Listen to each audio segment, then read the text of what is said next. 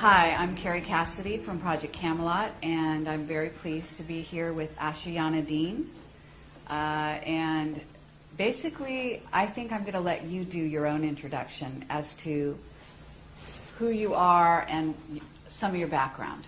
You know, it's interesting to hear you talk about yourself, just briefly, because we're going to be talking about the material most of the time. Mm-hmm. So, for example, I would say that you are the author of the Voyager books. Part of the appeal is for people to kind of get your personality. Right. And if you get a question that you're not quite prepared for, your personality will start to show. Well, it's showing. What do you do with that? I don't know how to describe myself. No, you can describe me. And it's very delightful, so I don't think you have anything to worry about. So, but at any rate, you want to say you've come here to teach about Ascension. Yes. Would that be accurate? Yes. At this time accurate. On the planet? Yes. And I'm known as Speaker 1 in the Melchizedek Cloister, Emerald Order, and that was a commission that was given to me. And the other two speakers, there are three of us, are present in the room with us. Okay. You're an American citizen. Yes. In this life? Yes. Okay. And where did you grow up? In what state? Well, I was born in Pennsylvania, and I was raised in Pennsylvania and New York, and then moved to New Jersey, and then moved to Florida, and then to England, and then to Arizona, and then to Colorado, and then back to Florida. Okay, so you've been around. Yes. Okay, yes. Great. Actually, following spiritual guidance, we were asked to move. Once it was past the childhood and adolescent times, the moves were following what I was advised to do by the Guardian Alliance. Okay, wonderful. And you are in touch with what you call the Guardian Alliance. That's what they call themselves. Okay. Yes. And do you consider yourself a channeler? Because I'm aware of what it is you do, but I'm going to ask you questions that may seem wrong. Okay? And, feel free. And so at that point you can correct me, and it's totally fine. It's not channeling. In fact, we teach against channeling because it's dangerous. It is a process of electronic data streaming that it's quite sophisticated, but it doesn't work like channeling. Channeling involves literally another entity coming in and sharing a body with you, and that is not permitted in our teachings because it can actually damage your DNA. This is an electronic data streaming called chelantic transmission, and it is literally electronic data streaming, but interdimensionally, as opposed to simply on the horizontal like we do it here. And that is the way that the Guardian Alliance communicates with me and has since childhood. But they have also, in my younger years, I had both negative abductions with negative groups of visitors, and it was the Guardian Alliance that actually rescued me from those situations. And I learned a lot about why I had the experiences. It had to do with the contract I came in with, that it takes most people quite a few years to wake up and realize what they came in to do, what they birthed in to do. And that was why I had the issues with the with Zetas and things like that when I was in my younger years. By the time I was 12, the Guardians had begun teaching me for the commission that I later learned what it was for Speaker 1 for the Melchizedek Cloister, Emerald Order. And once that became clear, the experiences weren't frightening before they were frightening, the abduction experiences. And the ones with the Guardians weren't, though. They were very different. They didn't involve little grays, and they didn't involve spaceships. They involved literal teleportation through Merkaba vehicle and those kind of things. So it's been a colorful way to get to the point where I am here teaching the material that I'm teaching. It has been very interesting and colorful. In the first few years, I was required to speak about that a lot. That's why I don't like to speak about myself anymore. I'm honestly bored with the subject of me, right? Because the first few years that we went public with the books and everything, it was all about me and my story, and I'm tired of my story. It's out there, go read it if you want to, but this is the interesting stuff, the information we're teaching. So I totally honor the fact that you've told your story many times, and it is out there, and so I do encourage people to go out and investigate her background, to watch other audio and video presentations she's done, because they're excellent, and I have watched a few of them, and I'd love to watch more. And she's an excellent speaker, and so I do encourage you to investigate if you're watching this. So what I'd like to do from here is really get into what the agenda is of what we, the service to self, or negative-oriented ETs, visitors, what have you. And then if you could talk about that, and then if you could also talk about what the positive side, service to others, is doing, what their objective is in being in contact with us here, and so on. So that's where we want to go. Okay. Do we have to take the short road, or can we take the more interesting road? Let's take the interesting road. Okay.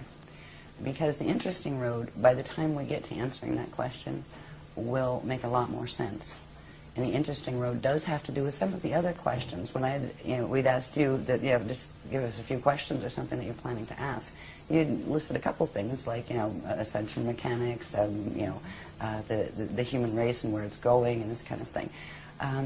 There is a way to explain this. We've been working for 10 years, every workshop. This is our 84th coming up. And every one is new information. It's the next level of information. So the Guardian Alliance has been providing us with progressively growing teachings since the Voyagers books were out. Very, very technical teachings on ascension, on stargates, on understanding planetary stargates, galactic stargates, universal stargates, how they all work, what the process of ascension is, all of this thing. In understanding some of those things, like what is a stargate anyway, what is ascension anyway, right? In understanding some of those, it brings us to the point of where we actually are now on the planet, which explains what is going on with the visitors. It explains what their agenda is, why they're doing what they're doing, and what we can do about it, because there is a negative and positive side to this. But the picture is much bigger than most people realize. Even people in the UFO movement and people in the New Age movement, they have pieces of the story. When I found out what this story was as it progressed, because I had my cellular memory turned on for a while, I had incarnational memory since I was very small, so it was not new to me. But when the Guardians revealed progressively the scope of this drama, I was horrified at first, honestly. I was terrified, and moved past that to the point of realizing, wow, I mean, it is so tiny, the little dramas that we're worrying about here. This is much, much bigger. And the reason the information is important now, and for 10 years we hardly did any media at all. We didn't do interviews. We had a couple little interviews, and we turned down a lot of radio interviews and that kind of thing, because we wanted to kind of just fly under the radar and do our things. We do our workshops. People come to our workshops. We didn't heavily advertise them. The reason why we're coming out and speaking now is because the Guardian Alliance has asked us to. They are on now what is called official disclosure protocol, because of things that are occurring. 2012 is very important, and so are the periods right after it. To coin a phrase from Anderson Cooper's show, planet in peril. Yes, to put it mildly. So if I can explain some of the things that are taking place now in a certain, it's a sequence, and you're free to interrupt at any point. Okay. Right? But it will help get a little bit to the more full understanding of what are the visitors up to, what is their agenda, and where are we at with that situation. It'll also include the information you said, what about the stargates and what are the status of those? It will show where that is. Great. And it's like the quickest sequence you can do, right? This has been 10 years worth of work. Now we can look back and see what this is all about and see where it's going. So if you don't mind, I will put a couple charts up. The first thing I would like to do, if we're going to talk about what is happening on the planet now, it does involve ascension, and ascension does involve stargates, but what is ascension anyway?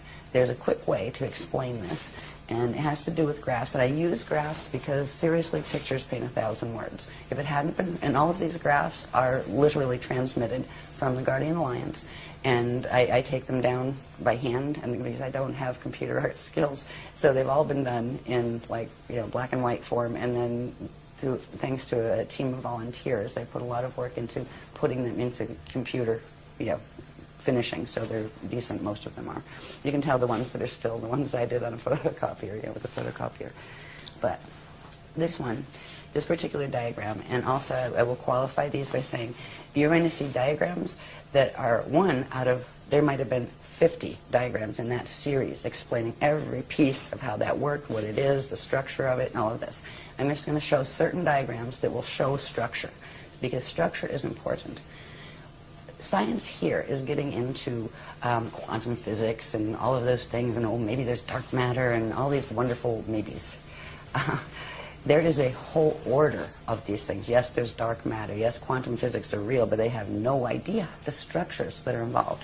This is not a haphazard cosmos or universe. Some of these things, if you're going to understand what ascension is, you need to understand what context it's happening in. And that's why the Guardians gave us the context in the first place.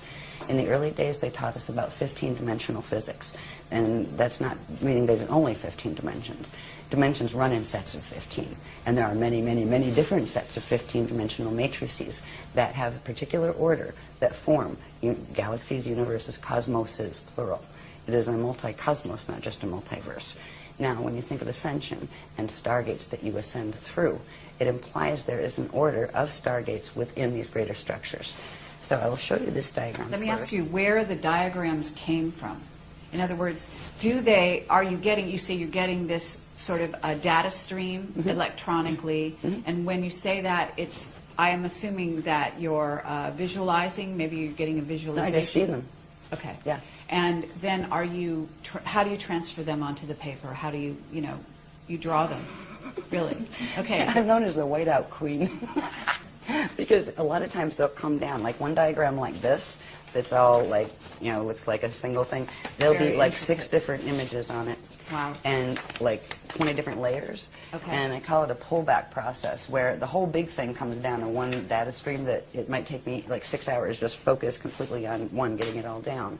And that's even without the words and labels and arrows and stuff. That's just getting the shapes and structure. Then we'll pull them out, right? Where I'll make photocopies and white out that part, and then you get that one, white out this part, then you have that one, and you might have like a series of 10 of them out of the one that came in. So it's almost like what do they call those files where they condense everything? Zip file, yeah. So it comes in like a zip file, and when it opens, there's a lot of heat involved actually. You can feel the DNA activation. It comes through, the chakras activate, and there's like this heat field around me when it's coming through. Or sometimes, depending on the line, because there's different lines, different ones, different levels of the Guardian Alliance communicate, from different places, and some of the lines come in cold, like shiver, some of them come in hot. Okay. So some of them carry the images, and that's where the images are coming from. And at this point, there are thousands of them. There are thousands of intricate diagrams that come in this way. That's great. All right. This one, for instance, this is part of a huge series now, and this is a very simple one. As you'll see in some later ones, it grows. If we can think of this, I wanted to use this as a very simple way to explain what ascension is. Ascension is about evolution. It's actually about re-evolution. The Guardians refer to it as re-evolutionary determinism. Yes, there is a predetermined framework of creation within which creation occurs, but you have free will within that framework. And you start out as part of the whole. They refer to it as the God Source consciousness field.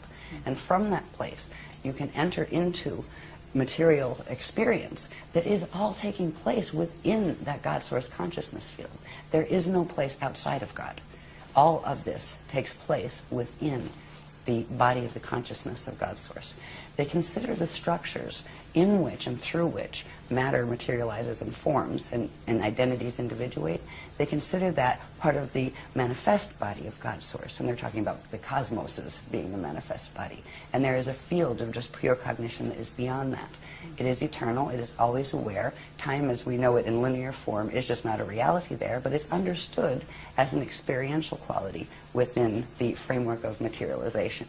So in that context of understanding a little bit about how we look at God and the concept of God, yes, there is one. It's not some big father dude on with a big white beard that's going to send you to hell if you're bad, right?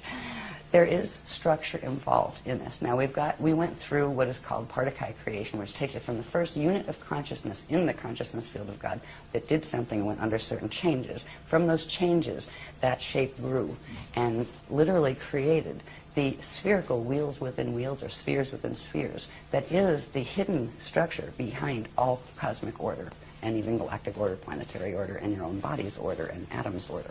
So this, if you think of it as just an example of a cosmos, all right, you have a center point, right, and you have a sphere. Where you see circles, they're actually spheres of energy. All right, you have one sphere, two sphere, and a third one in the center, smaller ones, and then lots of these little ones in the center. What this is showing us is consciousness comes out from the center point into this domain, or this sphere. It's called the Hara body. And first, it individuates into the two larger spheres, and they individuate into sets, and this all happens at the same time, right? Expands outward. These are called, when it expands outward, it's called Ikashi expansion cycles, where consciousness is coming out from the God Source consciousness field into the smaller form or structure of materialization, and expands out through these cycles simultaneously, one on each side. This particular line is referred to as a vector, time-space vector. One end of it is referred to as an event horizon. So one time vector has two event horizons, right? Now, here you have a core, here you have an inner, here you have a middle, and here you have an outer domain on each side. Reality fields take place within all of those. So it's not just that there are numerous reality fields. You have ones in the outer bands, you have ones in the middle, inner, and core bands. The process of coming into existence is expanding out through experiential cycles within the Akashic expansion cycle till you get to this point. When you get to this point, now you'll see in this next graph, these are actually time cycles with names. They're called E-yugas. And when you get to this, which is called the Kali Yuga, there are several options. And one of the options, which is the natural evolutionary process, which is ascension, that is the natural process by which eternal life beings, and most everybody started as eternal life beings, would naturally undergo. After you expand out, get through the incarnational cycles here, and you would go through what is called a Christ star turnaround, all right? Where you enter these little cycles behind. They're called the Adashi return cycles, where they're going back into source cycles. This is the process. When you expand out, at this point, if you were able to make this Christ star turnaround, your atoms will actually transfigure into eternal life light atoms. And at that point, whatever form you hold there becomes an eternal form that you can materialize and dematerialize at will. You become what's called an Adashi adept. And some people call them ascended masters, but that term is terribly abused on this planet, so the Guardians do not like to use it. The Adashi adepts are the ones who have made it through that change, and they are now what are called Ashayana individuals, which means they are eternal life and they can manifest, demanifest at will. When they go back through the cycles, go back into center, and they can actually rebirth as collectives, like as sons and those kind of things. It's an amazing process where a being that, say, is a small, like a human being, can actually evolve, re-evolve, to go back into the state of even being like a sun or a star. And it is an eternal process. There is no death involved in that process. That is the natural process for life forms. So when we're talking about ascension, it is about doing the natural re-evolutionary process. But that is not happening on this planet. When we get to this point of the Kali Yuga expansion, there are other things that can happen too. There are certain qualities about the science of ascension that are very, very much about physics. Right? And there are consequences in physics. If things are not working well on a planet, it affects the body of the people who live on it, and the animals who live on it, and the plants who live on it. And if certain things are not working well in the body, the DNA does not function properly, the body will not produce the chemicals, and a particular one called celestylene that is required in order to allow the atoms to merge with their antiparticles without annihilating. That allows particle and antiparticle to come together. They shift angular rotation of particle spin, and you can literally turn into a radiation wave. And that's what it means actually to go into full Merkaba and be able to go through gates. That is the process by which you go through stargates. So if we talk about ascension, it is the natural process of being able to expand out. We were out in the Kali Yuga cycles. Finally, we're out here.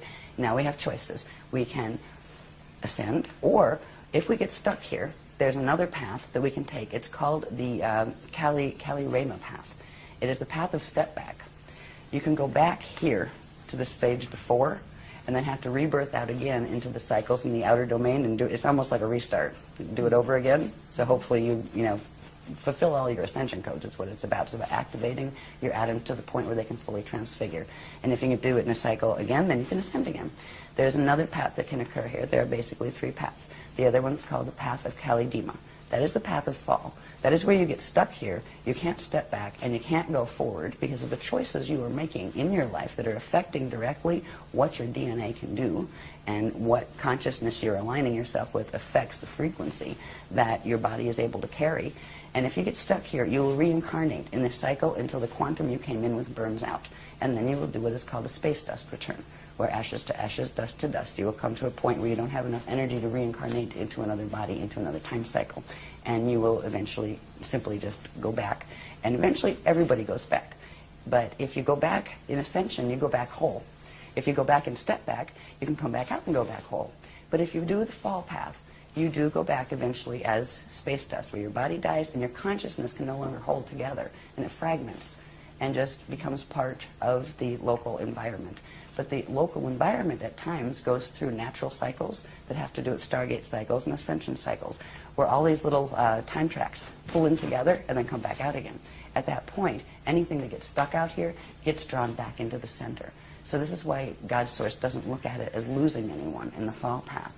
It's the experience of you losing your connection with the universe that it's really about.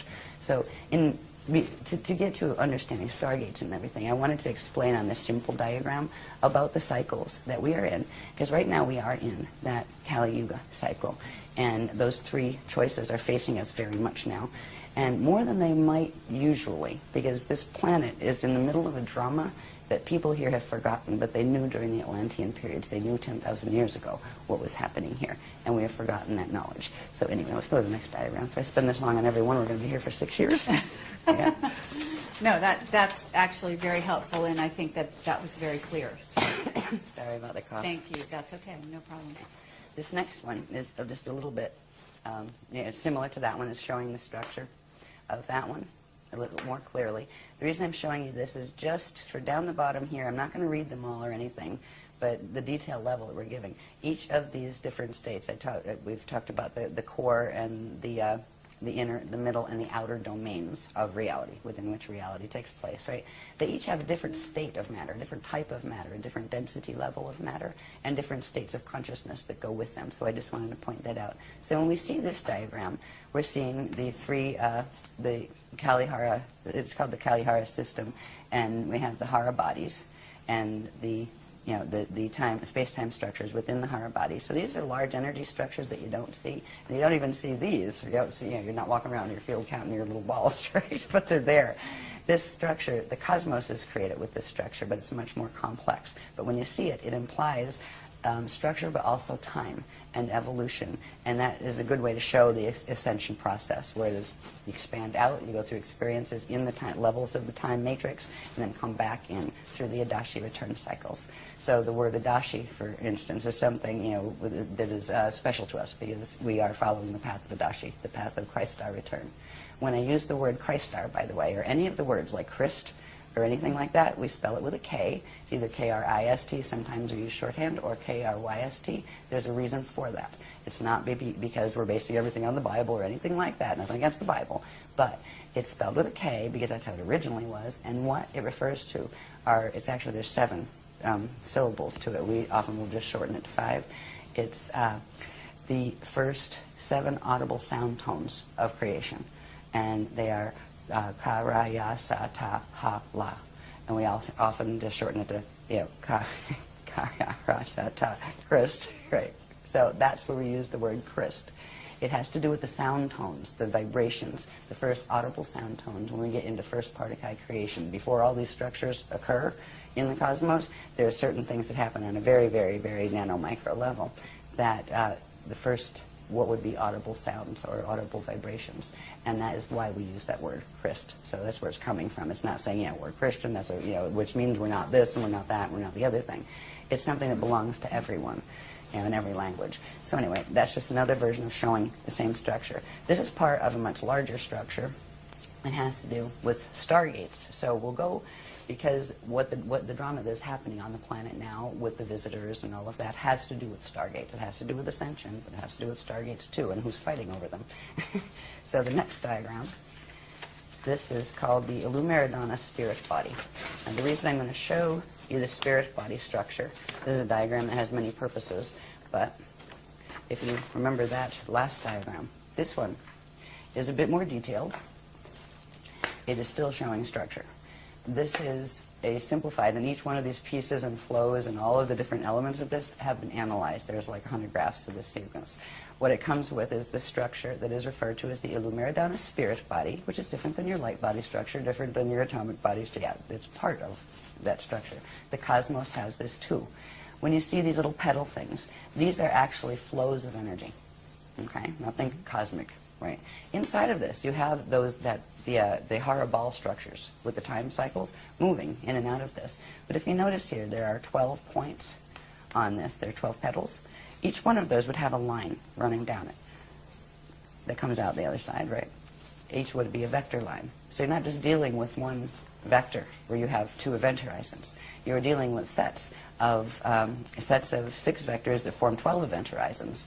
And there's more than that too, but that's the ones you can see in this diagram. The spirit body structure is built on this particular structure, and these flows here, you have some of the outer flows that are called the lotus flows, those later ones in the pink. And then these little things that you can see part of, they actually go all the way down to the core, but then there's another layer of them here and another here. These are called the core flows, or the Navajo flows.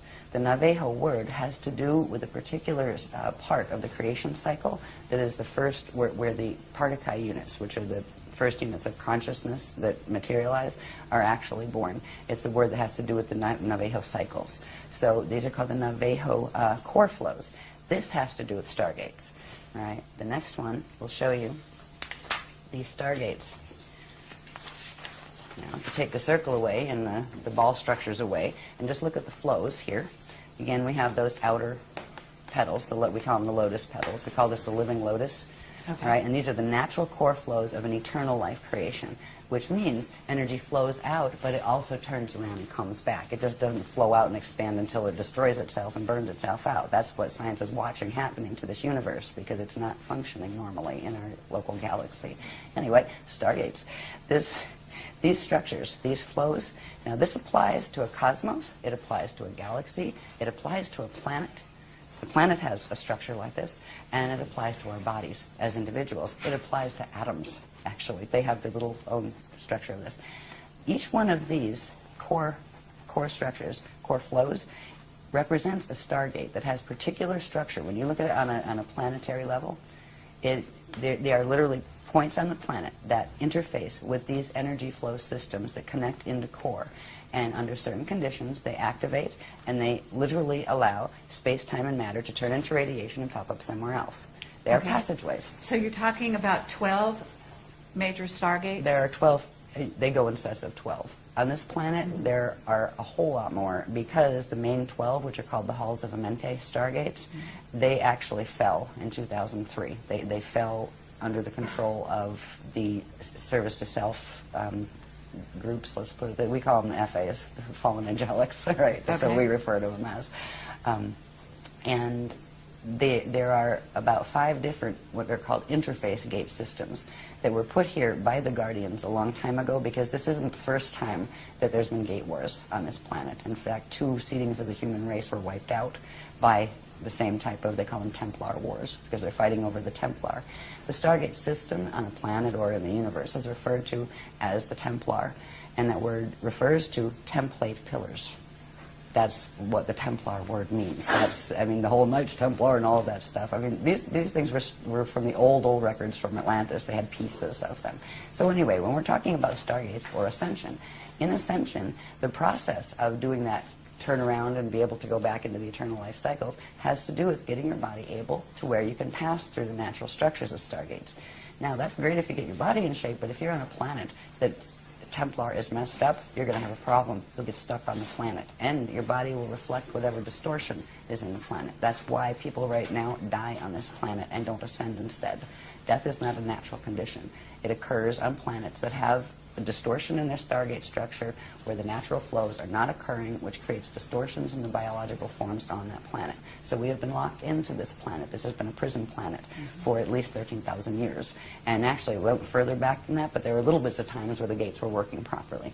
This is the first time. Why everything's coming to a head right now is because it was known in 22,326 BC, which was the last stargate opening cycle, and that one failed, that this would be the next one. They knew this time period would be the next one, because there's a specific time frame in which the gates open, and they stay open for a period of time, and then they close again.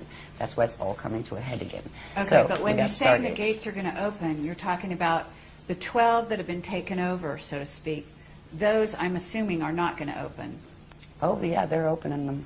They're going to be open. open. And we're opening the others. the Guardians are opening the others. Okay, even though they were taken over, they're able to go in and open them. Oh yeah, they open them into the black hole wormhole systems. Oh, into an, okay. Yeah. Well, you That's can not a still good use them, place. except it takes you into fall systems. Right. Yeah. So, and that is so what is there has happening to be on this alternate stargates that are going to be used. planet. And that is what we have been helping the Guardians actually bring. You have to. They need to be activated. They're very old, dormant systems, but they're rescue systems. Okay. And at this point, the reason why the Guardians are even speaking publicly about this information in interviews is because in I think it was March 25th of 2007, something occurred in the solar system that just shut the program down. We are on the 200-year evac program, period. And that's it. The gates are closing permanently. The gates are closing in this galaxy permanently in 200 years. When you say something happened in the galaxy, can you explain a little more? I'll get to that. Okay. Yeah, Okay, well, there's some great. other diagrams for that one. Yeah. This is looking at one of those core flows, just its structure, and there's a pillar, a chamber inside of this. There's Merkaba fields that activate, which we'll deal with later if you want to see some of those pictures. But this is one of the Navajo core flow gates. Now, the other ones that aren't shown on here that look like the lotus petals, they're usually the flows that when a stellar activation cycle happens, they're usually the only ones that open because they will take you to the next density level up or even 2 densities up. They'll give you vertical ascension, but not diagonal or going back in and back out again. They're very limited actually in their capacity, but you can still ascend through them.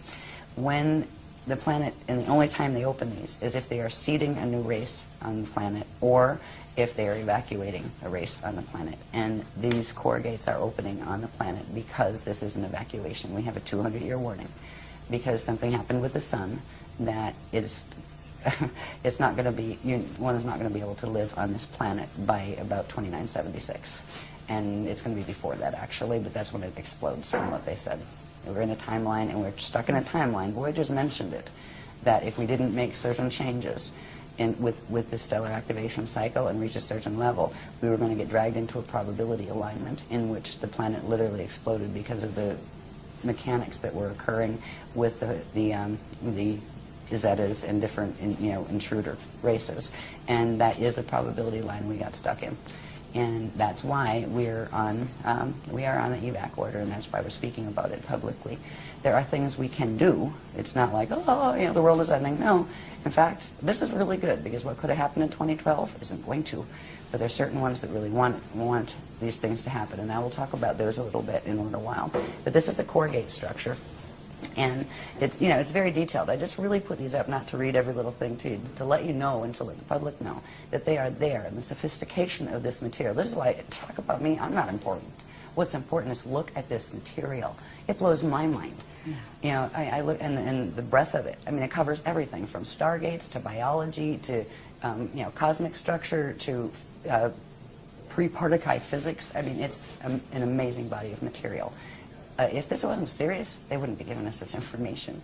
So anyway, that's the core gate structure, and they are activating the core gates. If you want to see how a core gate would sit on the planet to get an idea, this gives you an idea. That's just like a landscape painting behind it. It's actually a mural that I did on my wall in the house in Arizona we lived in. But it shows, right, here's the sky, and here's like, the land, and here's like the subterranean levels below the land, and going down to the core. It shows how these gate flows work when they're open. And there would be 12 of these on the planet. And when you would pass into, you wouldn't see this thing standing in the air. There would be a certain field, and only if your DNA was keyed to it would you even know it was there. If your DNA was not activated to be in a co-resonant energy form with that structure, you'd walk right through it, past it, not even know it was there, and you'd still be in the same place. But if you have certain things activated in the body, in the DNA template, in the light body, in the spirit body structure, etc., in your anatomy, you would be able to see it, and you would know where to stand in it, and you would know what to do and how to breathe, and you could use it and go in Ascension. Okay, so the 12 stargates that we're talking about, which have been interfered with, let's say, they're located at certain places on the planet, physical places. Yeah, Okay. the outer ones are the ones that fell. The core ones won't fall. Ones won't fall. No, Okay, they so can't fall and in our those are the ones that are, you say, ancient, that Yeah. are being reactivated, as you Yeah. call it. Okay, and those are also located at certain Yes. places. And on in the different planet. places. Different places. Yep. The outer one surface at one, in one set of 12 places. So there will and be these a in lot another. of misdirects, I'm thinking, and there are a lot of misdirects going on the planet right now, to where certain people are directing people to focus on certain areas of the planet which contain these stargates, thinking that they are, ascension stargates, when in fact they are taking them to another place. Yes. That's not so good. Exactly. Okay. Yeah, what they are being guided to fall stargates. So they're not called stargates, they're called wormholes. And wormholes Okay. lead to black hole systems that are finite life systems. And right now they are feeding on our living system and killing it, basically. And that is why the intervention is happening. That is why the Navajo core gates are being opened, because we didn't stand a chance in this one. There was planned by, let's just say, the negative ETs and visitors, that there were 5 other occasions that extinctions were launched on this planet. They were before the humans were on it. This was going to be the 6th extinction, and it was scheduled for 2012. And because of what the Guardians are doing, that is not going to happen. We're not fighting with anyone. We're standing. We're standing in the frequency as the Christ, and we were being taught Masters Templar mechanics to be able to assist them, or the ground crew. Just like on the other side, you have what we call the Metatronic crew that are working the Atlantean Death Star Merkaba stuff that is what runs the wormholes. There's a whole bunch of people running around thinking they're doing Ascension Yes. that aren't. And that is what is heartbreaking. Yes. When I started to go public with the Guardian teachings, like, oh, great, it's going to be great, and the New Age movement, and everybody, we're going to love each other. Oh, my God. I ended up like the black sheep in the New Age movement. Why? Because we exposed the teachings of Thoth. Not any of the people here. We exposed the records. Thoth broke the Emerald Covenant way back in the Atlantean period. He stole one of the CDD plates, took the knowledge from it, and created the Emerald Tablets of Thoth, which had a bunch of mechanics that were the Death Star mechanics. He helped in the takeover, and he still is, because that being is still in existence. He pops back and forth. He can travel through time in his little Death Star Merkaba, but it wasn't just Thoth. There's a whole bunch of them. So it was pretty heartbreaking as this information, because I was thinking, oh, great, we're all going to love each other, and it's Ascension time. Yeah, right. It didn't work that way, because nobody wanted to hear it, and it's too bad. At least there were some people that wanted to hear it, because they came to workshops. And the thing is, we asked the people that were teaching the other stuff nicely. So why don't we just have a public discussion about it? Seriously, we'll each put up half of a room cost and invite free to the public, and just let's discuss the topics, the issues. They wouldn't. But what they started to do was blackball me behind my back at the workshops, tell people to be afraid of me, tell them, oh, you'll die if you use your Merkaba that way. We had more Merkaba mechanics than they could dream about. I mean, they couldn't touch the stuff with a 10-foot pole. That's why they wouldn't even take on the challenge of, come, let's talk about it. Let's talk about the history. That's, that you can say, well, it's this or that. But these mechanics are indisputable, because they don't have the things that link them together. The Guardians showed us all of these different things, sacred geometry, how it fit, not just, oh, here it's a this. What is a that? What does it mean? How does it connect to the cosmos? They showed cosmic structure in order to show how it's supposed to work, and then they showed where the distortions they're teaching fit and what they do to pervert it. So it's been very intense since we came out with the work, and it hasn't changed. But there's a group of us that just resonate with this and go, wow. Just wow. Okay, no problem. Well, that's one of the reasons I'm here. And, I'm aware of the distortions out there. I'm aware of the attacks and so on and so forth. And, again, I have to say that people need to really go into their hearts. They need to use their heart and their intelligence to discern what resonates. And we're presenting this as what resonates, I'm going to say personally with me, but also with what I think people need to be aware of, and then they make their own decision. We've got plenty of the other side of information out there, and I think it's time that we hear from this side. And so, I really want to thank you for making this opportunity possible. I do want to say that there are a lot of people out there that are following the wrong path, and if there's a way that you can also talk about the distinctions so that they can be aware, like if you get this, you might want to question more the path you're on. in other words, certain things will come to the fore during meditation, certain things will come to the fore even in their everyday life, where they're getting a lot of interference on certain levels and so on and so forth that can indicate that they are being tapped into by service to self ETs. And if you have that and you want to sort of share that, we don't have to do it now because that would be maybe off the topic a little bit here, but later on. I think we'll probably come in that if we can move a bit with the sequence. The reason why the Guardians gave this sequence was because it's an easy way to touch a whole bunch of the bases, give a rounded picture that go right into answering the questions that you wanted answered. Okay. So if you want to go off the sequence, it's okay, but I no, think... let's go with this. And also, just one other thing, that you're saying we got this information and you're talking about yourself. Are you talking about other members of your group also getting this information? Some of us do. Okay. Yeah, we all have a kind of special relationship, our own special relationship. I have the translator's contract, which means I'm the secretary, right? I take down the writing. But even like the other speakers have a rapport also with the Guardians, and a number of people in the groups have developed a rapport with them as well. In fact, we work with them to help them to do that. That's what the Guardians would like, is to start communicating where they can start teaching people directly, because we're like a little bottleneck on the information. It's only given through the workshops and that kind of thing. Yeah. So I talk about it as we. Not that I'm a plural, but that there's a bunch of people that are interacting with the Guardians directly. I'll just go really quick on these, and I guess there's another point I want to get to. That we can pop through these, but I want to bring something up that's very important. As far as telling the difference between some of the teachings, too, this in general is just showing basic Stargate structure, like how they work. When you have the core gates we saw before, these are what happen when you have those other flows that happen, the lotus petal flows. When you have a Stargate area, you have two vortices of energy, one electrical, one magnetic, and when they activate in the center, they come together, and one goes down, one goes up, and they form what's called a Biveka-Merkaba field. All right, and that Merkaba field is, well, what does it mean? Moving light body, Merkaba, right? The Merkaba field is the field that actually, if it's around you, if it's a natural one that occurs around you, it's also occurring within you, and that is what allows your atoms to bond with their antiparticle and transmute and transfigure so they can go through gates. So this is basic Stargate structure as far as the Amente gates were structured on this structure and those kind of things. There's more to that. There's the Merkaba part.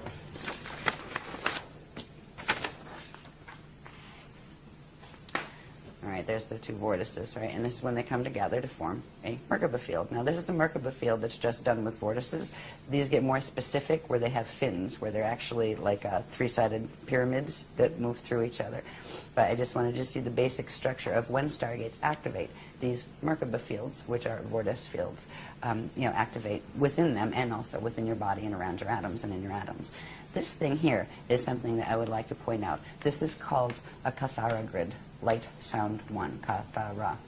It is literally the radiation template upon which everything in the eternal life systems are structured. It is the first creation template, and it has very, very specific proportions. Some people say, oh, it's a tree of life, but actually, if you look at it, it isn't. It's actually the tree of eternal life. When you see something that is different than this, say it has maybe 10 of these centers instead of 12, right? This has 12. Or maybe it's longer and skinnier, or it doesn't have the lines in the same way. What that is a twisted radiation creation template. And it's passed off as a tree of life. In certain teachings, it's actually the tree of artificial life. It goes with what's called the Death Star, Atlantean Merkaba mechanics, the Metatronic mechanics. This is the natural structure of what is called a Kathara grid. And in a minute you see how important this is, because literally the structure of the cosmos, of stargates, but all of those structures we saw a little bit of with the circles, the spheres, right? Wherever you see a sphere, it implies we call these the bones. You have the bones and the balls. The bones are the radiation template that is built on Kathara grid. And Kathara grid will always have these proportions. They're very specific proportions in relation to each other. And that is a living template. with that template, and the structures built upon it will be living. Our body structures, we have one that runs through our body that right now is very mutated because of the planet, and we'll see that, a little bit of that later. But we are moving to reactivate the natural imprint. So the Cathar grid I wanted you to see because it will help you understand the maps. If you're going to understand stargates and wonder where, okay, if I ascend, where am I going? Right? Seriously, like if you're going to leave, where are you going? Do you even have a clue as to what the choices are? Like, they've shown us where these maps go. This is the beginning of understanding maps. I'll just show you this really quick, because this is showing, there's a sheet that talks about, I'm not going to talk about all the proportions right now because it's heavy detail, but this sheet explains about how this actually controls how particles interact with each other and all sorts of things, from angular rotation of particle spin of particles in universes and that kind of thing. So this is just showing this specific proportions that is very important. So when you see something using as a sacred geometry, this structure that is not built on those proportions, it is actually representative of one of the other teachings that is teaching distorted template mechanics that have to do with wormholes and black holes. All right, so anyway, next one, please. Interesting. Yeah. The more this came out, the more horrified I was. I really was. I was like, oh my God, please, I don't want to have to talk about this, right? It was very hard. Now at this point, I have to have a sense of humor about it. You know, whereas, okay, so I am the pariah of the New Age movement, whatever. Somebody has got to let people know about this. That's why I still do, because it makes more sense than the other stuff that's being taught. And there's so much love in these teachings and in caring about people enough. Like, okay, so you might be mad at me because you liked that paradigm over there, and I just kind of don't mean to be a whistleblower, but if you're hurting yourself with that Merkaba, maybe you should not do that, you know? Anyway, go back on this. Sorry. This is showing simply, remember that little Cathar structure, right? Well, here's one. Here's another. These cluster, all right? These are radiation templates that cluster to form very complex structures. This particular structure we call the Stairway to Heaven, all right? One of these Cathar grid structures would hold 4 density levels of our local universe, all right? Let's say the Milky Way galaxy, but there's actually more to it than the Milky Way. So that would be like our local universe. It actually includes Milky Way and Andromeda M31 galaxy, all right?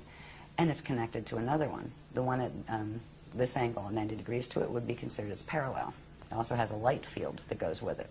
So these are intricate structures that are formed from these templates. And where you see these structures, these are the bones again. You will have spheres of energy and spheres within spheres built upon them. So there are various levels. These are called the Veka systems, and 4 Vekas come together, and at the center an Eka system forms. And the Eka systems form a cluster, and they form what's called an Akasha system. Then there's an Akasha A system and Akasha Aya system, and they all form this big cluster that's called the Yukatarista body. The Yukatarista body is one cosmic creation body.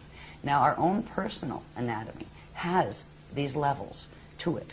All right, they connect to those levels of the cosmos that we were born into.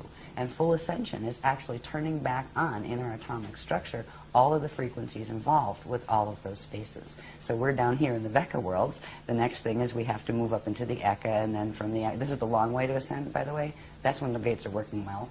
So the normal way for ascension would be you would work your way through re-evolution through the Veka system up the densities. We're in density 1 here, we'd work up to density 4, then we go to the Eka level, and you're growing and getting lighter, and your matter's less dense, and you're getting more control over it, and you're getting more consciousness, you know, more God consciousness and that kind of thing. And then you would work to the Akasha level, and then you would work to the Akasha A level, and then the Akasha A level until you got up here. At any one of those points, you could experience the Christ star turnaround, and it would take you to the next level, right? Then there's the quick way to ascend, when it's an evac, it's an evac situation, and that's what we have, where these are called harmonic gate systems. It implies that it's built on a system of dimensional harmonics, which means you have to take them in sequence harmonically, one by one. It's the slow train, right? There's something called the transharmonic continuum that actually runs between them. It requires a very specialized type of Merkaba vehicle and accelerations in the light body and spirit body anatomy to be able to do it.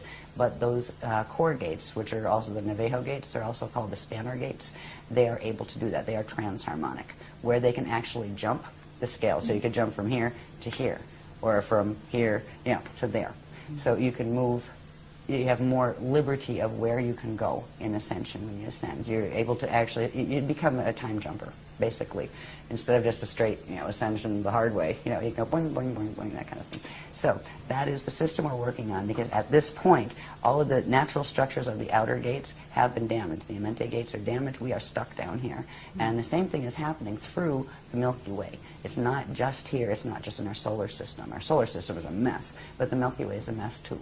That black hole at the center, that's not an accident. That was done on purpose. That was done 360 billion years ago. Milky Way actually used to be a part of the Andromeda Galaxy. And it was literally forced into what is called fall. And now there's many light years between them, at least a couple. I forget how many light years were between them, 2 million light years, something like that. But they were once one. That is actually our home galaxy, the Andromeda M31. But right now we're in the Milky Way, which is a fallen phantom part of it.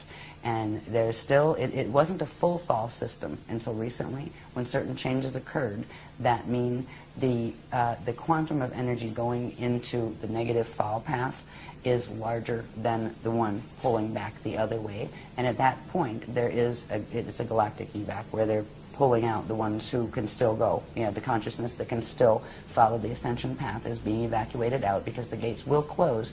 Once they close and the system falls, that system won't immediately blow up or anything. It will have a finite lifespan. It no longer has the direct currents coming in, the inflow of currents coming in from the larger structure of space-time and source. So it becomes a finite system that feeds on itself until it eats up its own quantum, and then it implodes and goes back as space dust. So we are at a crossroads, a huge crossroads right now. We are on a planet that is going in the fall direction, but this planet's actually going to take that path I mentioned, the step-back path, but that requires losing its body, and it's going to do that. Not while we're on it, but that is what we're headed for. But right now we have 200 years before these gates close in the Milky Way galaxy, and that includes here. So this is why they're giving the advanced ascension teachings now. And that's why crazy people like me come out and talk about them with the vocabulary, because we could use a dictionary, honestly. No, I mean, I expect people, it's good if they go, what did she talk about there? I don't get it, or go investigate. You see, right. We're not here to answer all their questions, actually. Okay, well, I don't mind. Investigation is getting involved. Right. And if they get involved, they learn, and then it becomes part of them. Yeah. So when we see the structures, when I'm showing things like the structures, these are structures that are not known out here yet. They have words that describe them. They have names for that structure. That's a Hara body, or that's a Yucatharista body, right? Or that's a Veka, and that's an Eka. These are part of the actual templates of the layers of creation, going all the way back up into expansion into God's source consciousness field. They are the literal bones of our space-time orientation. So they are time references. When I talk about a Veka system, that is down here, closer to where we are in a Veka system, right? When you get up to the next level of ascension, there is the Eka system, which is at the core of 4 Vekas. Then you get up from there, and you have what's called an Akasha system, which has a set of all the smaller ones inside of it, right? And then an Akasha A system, and then you go into the Yucatharista system, which is really, they are words to describe things that make perfect sense, to the people who are describing them, the guardians. They're words in the ancient, what's called Anahazi language, which was the first spoken language in this time matrix. So a lot of the language that is used, that it's like, what is that? It's translations from those languages. Okay, does Anahazi relate to Anasazi? Actually, it does. Okay. The Anasazi were connected to the guardians. Actually. So did they ascend? Is that why they disappeared? Some of them did. Others, they were actually raided, from what I heard. They were raided and overtaken by another group, and some of that other group became Anasazis as well, where they became violent. And the original ones weren't like that, and yes, some of them were evacs locally, is what I heard. Okay. The Kabbalah is got to be, I'm going to just say it here, to my understanding from what you're telling me, is that Kabbalah is not the positive ascension path. I would put this way, in relation to the Kabbalah, or the Bible, or the Koran, or any of the texts that are out there. There are elements of truth, all of which came from the original teachings that were on this planet. There were 12 legions of the Christ, 12 bodies of teachings that went with the CDD plates. There are pieces of those that have wound up in the religions of today, and there are distortions in all of them as well, which means they all carry a mixed path. Okay. And the way to tell, it takes a while to develop the sensitivity, but there's something inside and visible of everything, be it a cup or a cosmos or a set of letters written on a page. There's something called an encryption. An encryption is a very specific radiation signature that is underlying. It's in the dark matter template. When you get to a certain point in DNA activations, which sensitize your inner senses in your body, you can know with direct cognition. You can read a sentence and know which part is taking you in which direction. So anything, like the Kabbalah, there are some beautiful things in the Kabbalah. And they also use a mutated tree of life because they don't remember any different. And they were tricked. Just like there's a lot of great things in the Christian religion that are, true to form, and a lot that aren't. There's been trickery ever since the Atlantean periods here. Well, there was before too, but that was the big showdown for trickery. And what we have now are the trickle-down ideas and piecemeal memory and piecemeal history of what could be salvaged from that time. There's a reason we don't remember. We'll get into that a little bit when we get into that stuff I talked about at the end that was important. But our stance isn't to make any of the other paths wrong. There's only one that we actually will stand against. If they're directly teaching Metatronic Death Star Merkaba, we have to address that. We don't address the people who are teaching it. We feel bad for the people who get caught up in that. I feel bad for anybody who's contacted by Toth. Because, I've known Toth in other lives, and I've known Toth in this life. And he once upon a time was a speaker, an Emerald Covenant speaker. And he broke the Emerald Covenant, and he decided to go with the Anunnaki races and go into a fall path and stole the technologies. And part of what he did is why this planet is going in the path it is now. So it isn't the people that, we don't blame the teachers of those things, or the people listening to channels and they don't know what the heck they're listening to. I mean, right, it's cute and it's fun and it's lovely, and right, check its resume. But how do you? We're any of the religions, any of the New Age or the Old Age religions, there's good and there's not good in both of them. And it's almost like you need to feel out and to feel what works right for you. But don't limit yourself to just saying, oh, well, it has to be the Jehovah God, or it has to be the Allah God, or it has to be the this God, or that God. You can call God whatever you want, but God doesn't really need you to call it anything. It is beyond gender qualification. We were created in the image of God, all of us. And that doesn't mean we are all male or all female. It means we are all living consciousness fields that have the potential of direct creation and eternal life. And that is what that line meant. So the Kabbalah is fine, certain parts aren't. Same applies to every paradigm that is, traditionally on the planet, and a lot coming in from the New Age, except for the Death Star mechanics. They're very direct, not sacred geometry. So did that answer that question? Yes, absolutely. Okay, Thank you. Good. We're ready. Where are we? Back to this. I just wanted to show this again quickly. This again is the diagrams we've used to show the structure of the spirit body with its flows and its core flows, and that's also the gate structures and all of that.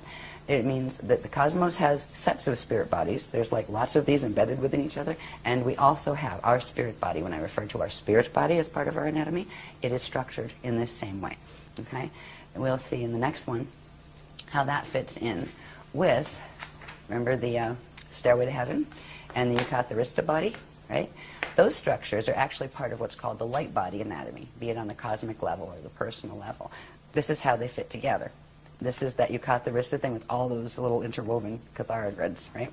And this is the basic structure of spheres within spheres from the spirit body, the cosmic spirit body, that all of those exist within. Every one of those little catharogrids would have a set of these, right? These become the spirit body, the 12 spheres in the spirit body that, remember, go in sets across a vector line, right? And at certain points, they actually pull in to the center, and that's how, at a certain point of expansion, you contract back into the center and go back into God's source. These are actually, this is how the Adashya Adepts, the ones who have achieved ascension, actually use these structures as maps. These are literal maps of how they judge. If you are here and you want to go to Cirrus B density 2, right, these are the maps they use to get there. They are the gate interface maps. We can locate ourselves on these maps. There's one that shows exactly where we are in the Milky Way galaxy, because we're actually M31 galaxy, but we're a part that's twisted off but still connected to it energetically. We can show our location. We can also show the locations where the black hole systems are that are interfacing here, that are messing with us now, and where the main guardian groups are coming from and where they're helping us. So these are literally maps. These maps then translate into, these are all probability fields. So you might have one, say, galaxy, and it's 12 different probable expressions. And they all of these are spinning, right? And they interface with each other all of the time. So they're like bubbles within bubbles that don't collide and collapse each other. Well, they're not supposed to. If they're doing the Death Star mechanics, they actually do. But there's a natural system of probabilities. So it's not just we have a parallel universe, right? We have many parallel systems and adjacent systems and neighboring systems. And so this is literally the structure of the maps of the cosmos. These are the structures you use. Once, say, you get to the point where you can ascend, well, you have to first of all decide where you want to go, and then where is the map to get there? These are the maps. So I wanted to show you how those structures that are on a small level, our own multidimensional anatomy is structured that way. But on the large level, this is the structure of the maps of the cosmos. There is a structure that science does not know about yet. They have no idea how complex it is. Each one of these structures, they've taken it from the first little, they call it a Partikai unit, the first unit of consciousness, how that structure grew, each stage, right? So we have like hundreds of diagrams that go with these to show how the Cathar grid's all filled out, to show how these structures of the spirit body and all their flows filled out. Inside of the spirit body flows, which isn't on this one, they'll actually find where what is called the Hall of Records exists, what it is, the Akashic record, all of that thing. It's part of this anatomy structure. The planet has one, the solar system has one, the galaxy has one, etc. So these are not just interesting little diagrams on a paper. These are very practical. They're just as practical as a map you'd buy down at the gas station to get, somewhere horizontally. Next one, okay, please. and isn't it true that we also have 12 incarnational bodies that have incarnated simultaneously that mirror the same pattern there? 1,728 Okay. simultaneous. Your existence implies the 1,727 others Okay. that are you. Okay, Different but forms. there is something to do with the 12. Yes, they're sets of 12. Okay. Yeah. Yeah, you have your first 12, and they have, well, it basically, it has to do with the density levels. We're in density 1 down here. Density 2, and you have your incarnate identity here. You would have a set of 12 incarnates. And if you put those 12 back up to density 2, you would have one soul, right? That is your soul, your density 2 level of identity. Now, that one soul would be a group of, 11 others. It's part of a set of 12. Sure. And you pull all those together, come up to density 3, and that's where you are an oversoul. And that oversoul is a part of a group of 12 oversouls that you pull it up to density 4 is an avatar.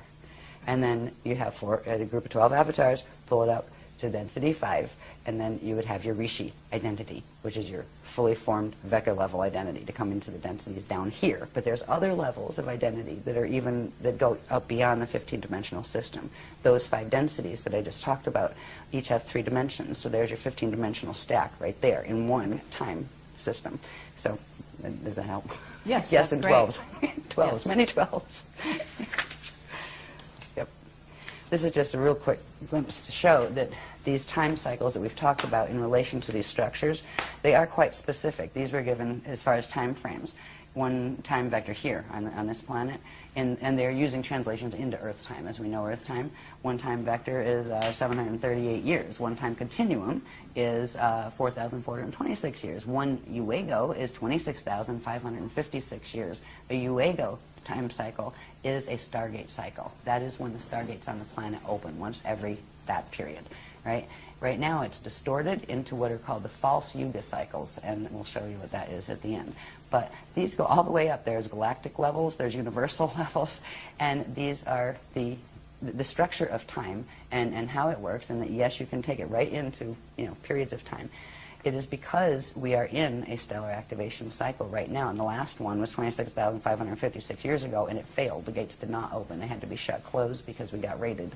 That was called the E-yon E massacre period, where it was there was a lot of ships mowing people down, actually, in that one.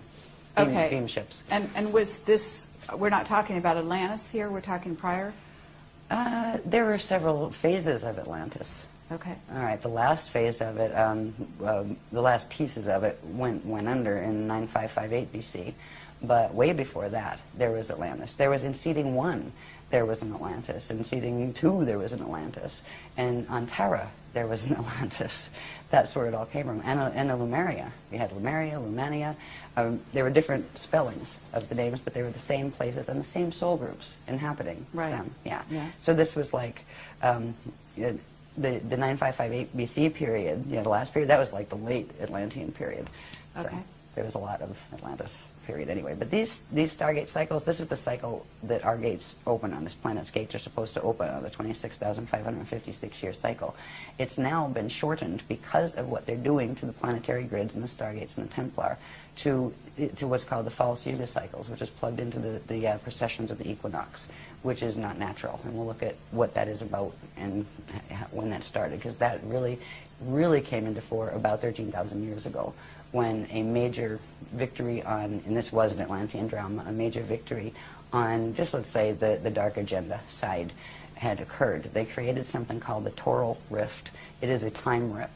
And they literally plugged Earth's Templar into this time rift and knew that when it came to the next stellar activation cycle, they would use it to draw Earth in. It's not just Earth they're after. Earth connects still to its corresponding planet, or star actually, in M31 that is called Eartha. There's still a direct energetic link between the gates. They're after M31 as well. So it's much bigger drama than people here realize. They're not just after little Earth. Earth has always been a fighting place because of its connection to the larger universe, and because it was connected as part of what was called the Crystal River Host. That was when, a long, long time ago, 360 billion years ago, when the Milky Way fell out of M31, there was a whole collective of guardian beings from various other, I hate the word ascended just because of the way it's misused down here, of the Adashi Adepts, people who formed a coalition to assist in trying to re-evolve the Milky Way back into its natural position so it could continue as an ascension system. So, excuse me, now I'm getting interrupted. They want me to go somewhere else. Okay, I don't know. Sometimes it'll happen. I'll let you see that. I don't have to let you see that, but I did. All right, they're saying go somewhere else for now. We'll come back to that. Okay, anyway. So they don't want me to talk about galactic history yet. Okay. Yeah, I get that sometimes, even when I'm on stage. Okay, where I'll just get a little, hello. Okay. Why are you saying, what is their motivation? And if you want to put this question off till later, we can do that. But what you're saying, they were after Earth, and they were after it because of its connection with the larger universe. So why? What is their motivation for taking us down, for closing it off and making it a finite system? Right. What is the core objective? Food. They're in a black hole system that has fallen. Because of the nature of the physics dynamics involved with creation, the way eternal life creation works, is when a thing falls, it loses its connection to the inflow and backflow of energy from the source consciousness field, which means it gets left with only the quantum it had when it fell. Now, everything is spinning. That takes energy. It uses up its energy, and if it doesn't suction energy off something else, it will implode and go back to space dust return, which is what a system was meant to do, so nobody gets stuck and everybody gets to go home, either as space dust or, whole through ascension, whichever, at least you go home. These groups that have adopted the false creation, they've tried to recreate the creation because they didn't like the consequence their own choices brought to them in relation to the physics reactions to the actions they took. They ended up in a false system, and they wouldn't face the reality that, you can make peace with that. Even if you're in a false system, you can say, well, you know what, that was pretty dumb to get ourselves into that, but we're here and we can handle ourselves with grace. We can still love creation. We can still act in loving ways. They decided instead it would be more interesting to keep themselves alive by using a vampire technology. They're going after it for quantum food, to feed their system. If they can harness this system, literally the entire quantum of energy that is in the system will be drawn into their black hole system, which will give their whole system more life. So they're postponing the inevitable But they keep using these technologies to do that, and they prey on living systems. But there is a point in time where that backfires, and they're getting very close to that point too. So anyway, that is the core motivation. Okay. It's not that anybody's mad at anybody else, or they're fighting over this toy or that toy. This is big. They're fighting over survival, and they feel that they have to kill the living systems in order to have that energy as food, period. And that becomes the most important obsession for them. And it is a twisted thinking. When a being gets that far into de-evolution, where it really has no remorse, they don't have what you'd call emotional bodies like we do anymore. They don't care. They just take. And they don't care about giving. They don't think about that. And they don't want to hear it. You can't rationalize with a certain level of fall consciousness. So that is what we're dealing with. And that is why it is a very large story. But it's really not very personal story. You know, it's like, don't take it personally. Do you take it personally if you're swimming and a shark rips off your leg? It's a shark. Sure. You had a leg. It swam by. I mean, you know, are you going to hate the shark? It's just doing what its instinct moves it to do. And that's kind of like what is happening here. So that's how I've been taught to look at it. And I'm at peace with it. I don't like it, but I'm at peace with it in that regard. But I will stand for the things that, for me, that mean most to me. And I believe in the loving creator God source field, and I believe in being fair to people, and I believe in telling the truth even if it's hard, and I believe in facing the truth even if you'd rather pretend it wasn't there, and dealing with it and taking it forward from there. So anyway, those consciousness don't think like that. But that's what it means for me when I say, you know, we stand in the Christ. That's what it means. It's not fighting with these beings. You know, I mean, you can do that, but they're just engaging your energy anyway. But we do have to stand and work the gates here. Somebody has got to take care of the remaining gate potentials here so that consciousness can evacuate out within the next 200 years that is going on the upward swing. So, is that good enough? Okay, yeah. Very good. Tangents. So this is just showing the time, like there are literal translations into Earth time. And this would apply, like you could go sit on Venus or something, and then you could translate them into Venus time, which would be different because time has to do with how fast things spin and all of that. You know, like, yeah, never mind. Physics of you know, how long your day is and your sidereal time and all that crazy stuff that I don't like.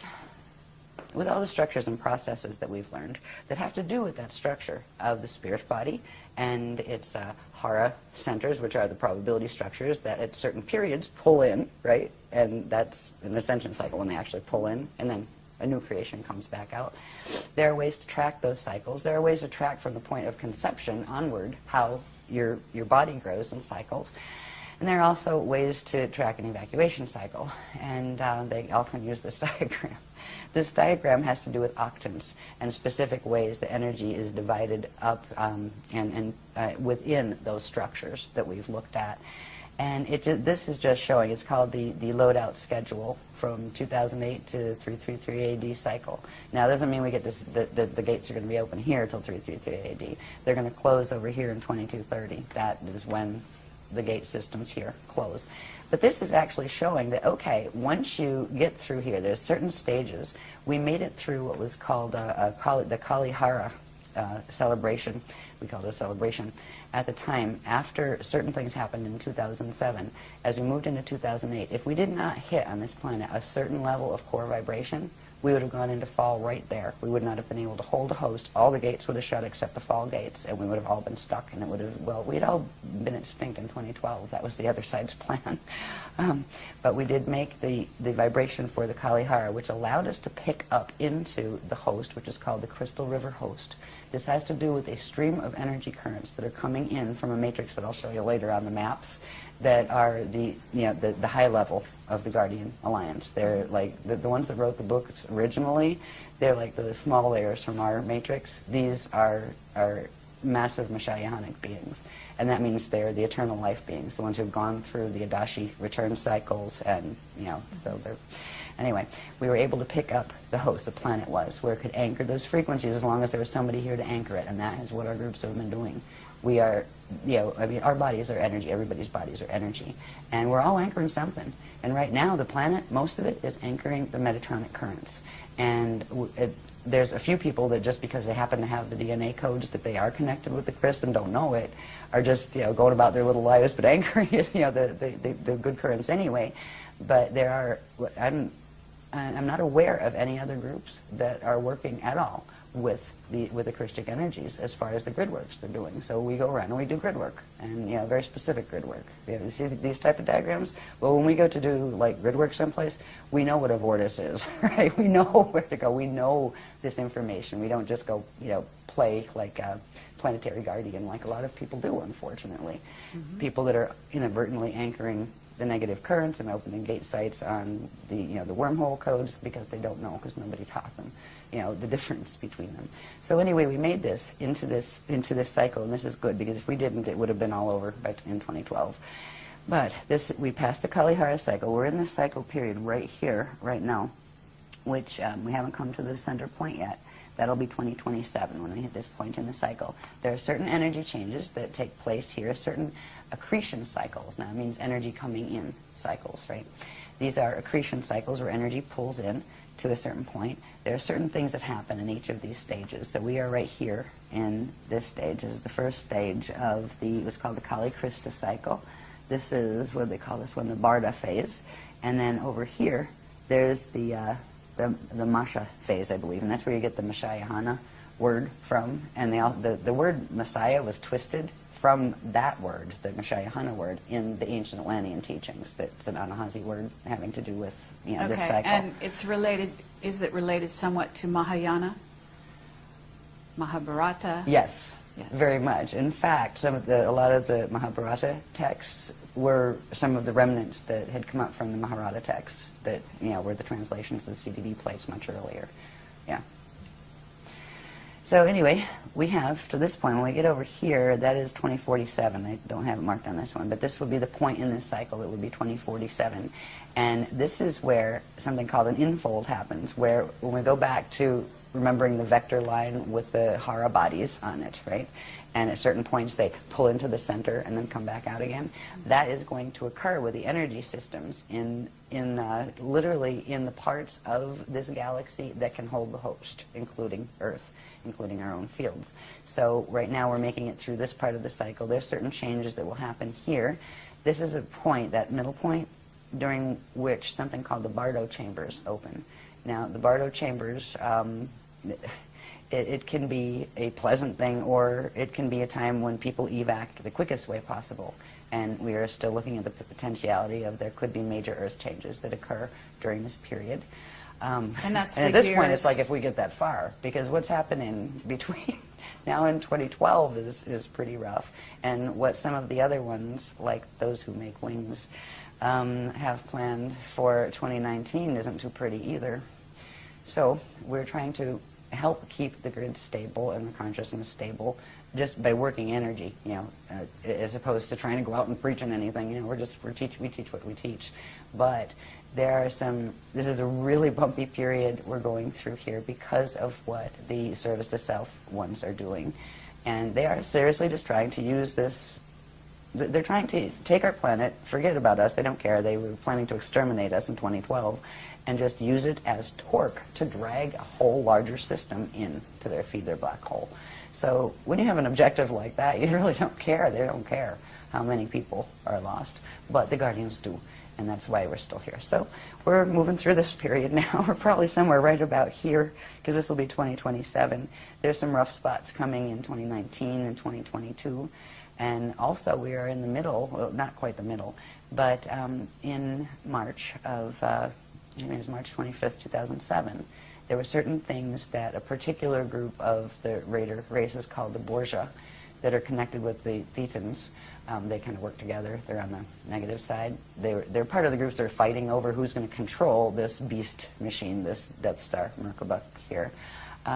They did something with the solar gates at the core of the sun, and they forced closed what is called the prana seed. Now, the prana seed has to do with sophisticated anatomy. We all have one, and so do planets and galaxies.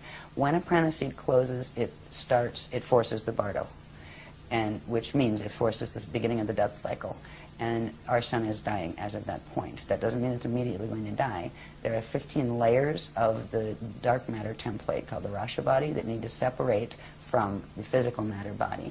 That will be done in 2022. Now there is a gamma burst that is released, and right now it's being buffered every time one of those, they call them ring waves, solar ring waves, releases. And they will get stronger as it goes into the higher levels of the rings, the higher numbers of those 15. And 15 comes in 2022. So, so far so good. We haven't had any major gamma bursts, that, solar flares that wiped everything out. But these are other potentials that we are looking at as well. As well as earthquakes and the usual stuff that end times dramas bring. Gosh. But it's not as bad as a lot of the things that some of the other people are teaching. I've heard certain people say that, oh, well, we won't even be here by 2013.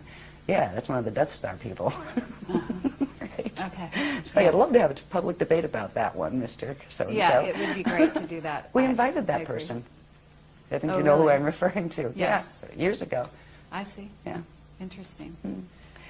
So anyway, this is showing the cycle. There are certain different things that happen in this amazing structure of the planetary, solar, galactic, and universal spirit body and light body structures. It's a very specific process that is involved with Christ star evolution, which is going into that where you fulfill the meaning accrete, or bring in all of the frequencies in the template that you needed to make that Adashi turnaround, where you can immortalize your atoms and go into the eternal life, going back cycles. And planets and solar systems and galaxies can do that too.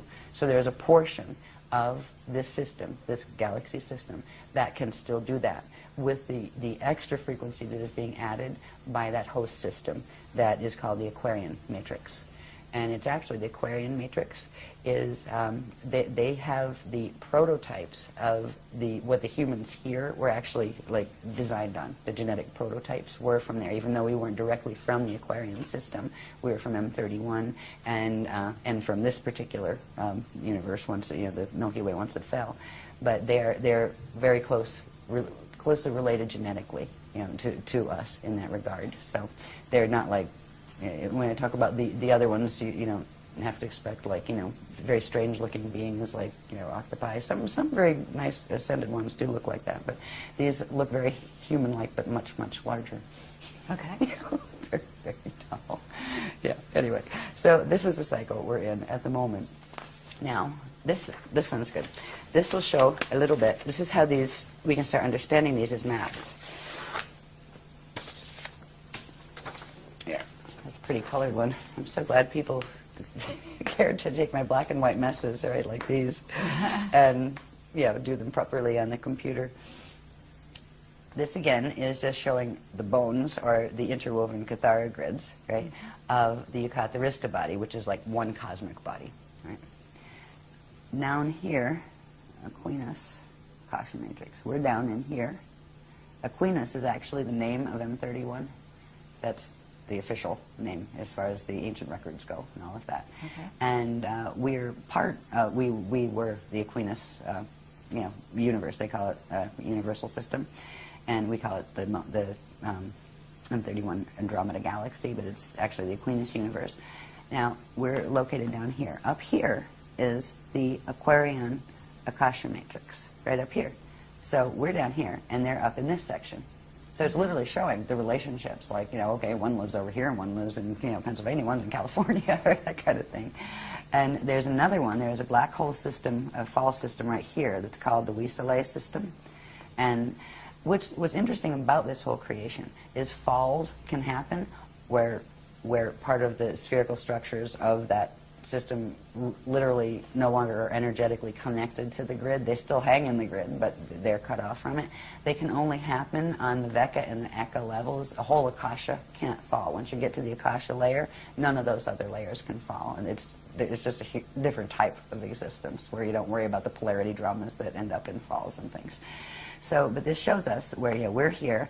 The ones that are helping us here, this is they call it a it's an eternal matrix. That the purpose they choose to stay in incarnation or stay in existence is to kind of play the helpers for any of the other systems that do need ones to go in, where they've actually they live by a let my will be thy will as far as source goes, and they want nothing other than to fulfill what Source's intention is, which is a loving intention and an assisting intention. So they find their joy in being of service to assisting the evolutions in the lower matrices, and they hold these frequencies pure. Their systems stay pure enough where they can actually send currents in and help systems or hold them up so they don't fall, and that's what they're doing with our system right now. This little red one right here, that's our parallel, our immediate parallel system on this level. And this one is a black hole system. All right, the parallels of fall. We have a parallel Earth, and that finally finished falling in 2003. We have a parallel Milky Way that is a mess, and it's called the Alpha system. That was the first black hole. They look at us as the Omega system. They're the beginning, we're the end. They're planning to pull the two systems together using the Death Star Merkaba mechanics. So this is the locations, anyway, of where who's on first. We're here, over here in the Aquinas. That system, the parallel, is running in here. Our buddies that are helping us with the Crystal River host, sending us energy to literally stop. It's kind of like sending big energy arms down to hold us up, because these guys are pulling so much energy out of us, we would have fallen already. This whole galaxy would have. And then up here there is another system. This system, the Louisa system, is connected with this one. They've linked through wormholes to the center of their cores, their Eka cores, and created a structure, a system of wormhole structures. One of them is the Yodhe-Vodhe wormhole structure. And any channelings and stuff coming from that stuff, it's coming right out of Weasley and that kind of stuff, and it is a false system. So there's the trickery that is going on here is heartbreaking. It okay, seriously can you talk is. at all about the dimensional aspects of this? Because certain of these systems are in certain dimensions. No? Certain of these systems aren't in certain dimensions. Because in other words, it mind. seems, well, okay, at least in what's out there, we're talking about four-dimensional beings being, the negative service to self coming in through. Talking about 15-dimensional beings being negative, some of them too. Oh, really? So going up much higher levels than Yeah. is currently thought. Oh, yeah. Okay, because that's interesting. That Oh, yeah. You're saying there's a backup. Metatron, for example. Metatron is an entity. It is a Rishi entity, 15-dimensional Rishic identity, and that collective fell. But it was still on the Veka level. All right, when you get up past the Veka levels, because we have our density levels that are inside of a Veka level. Vekas go in sets of 4, and at the center is an Eka. All that stuff is inside of something called an Akasha level. The Akasha level can't fall, but any of the consciousness or the structures below that can. Okay, and what levels of density then are we going down from there? Each set of, each Veka, each Cathar grid, let's say, those little structures that you saw, each of those has like 4 density and implies a 5th density when you cross through the center. Whether you find that Akasha on the lowest densities in the Vekas or up in the highest in the structures of the Yucatharista body where it can't fall, it's all consistently, there are 5 densities and 15 dimensions to each set. They have different types of matter and different density levels of matter. Some are heavier than others and that kind of thing. So, but that part is consistent from the smallest all the way up to the largest. It is just that the fineness or the refinement of the matter type changes as you go up into the ones that can't fall. There is a refinement to the energy and the consciousness there that you don't find in the one, in the lower systems, even the best of the lower systems. So I think that's how I would answer your question. Okay, and if you get the light beings that manifest here, that are really manifesting, in other words, they really are light beings, what level are they coming from? It depends. Could be anyone from what level up? There's an old saying that light can deceive, but sound tells the truth. Sound is the vibration, right? Okay. The encryption. Mm-hmm.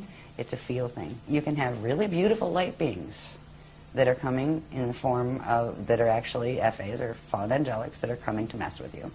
You can have really, really ugly ascended ones that are really good. They come from many different levels. We are learning to turn ourselves into light. We are the things that they are teaching us now. We're learning first bilocation, next is translocation, and then eventually you get to do transmigration, but that requires having certain things where you actually aren't trapped by the planetary time cycles anymore. So light beings, where do they come from? Well, they could come from here, You know, they could come from Venus next door. They could come from the highest levels or the lowest levels. There are light beings that come and visit out of the black hole systems, and there are ones that come and visit from the higher levels. So just because it's a light being doesn't mean it's good light. Okay. They've made a distinction. They taught us some very interesting mechanics about the difference of light or radiation signatures, right? There's something called Shalaya, living light, and it's a very specific configuration. It is created out of 3 units that form a light unit, and matter forms actually build out of these, right?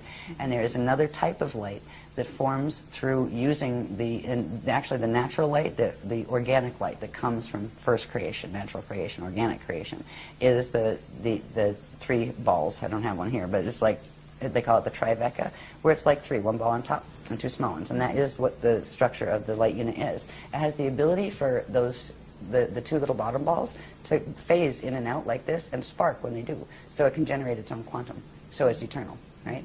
There's another type of light that is not organically occurring. It occurs by bending the natural laws of physics and using the various forms of the Death Star Merkaba mechanics, and that is called the Shona light field, and it is a dead light field, and it is made of, they call it the Vesica Pisces configuration, where it is just 2 light things together, like that, right? 2. And they spin, and they spark, but they have to attach to something in order to feed, or they're finite and their spin actually burns them out until they collapse and fall apart, which means the matter forms that they're built on collapse and fall apart. So they are finite light. And so that is, you know, the light beings. Is it a light being made out of a Shona field, or is it a light being made out of an organic Shalaya field? Same thing with orbs, right? Yes, you can have positive absolutely. and negative orbs. I've met some very nasty orbs in my day when I was younger. I used to run from them. I was terrified of them because they would turn into Zetas, right? Yeah, the red ones you had to look out for with the Zetas. Yeah, I'm not saying all red orbs are Zetas, but yeah, so there's things that can be used. Just because it's a phenomena doesn't mean it's always good or always negative, right? Sure. That's where learning to sense encryption and that's very helps. valuable for people to hear. Yeah. Good. Okay, back to where are we? Oh, that's a little quicker over here for ancient times. This is showing a close-up of that. These are my hand-drawn ones, right? Which, in certain ways, I can read them better, probably because I drew them. But they're much prettier when they're done on the computer. This is showing that same thing. It just happens to be tilted the way I drew it first, right? That's that same thing that was up the top before. And this is showing right here where our Vecca system is, right here. But this here is pulling it out so you can look at it a little more closely. Instead of just having the natural Pythagorean structure, right, which is the bones that our sphere there would be built on, there's this tilt, right? The bones are here. The natural Pythagorean, that's the Aquinas matrix, which is M31 Andromeda. And this is the Milky Way. Now, we're still energetically connected through Earth, right to, if you notice, there's numbers on these little centers. They're called Cathara centers. Through number 3 on the Andromeda, or the M31 grid, and number 3 Earth on this grid. They are connected. That is the link that has been holding the Milky Way connected to Andromeda. And if the host mission was to try to help the Milky Way evolve back into its natural position, because if something gets stuck like that, eventually it'll fall and be off the grids where it will become finite until it burns out as quantum. So there's always rescue missions that try to bring something back.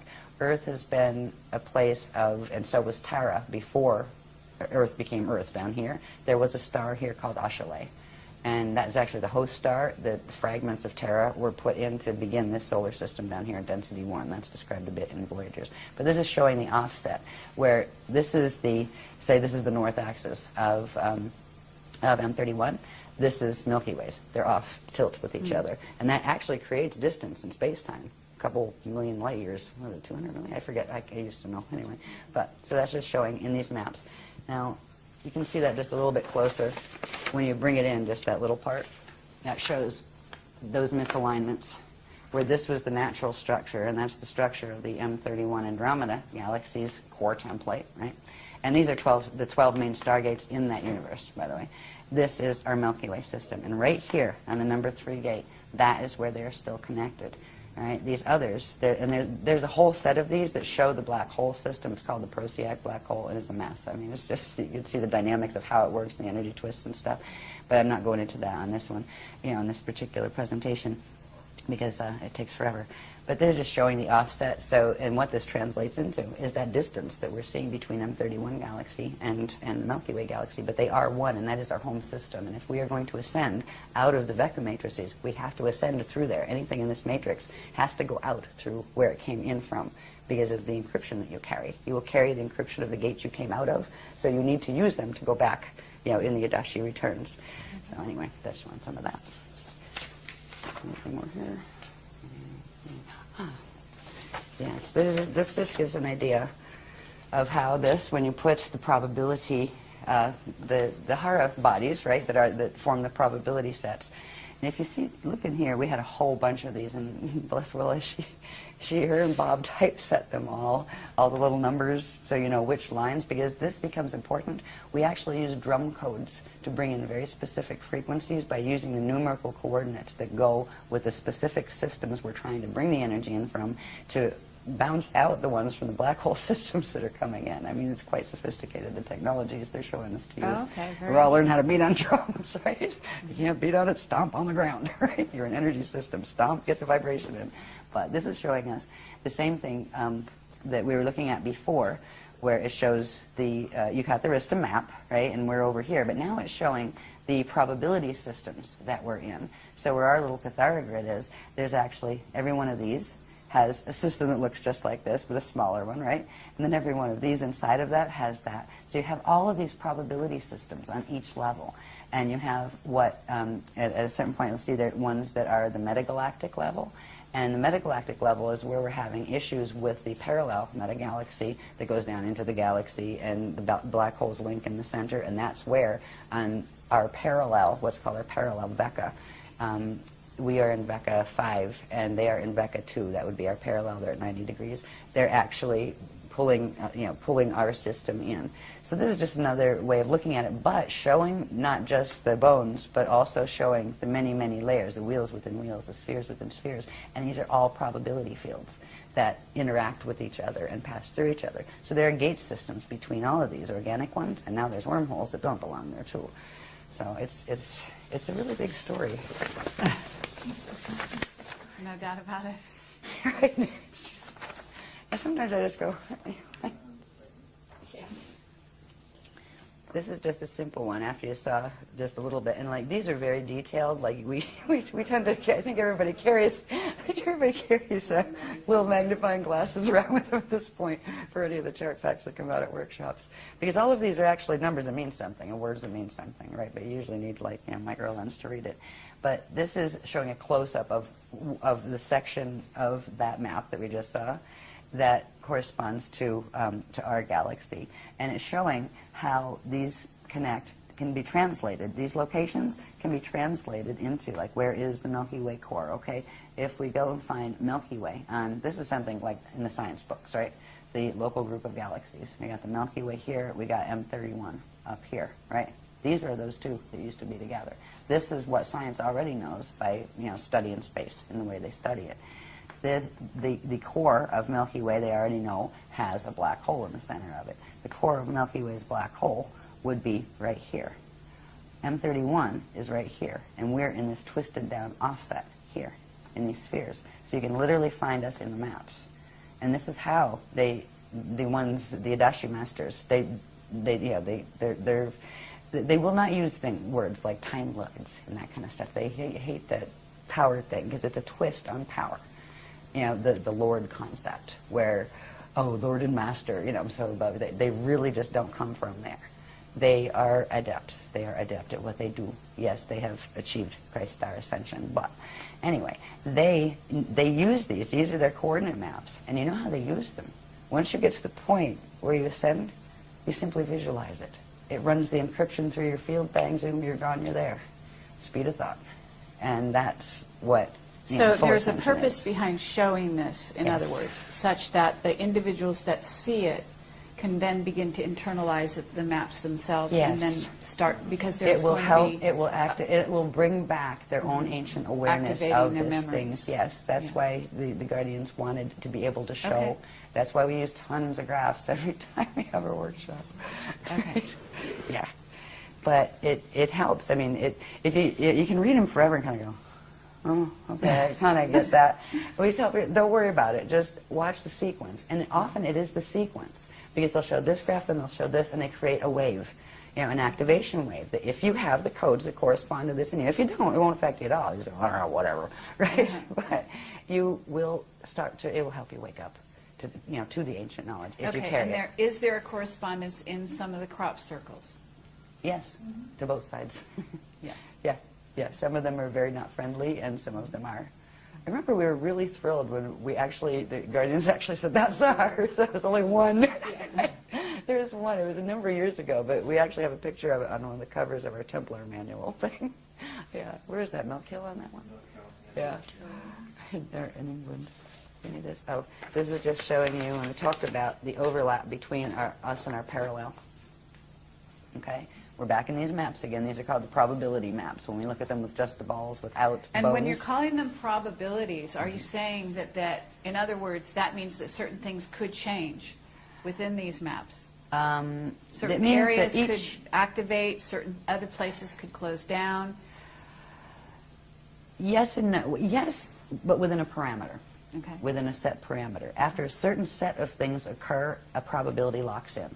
Okay. And then whatever is in that probability must follow through to whatever the natural next point is. Okay. And that's what we've been stuck in. We've actually been stuck in this probability system on Earth for ages now, for many And what you're 100,000 saying years is the longer than we should have. probability system here locked in, and that's why they're doing a 200-year evac, as you call it. The probability locked in when the solar core closed, the sun is dying.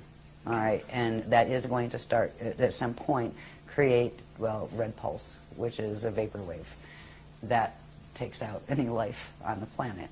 And when that event happened, that is something that you can't go backward from. All right, so you are locked into that probability, and then there are various versions of what you might see, but certain things are going to happen, period. And you can't change them no matter how much you push out and visualize it, right? Or no matter how many people you get together to do a world peace meditation, right? Because we try to do those too, right, to help the grids. Yeah, so we did lock into that probability, and and when the solar gate things happened. The fact is, in I'd our also system, like to talk about why or how that happened, that the sun did end up in that place, locked in. But we don't need to digress right here, but just for It'll future. probably get me in trouble if I answer that one fully. But don't I always anyway? There's a group of, there are a bunch of different, it's not just Zetas we're talking about. The Zetas are the little guys on the block. Don't even worry about them at this point. There's a group called the Thetans, and they also run a very popular movement on the planet. And there's another group called the Borgia. They are from the parallel Akasha, part of the black hole system. They have been trying to get control of the grids here. Everybody's fighting over the Death Star Merkaba, because it's here and it can be activated. So you're and saying now there's a bunch of these systems that are fighting over this, right? Well, they actually tried to activate what's called the Mica, the Mica Mecha complex. The Mica Mecha complex is a set. Mica is on parallel Earth, and the Mecha complex is here, and it is a set of wormholes that connect in through the Thetan grids. There's like certain implants here that the Thetans put in. So they actually tried to blast through to activate that and take it away from the other groups, FA groups, who were actually activating it. And it overloaded the solar core, and that creates a spasm. And when a prana seed spasms, it locks. And when it locks, it cuts the connection to the natural breathing that would happen between it and its dark matter template. And that is when Bardo starts. And the sun entered its Bardo cycle when that occurred. And it was grid wars. If you want to chalk it up to one thing, grid wars, again. This is stuff that is happening not because nature had it happen or God had it happen. No. This is because people are acting like crazies in this universe. They are. They're just like so far gone in the don't get it anymore that, we all came from the same place, that we're supposed to work together peacefully, and this crew just doesn't get it. The ones dealing with these particular Okay, but are you levels, talking mechanics. about, when you say Thetans and other groups, are you talking about off-planet beings that have come here, that are here? Maybe, are they physically incarnating? Yeah. Are they taking over bodies, that sort of thing? Yes, those two. Yeah. And then also, what about the ships that we've been seeing near the sun? What are they trying to do? Depends on which ones they are. I think you Okay. have various ones up there. Okay. But I is just got there- ours aren't up there. I mean- It's just our guardian said they're not theirs. Okay, Right? but if they're there, in other words, if the sun is basically locked into this, then what would be the purpose of having ships there at this time? Okay, and it's got 2012, 2012, 2012. There's an alignment that's occurring in 2012 that has to do with the solar core. And whether or not its pranaseed is working, the alignment occurs. It doesn't involve the Rasha body or the dark matter template. They just said it has to do with 2012. I wonder if this has to do with what this workshop's about. See, every workshop they reveal another level of something, and this time they're revealing stuff about what they're calling the ancient arrow sites, the 12 plus 24 ancient arrow sites that the Guardians are activating this weekend. Okay. Yeah. Well, We'll know about it Monday. that brings us into the wingmake material, and we want to address that as well at some point. That's a better point after Monday, because that's what they're going to talk about in this Okay, workshop. well, there's a and I didn't know they synchronicity haven't there. they haven't mentioned it since Voyages was written. And I was just like, looked at some of the pictures, felt the encryption, going, oh boy, it's that stuff. Okay, pretty, but right? No, thank you. Some of it's all right, but some of it has that twist to it. But all of a sudden, I mean, what is the name of it? I don't have the thing here. It was a really funny title. No. they called the workshop the what is it? The makers of wings and other things. Yeah. Okay. Yeah, and it's not just about that. And it's not the people that are involved with the wing makers site. These people are well-meaning people, and it's fascinating. They're trying to figure out what it is. Sure. But it's the particular group of the ETs that they're dealing with. These are a group of Nephilim. All right, they're called the Cortium, and they are part what is called the Necromaton Andrami hybrid with Jehovian Anunnaki. All right, the Necromaton Andrami are known as the Beetle people. All right, they had a lot to do with ancient Egypt and stuff. Yeah, and scarab worship and things, because their home form looks like that. Anyway, stop. Okay, just got anyways. Okay. Talk about wing makers later. Okay. Okay. But I don't want to offend any of the wing makers people. I'm sure they mean well. But what we didn't know is, so they're saying, okay, we're going to do wing makers, so I have to go look up a little bit on it and what is this stuff anyway. And it's, all the sites I saw have the same story, and I have about a 4-second attention span when it comes to stuff I'm really not interested in anyway, unless the beloveds tell me I have to read it. And there's nothing there that said anything except, there might be a few other sites. There might be 7. The Guardian said they're the 7 broken arrows. We'll call them the ancient arrow sites, all of them. They're our sites. They were our sites. There are 7 of them that have been compromised, but there are 12 primary plus 24. So we're going to learn about what they are in this workshop. It's news to me, but I have a feeling they're connected to the Spanner gates, the Navajo gates. I just have a feeling. They're the one set of gates they haven't revealed the locations for, except for one. So you're They talking revealed about Spanner 24, and that corresponds to the 24 DNA and... 7. The 24 strands of DNA. Yeah. They use 12s and 24s a lot in things like Stargate configurations and that kind of thing. Usually there's primarily 12, and then there's various other increments of 12. And we have to find out what the 24 other sites are. So it's Okay. like, here we go again. I'm one of the people that really enjoys going to workshops because I like what I learn. Because I don't know the information before I go. I don't know if you know this about the presentations. No, I didn't. I'm lucky if I get an itinerary. I've walked into workshops and gone, well, it's the orientation night. Hello, everybody. Thank you for being here. It's one of those mystery workshops. Don't know what it's about yet. I don't even have an itinerary. So right? you get downloads during the workshop? All during, yeah. Okay. And And how then do I you go down and remember present it them. all? It comes through on a wave, and some And of it they sticks. record it? Some of it sticks. Okay. And diagrams. diagrams, many diagrams. Okay. Interesting. All right. Yeah. Very good. Yeah, but it comes through live. It's Okay, always live. we're down to 3 minutes, believe Again? it or not. I don't know what happened to this hour. I could probably but- talk forever. Yeah. Okay. What we found neat about these is the fact that, first of all, it was in direct response to the techniques that the guardians said to do. And they didn't let us know the first time, right? They said, just do these projection techniques and things.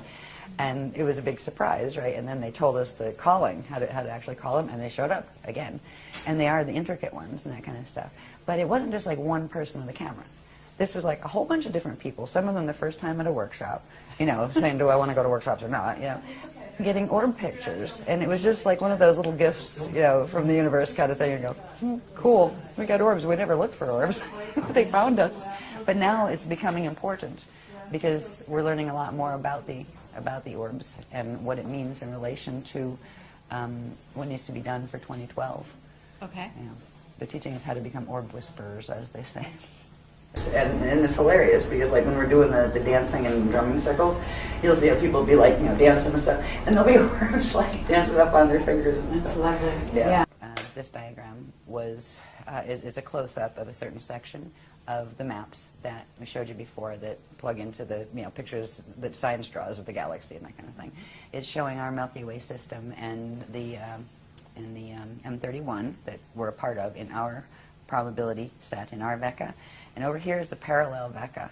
And over in this parallel Vecca, there is a cluster of fall systems. That is the black hole system called the alpha black hole system. They've created, as you can see, these probability fields, these balls within balls, overlap each other, right? And in part of their natural configuration, that there is an overlap between them. Well, what the alpha system is doing in the parallel universe is using the Metatronic Atlantean Death Star Merkaba technology to reverse. If you reverse certain currents using that technology, you can harness a certain part of the field next to you and drag it in to your system, and that is what they're trying to do. This place in between here, normally they would just be normal pass-throughs, but this one is all convoluted with all sorts of implant structures that are wormhole structures. They refer to this as the dragon's eye. The word dragon comes in, actually, not because of big winged creatures, but there was a race that got involved with all of this very, very far back in time called the Dragoon. And the Dragoon races took sides over which sides of the fallen ones they were going to side with, and the Dragoon races ended up with some of theirs fallen, trying to help the others, and then you ended up with ones that wanted them all exterminated, ones that wanted just the one side exterminated, ones that just wanted the other. So the dragon races are actually the Dragoon race line. It is a reptilian-based race line, reptilian crossed with what are called Equerry. And Equerry are a group of the ones that originally were called Aquari before they fell. The Aquari are from the Aquarian matrix that are the hosters, the ones that are helping here. Some of them incarnated into the falling matrices to try to assist, and a group of them had, this is ancient, way, like, you know, a couple billion years ago, they got ensnared in one of the fallen angelic dramas, and they ended up falling, meaning they ended up in a fall system and they lost their ascension codes. And the distinction with them is they became the E-query, where they use the E instead of the A on the front. And do they have a memory? Will they have a memory of when they weren't fallen? It depends on the fall, honestly. It depends on, because the blank slate technology, when this thing does its whole thing, it just completely wipes you clean, where you don't remember anything. You wake up and it's like, yeah, just born here. What am I? Who am I? Where am I? That kind of thing. There are, because that happens when the transition of that fall occurs, because there is a final point of transition when the Death Star Merkaba activates and literally rips you apart and drags you into another field and then kind of assembles you in a facsimile on the other side. There are almost like time capsules that they leave for themselves, so they can refine the memory, and when you refine it and discover it somewhere else, it puts that memory back in. So they will get a facsimile of the memory that, you know, that they would have had otherwise. But the fall codes, once the Metatronic activations in a body have taken place to where those Merkaba fields have activated to a 55 spin or higher, 55 or higher, there's no turning back for the gene code at that point. The consciousness is trapped in that body, and the only way out is a hosted bardo, which means when the body does its natural death thing, it would need help, the consciousness, just getting out of that body, and it would have to go through a rehabilitation process of that Kali Rama path of step back. and have to come back out and reincarnate into the matrix again to, to try to get back into the ascension thing. So. Okay, and I'm also going to ask you at some point about what are beings that are like artificial intelligence, but they are not, they don't incarnate. They're, in essence, clones without souls, without, you understand where I'm going with that? I think so. So because we understand that the dark side is using a lot of those, and actually, sorry to bring this up, but the Wingmaker material talks specifically about a race of, in essence, they call them robots, which are, you could be calling them androids, or whatever, that are actually, according to that material, we're on the way here. So, at some point, I'd like to address where those They're beings, already here, first of all. Okay. Go ahead. If you had to pick between the two, the Cordium and those guys, yes, you'd probably want to pick those guys, not the Cordium. Okay. Both of them, one's as bad as the other as far as their intentions and what they're up to. But yes, there are a lot of different races who have gone in that direction in an attempt to preserve their finite lifespans, where they started with transferring consciousness from an old and dying body into a new cloned body, cloned off their own, just make another copy. But the copies get weirder and changed every time, just like a photocopier copy, copy after copy after copy, and eventually it's like, what is that? Right. Well, there are races like that. Some of them are already here. As far as invading, I think they're watching too much Caprica. But, yeah, seriously. Because in the beginning, that's how it started, before the Galactica series. That's actually something that is, they're showing some of this drama in those series on TV. But as far as, we've not been, our team has not been warned about anything like that, as far as worrying about that being a problem. Okay. It's like, if it is, it's small compared to the rest of the things that are on the plate right now. Okay. Because it's not going to matter much if anybody invades if it rolls in 2012, right, the planet, right? It's not going to matter much then, because that would wipe out life here. It's not going to roll, though. Right. It would have if the intervention wasn't given, like pole tilt roll. I understand. Okay, so, and we can also talk about that. We can talk about, in other words, what was planned in terms of, are you talking about a pole reversal? Are you talking about a pole shift in which the planet itself would roll? Crust spin. I'm sorry? Crust spin. Crust spin, yeah. And that was planned for 2012, apparently. And you're saying it's been stopped? Postponed. Postponed, yeah, until 2027, is it? 22's? No, that's 2230. 2230, yeah. Okay. And then what's going to happen instead? We'll talk about that when we get through these pictures, because these pictures will help understand what we're walking into in the first place, or what we're walking around on in the first place. And once we can understand that, then we can talk about, okay, what do you do about that? Especially when they're going to try to activate it and make all of this stuff happen in 2012. There are certain things. I mean, we have really strange titles to some of our workshops. We've got Mirror in the Sky. We've got Orb Festeria. I mean, but they all mean something. There are very specialized grid dynamics that we are being taught, so we can anchor the frequencies here of the things that are actually creating buffer fields for some of this. And it's actually the fields that we're helping the Guardians to anchor. And they'd be able to anchor it alone if they were here, but you need an anchoring rod. And that's what our shield, we call it a shield, the group shield, anchors here, the frequencies they send in, and they're actually giving a counter pull, so their 55 activation on the Merkaba can't go all the way in 2012. Because if it did, it would spin something called the planetary rods, and we'll see what they are in a little bit. We have a rod and a staff. Actually, we have two rods and a staff on the planet, and they are key energetic configurations. They have to do with vortices and things like that. Okay. And they have made by moving the rods before, they have, they moved it from like Pangea to whatever the next stage was to the next stage. It breaks the crust, and it shifts it depending on what ways you pull the rods.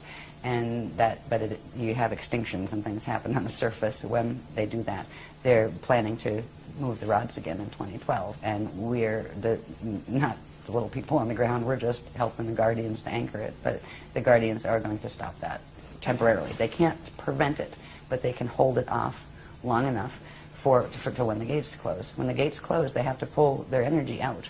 When they pull their energy out, that Merkaba is going to activate. And the Metatronic Merkaba the Death Star will activate on this planet, or what's left of the planet by then. So that's why evacuation Okay, can be and a good that thing. is sparking more questions, but I'm going to let you go on. Okay. Right. Okay, anyway, so that was the dragons. I just want to show you about that. That's in between our universe, which is really they call it the metagalaxy. It's our metagalaxy, Milky Way, and M31, and the parallel. And as the parallel is the alpha system that has the black hole systems there that have wormholed their way through into our system that are trying to pull our system down as quantum food. Okay. Okay, yeah, great. Next one. Go on quick, great. This one is Yeah. It gets into the interesting stuff now, a little closer to home, because we kind of started high in structure, right? And now we're working down. All right, now, so we went from the galactic level, metagalactic level. Let's go down to the solar system level. This diagram shows the natural structure of an organic living solar system. Notice everybody has this little funny shape called, it looks like a Star of David or six-pointed star. That is a Merkaba star. All right, it implies a Merkaba field, which would be a three-dimensional, star tetrahedronal field around them. All right, and there would be, they come in sets of 12 planets. They have specific relationships, ratios, and sizes in relation to each other and in relation to their center sun. Every one of them have gates in the center. Every one of them has a central staff of energy that it rotates around. And it has two rods, one coming out, well, the rod comes out this way, and then the chamber comes out front to back. Right? The sun would have the same thing. They all have their north pointing up and their south pointing down, right? They each spin on their axis at a reciprocal rate to each other, and their rods and chambers pass through each other and spark, because the rods can be very, very long energetically. So even though the stars and the planets may be long distances apart, the energy fields that their rods and are sending would interface, and when they interface, they spark and they generate quantum. And there are certain periods in the natural breathing cycle, or expansion and contraction of energy cycle, where there's these wonderful arches that take place between the sun and the tops of its planets, and then the planets and the bottom of the sun. It's called the solar symbiosis cycle, and it's a natural living structure of a living solar system. And it generates its own quantum, and it expands and contracts, and all of the planets would have a coronosphere. They would look like stars. That doesn't mean you couldn't live under the coronosphere, but from the outside they would look like stars. And our system started out this way after the fall from Terra. It was actually taken, the remnants of Terra were taken back in through that Kali-Rama step back and reseeded, brought back out down in density 1 as this solar system. So that's how we did the fall from Terra. They actually pulled us back in through the Kali-Rama path and pull us, rebirth this system back out. And it was rebirthed back out in its natural configuration. So that is a natural solar system, and that's what we used to be. Next one, in a natural solar system. Sorry. This is just showing, for instance, with each planet, the natural solar system, you'd have the solar rod, right? And this one would have, it's not shown on this diagram, but you'd have the rod of the planet, and they would exchange energy together, and there would be energy arching through the planet, and there would be energy arching up and down here. There's another diagram that shows it a little better. But this would be, notice the north axis would be the same. There wouldn't be an ecliptic, because the north axis on both planet and sun would be pointing up in the same direction. That means, now, there's something called the planetary shield, that it's an invisible a platform of energy, that is a deflection field that actually forms from the planet spinning, and it's part of the actual Merkaba structure, and it goes horizontal to whatever the vertical is. So you would have this one horizontal. It would be the same horizontal as this one, where they would just be spinning in the same plane. That allows for the natural energy circulation and exchange that's supposed to take place in the living system. I don't know if you've probably looked at places scientific representation of our system. It doesn't look anything like that. I think it's Uranus is on its side, whereas it literally rotates on its side. Now, when it's a living system, this would be the natural organic electromagnetic energy flow around a planet. This is called the EOMC flow, and we have half a book, I think, dedicated to these. The Cathara 2-3 manual deals with these heavily, and it shows the formation of them, what they do. You know, these are the natural electromagnetic flows of a living, breathing system that has the capacity to, through its core, interact with other living, breathing systems around it. It's part of the natural structure. Now, this looks nothing like the electromagnetic fields we have around our planet right now, our magnetosphere and those things. All right, there's a reason, and we'll see that in a minute. When a planet's doing what it's supposed to and a solar system is doing what it's supposed to, it goes through periods where it actually, the whole system will disappear because the two Hara bodies that its vector is, you know, it's manifesting within, will pull into the center, recharge, and come back out again. When they recharge, the planets and the whole solar system will go into this configuration of light body, spirit body structure. It's called the chariot of fire. And it's literally part of the Ascension vehicle. It's not the whole thing, but that's showing some of the dynamics involved in it. Now, we used to be an Ascension system. Notice in the chariot of fire, there is that Merkaba structure again. Now, this is just a simple Merkaba structure. It's a biveka, which means it has one cone going down and one cone coming up. There's much more complex structures. But this would be the natural kind of thing that if this was a living, breathing system, and same with the galaxy would have the same type of interaction. The galaxy does not have its galactic plane is tilted. Things are tilted all over the place in the galactic plane, and our solar system is in the same position. The natural ones have these configurations. The flat plane, the solar symbiosis arches, you know, with the breathing between them, the ability to go into chariot of fire state. This little diagram here that's on the Cathara grid shape, right, that core template shape, it has, at 45 degrees, it has two of its petals. We call this the lotus, right? These are lotus flows, they're core flows, and they allow for actually movement of, on these flows, you have a series of spheres, actually, and it allows for the movement of the spheres, so they spark, they generate quantum, and then they open up again. So it's a self-generating system. It's a perpetual motion, continually living system. All right, here again are the Eieyani flows, the natural ones, the natural Merkabic structure with a straight shield, deflection shield, and natural Merkaba. So that's what it's supposed to look like. And let's go back to the solar system level. This is a bit messy because I never had this one typeset, but at the moment, this is our solar system.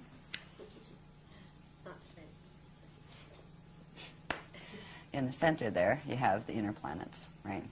We'll look at Earth in a minute as far as how it's sitting in its solar plane that gives us the ecliptic and all of that. This is the Oort cloud that is, you know, out in space around our system.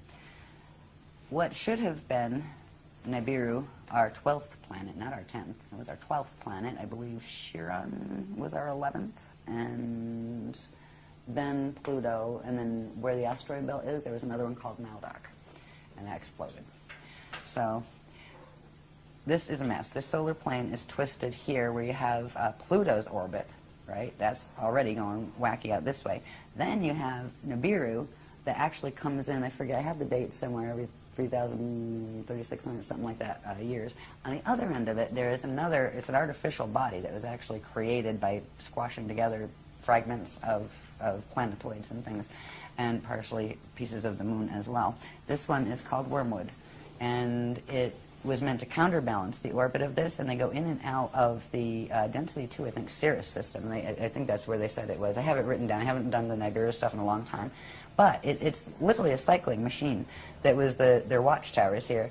And it wasn't just so they could come in and watch us every 3,000 years or, you know, see new information. It was to counterbalance this one. On this one, we have over here, what is the names on here? I haven't looked at these in ages. The Maitreya moon.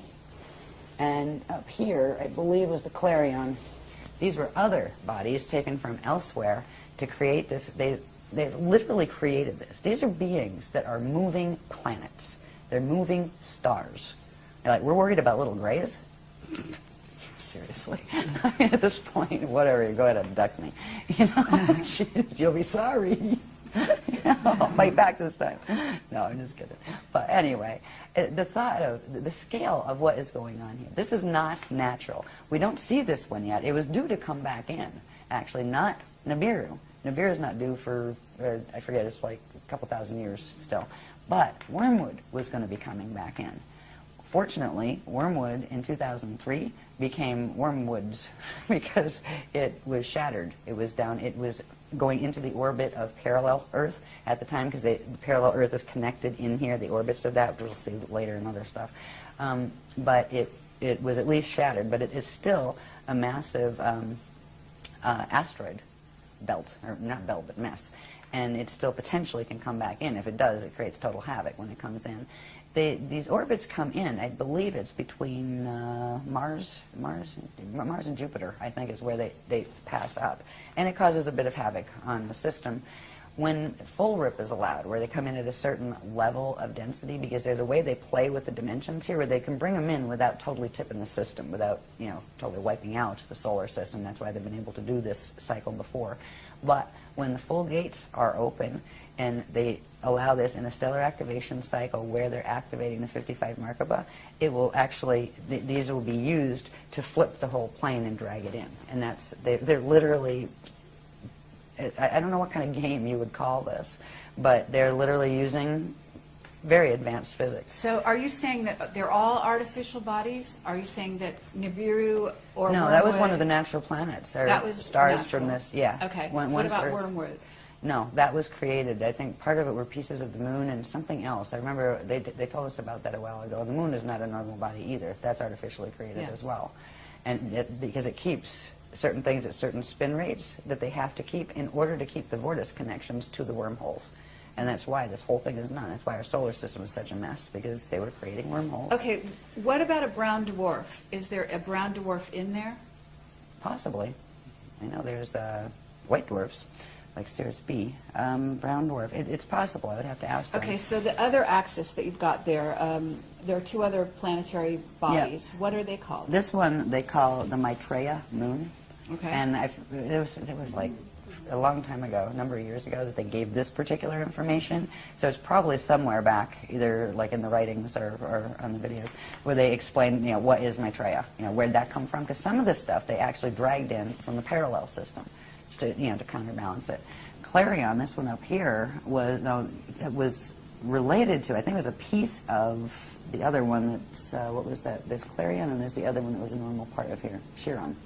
All right, so you have Clarion up here that I think was a piece of Chiron. Chiron used to be one of the normal ones, and I think it was, you had Nibiru, Chiron, it was 11. Chiron used to be 11. But what's called Chiron now got stuffed down in here. Part of it got broken off, became the Clarion thing that they're using up here. And you have one of these controlled by the Weesadex black hole system, which was the Weesa matrix that I had pointed out on those maps. You have Weesadex and Weesadrax, and they don't like each other. They're fighting. You have the Anunnaki and the Omicron Draconians. They don't like each other, and they're both fighting. And then you have Weesadrax that like the Draconians, and you have the Weesadex that like the Anunnaki. I mean, it's hilarious. It's sad. It's really just sad. But there are a whole bunch of groups on each side of this polarity drama. Then you have the Christics sitting in the middle going, oh boy, you know? Like, we're not fighting with anybody, but you know, what do you do when everybody's hell-bent on destroying each other? Because that's what's been happening down here for eons. So anyway, this is what our solar system looks like up here. This artificial, it's like a wobbling orbit. It's not just our planet that wobbles. There is actually a wobble created in the solar plane itself. It's actually taken the solar plane where it doesn't sit flat in the galactic plane anymore. I think it's at around a 45-degree tilt to the, you know, to the galactic plane. And it also created this thing here that through the core, and especially in the closer to the core planets like Earth and the Sun, it has harnessed how fast things spin, which means it's harnessed the time pulse. So through this device, they have been able to progressively get control over how fast things spin, so they can synchronize the spins of things over here with the things that they're trying to merge them with on the parallel side. It's a bizarre and fascinating and horrifically morbid technology, that star technology. Now, what that creates on a planetary level, when we look at our poor little Earth sitting in the middle of this, and it's not just that this has happened on the solar level. They've also put the same type of mechanisms in the planetary core and in the Stargate systems here to create the same effect, to plug our planet into that whole system. They've done it on the other planets too, the ones that don't have anything that has its axis that's not tilted the same as the Sun. is either in its normal place and the sun got tilted, which is part of the case here, or it's not in its right place, because they should all be sitting on a natural, vertical and horizontal plane with each other. This is what we have right now. And like the science tells us this is normal and this is natural. Wow, our planet's tilted about 23.5 degrees and it does this cycle called the precession of the equinoxes. And we've got the ecliptic shield that cuts through. The sun's shield is here and ours comes here. This is totally twisted. Our planet is tilted. This messes up its entire system. It's not just tilted. This one here shows at least a relatively normal-looking cathara grid inside. There's a whole set of unsacred, not sacred geometries that go with the Death Star Merkaba stuff. It has to do with the shapes of the flows, where before we had, I talked about those, the arms that, the petals that stood out like this, and they're at 45-degree angles, and they phase and spark and generate quantum, right? There's another one that has them pulled down like this, where they look much more like a flower. We call it the daisy of death, or the bloom of doom, but they're phase locked, where they can't phase, and that means it can't generate quantum. It means it's a planet that is dying because it can't breathe. And that's one of the things, and it constricts the cathara grid at the center. And so something, I think we have one that shows that. What that also does is create a bulge at the equator where it squashes the natural spherical shape down. Hello to Earth. Is there also a correlation with the cross? In other words, the actual symbol of the cross reflecting what is in essence this frozen inability to Yes, and even more. That has to do with the mutation of natural Shalaya light units into forcing them into the Vesica Pisces dead light unit configuration, the sign of the cross. Yeah. The original cross has perfectly equal, and it's called the Ruche, and it has perfectly equal. I think the Celtic cross is the closest you get these days as far as symbology. And it fits inside a circle, in other words, because then it's... Yeah, I don't have mine on. Anybody have one on? It's one of our sacred symbols. So this is, right now, this is all part of the mechanics of the Death Star Merkaba technologies. We have the unnatural precession of the equinoxes. This is called the sextant shield. It's actually it's a distortion shield of energy that keeps those vortices spinning at their tilted angle. It keeps us aligned with, we flip between being aligned with Polaris, which we are in that phase now, and flipping back into alignment with Vega. And we just keep cycling back and forth and wobbling back and forth in the precession of the equinoxes, and they're not normal. They just released when was Ireland, November last year? They just released some, October, yeah, they just released some fascinating things about the old pagan rites and stuff, and what this actually has done in its relationship with parallel Earth. This was done for a reason. The cycles of the equinoxes and the solstices have to do with alignments between parallel Earth and here, and between parallel Earth and the center of the Milky Way galaxy, the black hole there. And that's what we're looking at coming up on in 2012. And that's why 2012 was, the Mayans got the word it was going to be the end of times and those kind of things because of the dark road. Yeah, the dark road, all right. So these things, these configurations that we're seeing, the sextant shield is not the natural clock or shield, the natural spin ratio that you would have for the planet on its axis. They actually have been accelerating time for the last 13,000 years to make it faster so it would catch up with the parallel antiparticle universe so they could merge them. And it means our days have gotten shorter, our spin has gotten faster as far as on the planet and that kind of thing. There's other aspects to this that are created by this technology, and all of these go together, right? Like when you see one, it implies the others. Mm-hmm. This is our poison apple. This is the net field. Okay, now part of the poison apple isn't shown here. I'll show that on this one. But this is literally a containment net. It is a Shona, which means that made of biveka light units instead of living light units, containment harness. And this is what the Death Star Merkaba actually creates around a planet, a system, or a body. When you work those Merkaba mechanics, this is what you're creating. It's a torsion field that constantly circles energy in on itself, but does not have a connection to anything outside of itself, except of what it can feed off at its center from its core.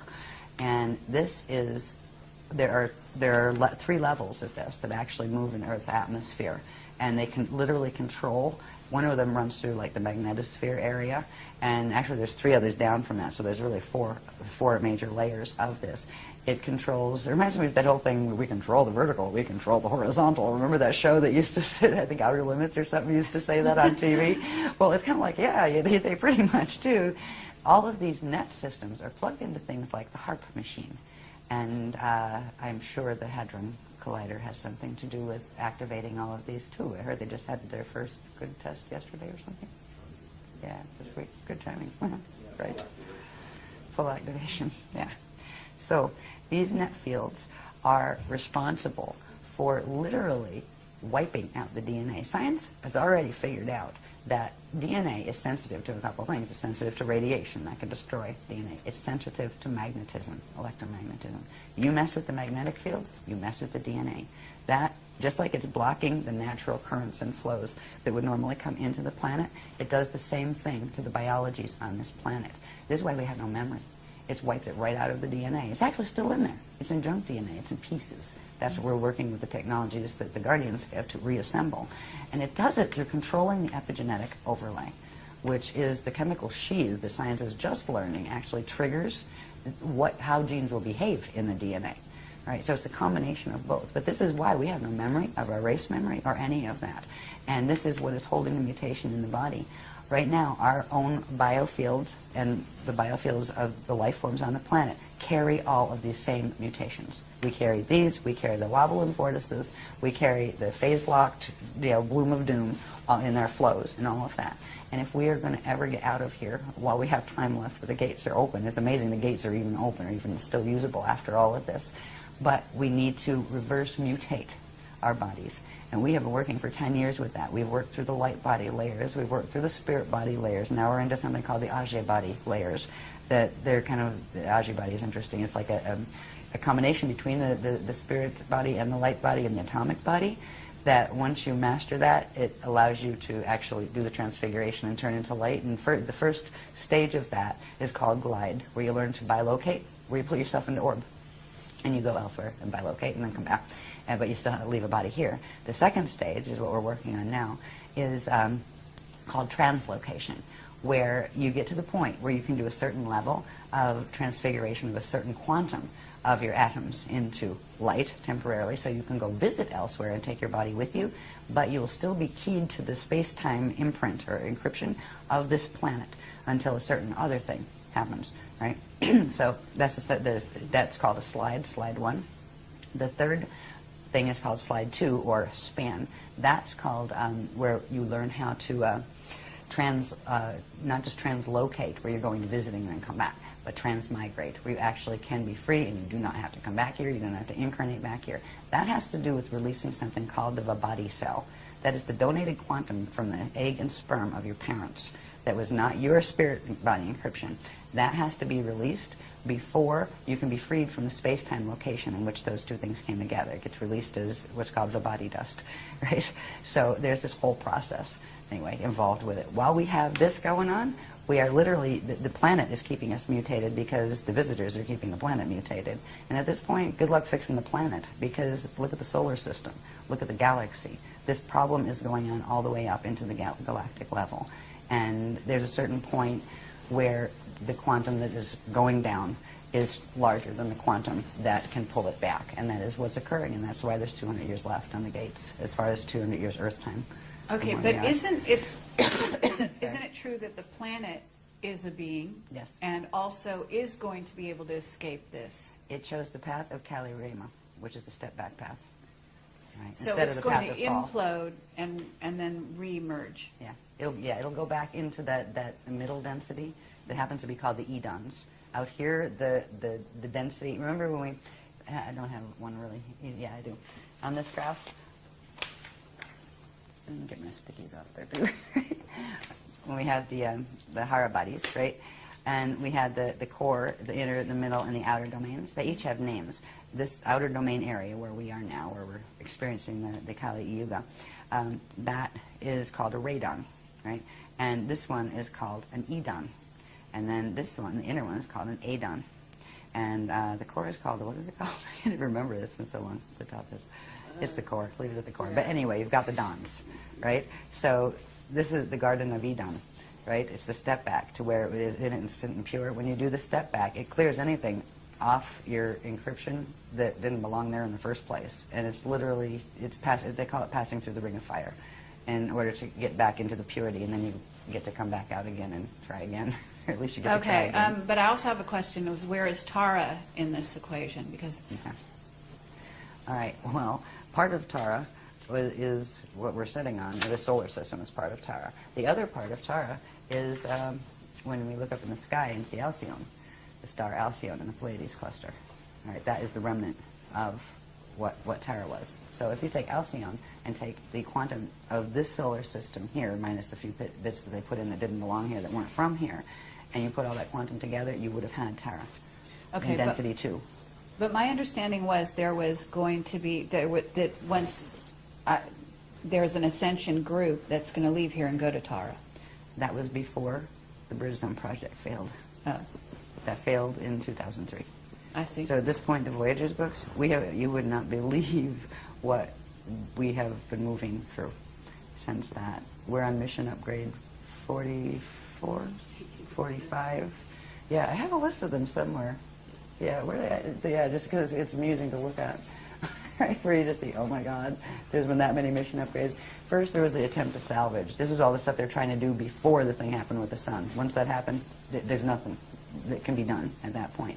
But we still have Ascension, but it's like the fly by the seat of your pants. Keep these gates open, and you've got 200 years to get anything that's going up out of here. And that's what's happening at this point. So Voyagers was written 10 years ago. Yes. Yeah. A lot has happened. Okay, so, but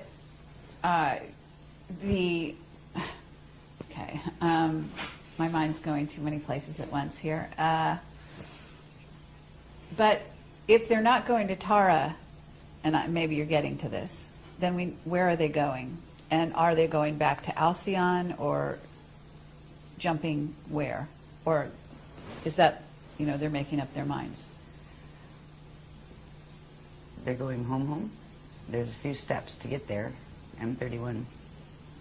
Oh, okay. Andromeda Galaxy. Oh. That's where we're aiming back. But there's a few steps in between. The first set of steps has to do with something simply called higher Earth. We're in the lower Earth planes. There are a set of planes that are still in predicaments. They're still connected to this mess that we've been looking at. But they're in much better shape. They're not under the net. And that's the first stage, where we go to higher Earth. Then there's a level beyond that that's still part of the Earth plane's quantum that's called median Earth. Then, if we go back to remembering when they were telling us about the history of how they seeded the Amente rescue mission in and created a solar system, there was a host star here that Amente Earth had been seeded into, and that was called Ashayana. So that will be the next stage.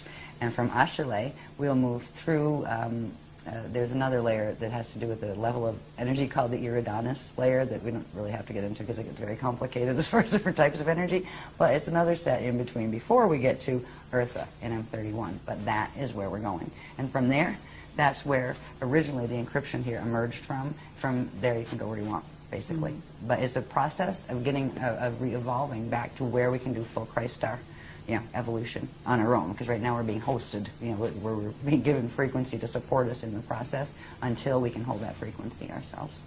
So Tara was where we were aiming until the Bridgestone project failed.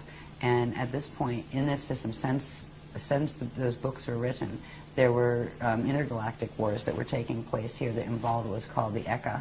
And the Eka is, if you remember the maps that showed one Cathara grid and then 4 of them together with the thing at the center, right? Mm-hmm. The thing at the center is the Eka. That's a little Cathara grid, and that's like they call it, well, for Earth it would be like the inner Earth would be there and that kind of thing. It wouldn't be in here. It's actually up there. It's like a high level. That actually fell in one of these wars. Ekas can fall. The Akasha above it can't, but the Eka did. But what happened to the beings that were there? They've gone into various places. Some of them are in the state of here. They're doing evac. This whole system, the Vecca system, is actually being evacuated. So going vertically, the usual way, wasn't an option anymore. That's why they had to take us from just going into harmonic Merkaba states or harmonic ascension states into transharmonic, where we could actually go through and in into the like the E-yon domain. There's a space between the radon and the E-yon. It's called the Aurora Continuum.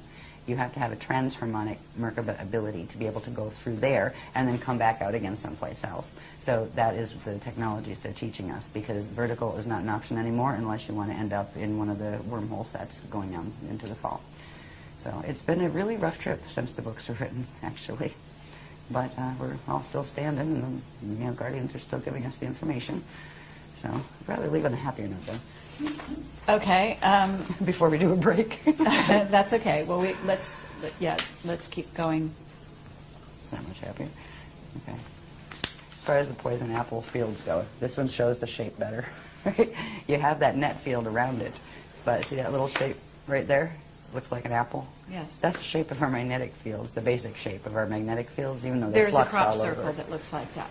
Lovely. Hi, Metatron. Right? This thing here, right? A lot of people are using that as their logo these days. Right. Yeah. And that is the phase-locked arcs that can't phase. With the constricted, if you look at you can look at this more closely if you want to. You can see the difference. There's two catharogrids there. One, the artificial tree of life, which is taking the natural proportions and pulling them in, where it actually squeezes it, and that changes the shape of the sphere and gives you a bulge at the equator, like our planet has, because that is the configuration our planet has in light body right now.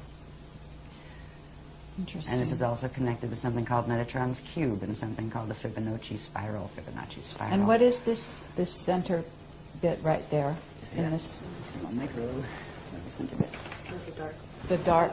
Is that a black hole or? No, that is another one of their twisted, we call them Cathara centers, but we know that on our grids these are actually stargates, right? Right, let you take this down into the planet, and that's where you got Stargate connections, have Stargate connections, right? And these are twisted ones. So these would line up with the Stargates that interfaced with the Ammente gates to harness the Ammente gates. So that's just one of them here. But if you look at that, if you look at the teachings that goes with that logo, you'll be amazed to see how it fits and relate when it sits next to what eternal life creation is. All of the shapes that they've showed us how they fit together, what the processes are that they work from. They don't just say, here, there's a that. That's a sacred. Why is it a sacred? It does what? Right? They've shown how the pieces fit together, what the processes are, and then they've shown how those things, what they do to that structure. And so, anyway, there's all sorts of pieces that show we've had to do this because this is what is taking down the planet, these dynamics, and people now practicing them again, just like in Atlantis. It's like Atlantis rising again. It really is. The same. How do we get in this predicament? Very much Look around you. Same way. Yeah. Yeah. Gullibility on a certain level where, oh, sure, I'll try that, right? Not wanting to hear it if somebody's trying to say, maybe you want to think about that first. How the same way that right now you have a whole New Age movement that was supposed to be a movement of enlightenment and everybody loving each other, being a bunch of backbiting people practicing anti-Christian mechanics that are harming themselves and harming the planet. How did that happen? Same question for Atlantis. How did it happen? But there's also the misuse of crystals that I'd love you to talk about a little bit at some point if you are willing. There's all sorts of really strange things being done with crystals. I think I'd probably rather get through this stuff, and that's kind of like that's kind of like orbs. Crystals, orbs, tarot cards. No, yeah, I like tarot cards. I'd like the designer deck actually. They're really good for just letting spirit comment to you, give you waking dream material back to you. Yeah. Now crystals are another subject, and we do take them seriously. They're very powerful beings actually. And they can be used in terrible ways. And right now, speaking of crystals, it was really funny because right around 2002, the Guardians were starting to teach us about the Nibiru and Diotic crystal bases that are here. They're subterranean crystal installments that were planted here and actually seeded from Nibiru and used to create, literally spike the grids to receive Nibiruan frequency and to receive wormhole frequencies and that kind of thing. Now, all of the crystals in the world, under our world, are like that, but some are. Right when we were being given this information, this lady appears in one of the workshops, and she says, "I've seen him. I went there." And she brought photos, and it blew my mind. Look at this. This is Leela. Yeah. She actually was one of the few that got to go down there. Is that she knew like, the scientists. I think they're in Mexico? Yeah, this Chihuahua. Yeah, and there's many others like that actually on the planet. Okay. But these are this one was one that was seeded. It's a Nibirian cluster actually. Yeah. So. But what happens to the people that go inside there, though? It must be pretty intense. Well, they don't die from the heat. Right? It's like 107 degrees. Yeah. Yeah, it's really bad. Frequency-wise, well, they were. You could do interesting things with those. Now they're not so bad because the guardians have worked in a way that has recalibrated them, because there's been a whole bunch of deals and treaties going on, because the ones that broke the original Treaty of Altair that was talked about in the Voyagers book, they found that they lost that round, and the other ones are going to take them over and take over their grids. So a bunch of them handed their grids back over to us and kind of, we'll be nice now. Right?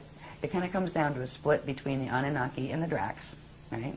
And on the Dracs you have Omicron Draconian, you have the other is Odedicron Reptilians, and a bunch of others. And then on the Anunnaki side you have the Tothian Anunnaki, which are like the snake people, and you have the Jehovian Anunnaki and a number of others. And then you have the Weeses taking sides. You have the Weesedax, Weesedax. And what about the Syrian Anunnaki? Where do they fit in? You have they can come both Jehovian. There's some Jehovian ones, and like Nibiruan ones are primarily Tothian, but not all.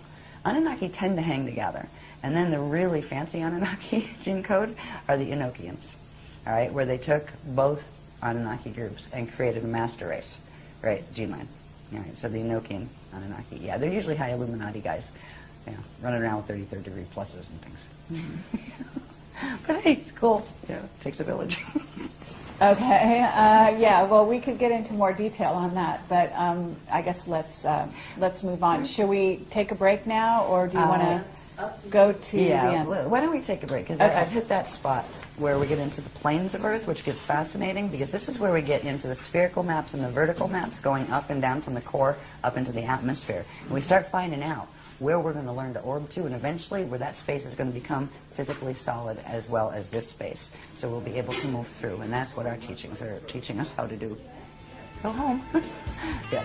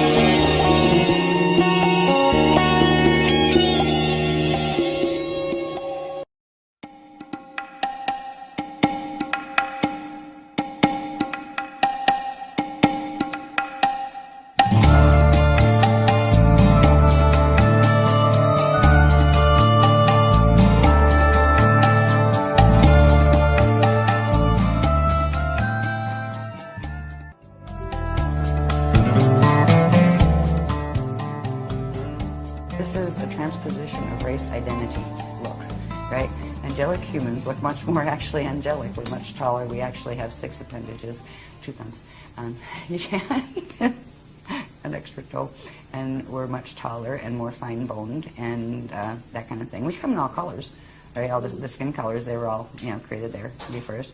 There are people that were much more reptilian, that were in on the bioregenesis or helping the DNA to get its ascension codes back projects. So now you have like people that are part human and part reptilian, part human, part Anunnaki, part human, part draconian. Oh, it's just like Club Universe here, and that's okay. if we weren't all fighting and trying to kill each other. Because if you look at what is happening, what has been happening, our history on this planet, even the part we know, everybody's been trying to kill everybody else to get the land out from under them, or to take control of their power and, you know, disempower them. It's been horrible. And this has been about race groups that hated each other. Right? Okay, so you have 6 different races that are coming in for bioregenesis, and if you take them back to their home stations, wherever their ET places are that they're from, they hate each other. This one hates that one, and that one hates this one. Oh boy. And the agreement is nobody's going to hate each other. We're all going to be nice. We're all going to do the Christic thing here and learn to heal and let that go, and we're going to get our gene codes back. Yes, the good thought. Didn't work that easy because the others raided. As soon as some of their own that defected and came to get the healing of the gene codes, the parent races they came out of started coming in and messing with them and trying to get the human gene codes, because the human gene codes are priceless. They had the Diamond Sun DNA, minimum 12 strand. Some of them had up to 48 strands, but they didn't see those very often on the planet. So it has been a fiasco down here, but the Earth allowed this to happen. The Earth, as a being, allowed as long as time as possible. It allowed itself to be pulled into fall, but it will take the path of Kali Rama step back. It will not let itself be used and taken into as food into the black hole system. So Earth is cooperating with us. So we're at an amazing point, is what all of this is about, an amazing point in human history, but also in galactic history. And the decisions we make now, still,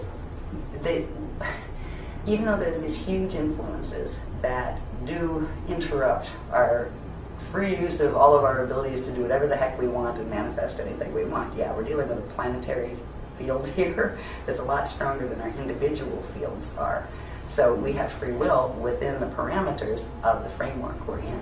But there are still choices we can make. We can still choose which path we want to be on and take the steps that are a part of that path. There are things to do if you don't want your DNA to go 55 Metatronic in December of 2012. They're not that hard. There are some things you need to learn. There are some things you need to learn to do with your light body. You need to know what the hell a light body is. You know, you need to know some of these structures. Yeah, you don't have to know every part and label every part. There's not a test at the end of it as far as, regurgitate the information. It's about getting the activations, getting your body healed enough to support your decision of the path you want to be on. It's like heart-wrenching because they think they're evolved spiritual beings, and maybe they were at one time or whatever, right, or in other dimensions they are, but you could just see that they've got no clue what they're dealing with. This is how Atlantis got to be what it was.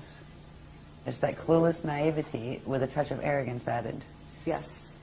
That it's a lethal combination. You would think those would be an oxymoron. Yeah, you would think. Yeah, like they should repel like oil and water. How could one happen with the other simultaneously? But actually, it does.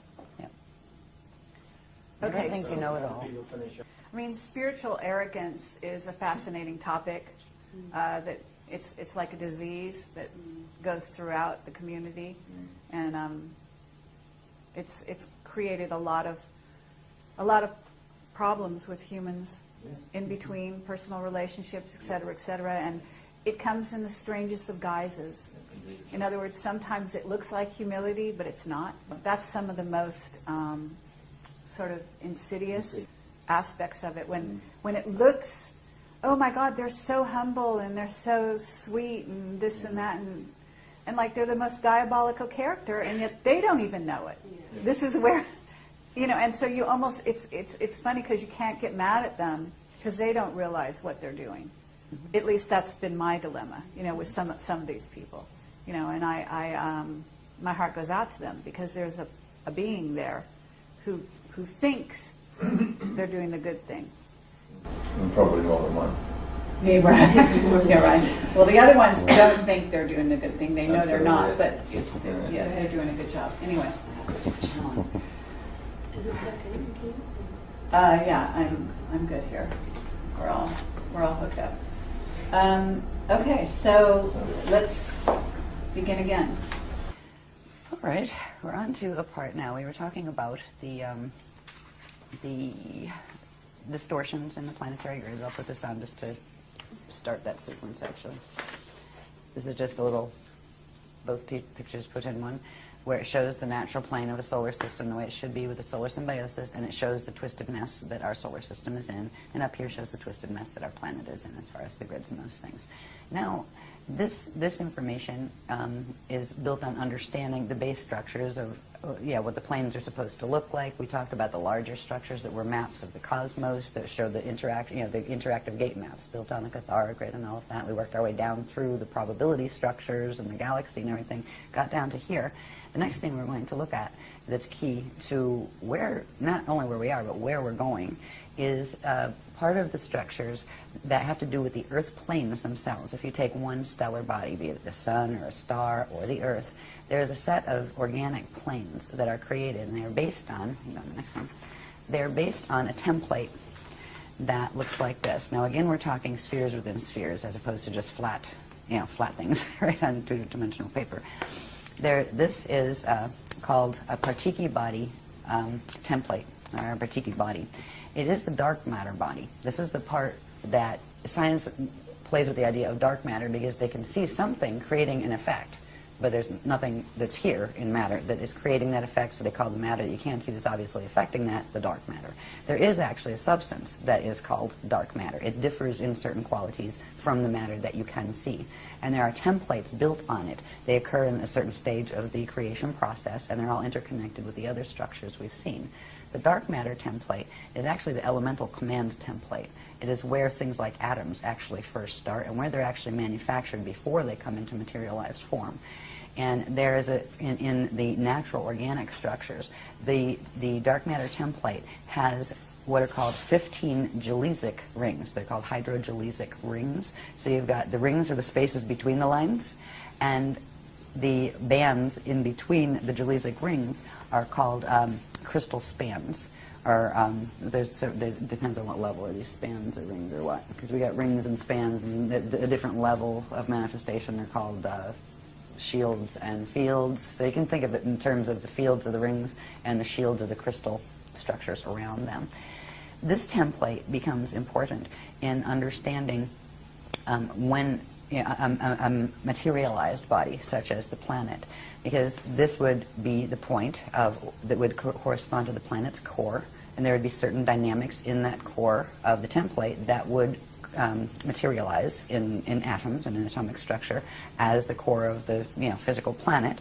The core has what is called a prana-seed in it, and we had this whole long series of graphs explaining how it got there, how that grows and becomes what the template becomes what it is, and the purpose of the prana-seed. The prana-seed is supposed to open and close and spark when it does, which generates quantum, but also allows a direct flow of living energy between the dark matter template and the light body, spirit body, and atomic body structure. And that flow keeps the circulation going. When the prana-seed, when something goes wrong with the prana-seed and it is forced to close, it actually locks up, and that blocks the flow of energy into the dark matter template, and that starts what's called the Bardo process, or the death process, where ring by ring of the matter starts to pull away from the dark matter template, which means it starts to lose its core form-holding blueprint. Now, the sun has just gone through that on the 25th of March of 2007. And so it's in the process of having its rings pull away. The rings start pulling away from the inside, going outward. And I forget what ring we're on now, ring 3 or something like that. Something. 2022 is ring 15, and that finally pulls. There is a gamma burst that comes from the core every time a ring fully releases. So far, they haven't done anything where, solar flaring or anything. That could change. When it comes to a planet, this becomes very interesting, because in this template, and we'll see what it looks like in relation to the planet in a minute, but in this template, those 15 gelesic rings are broken up into, or form into sets of 3, and each one of those is considered a plane. All right, so there are 5 planes, 1, 2, 3, 4, 5, in this 15 ring structure, right? And each of the planes has 3 gelesic rings to it. This becomes important when we start to look at planet structure. When we look at the planet, and if you took a cross-section, you have the core of the planet, then you have the mantle levels, and you have the crust, then you have the atmosphere, and all the stuff that goes up to the magnetosphere, right? This template is actually the key to understanding what is where. And there's some very interesting facts that go with each of these Jaleesic areas, because certain areas have certain characteristics, not only of matter, like certain areas are liquid. That's why we have like liquid core. There are certain bands, number 4, 5, and 6, will actually be liquid aquifers. They're called aquifers. And there are, when we see this in relation to the planet, we're looking at just one dimensional level of one now. Each dimension, for example, a 3-dimensional planet like Earth, it actually has dimension 1, dimension 2, dimension 3, and what is called its density template, or its density body, which would be the catheric level. So there's actually 4 levels. It would be 4 embedded templates. One, like if you take 1 and then times it by 2, that would be the next size, times it by 2 and the next size. It shows you all these overlapping rings, and in those, it actually gives you a map. If you take a cross-section of it, it gives you a map from the core going all the way up into the atmosphere of what is where, what energies it's composed of, and what doorways exist where, because there are pass-throughs that exist in certain parts of this. There also gives you, once you have the base structure of that, and you're on a planet that has mutations like this one does, with the twisted, the axis is twisted, the Merkaba fields are all a mess, that will show in the template, in the light and matter body template that forms, where the natural structures will have impediments in them that shouldn't be there, such as the net fields that we've talked about. So there are when we see this in terms of the planet, you'll see this structure, but times 4, where there'll be 4 of these, the next one bigger, the next one bigger, and then times 2, till we have 4 of them together, and that will give the planetary template of the planes.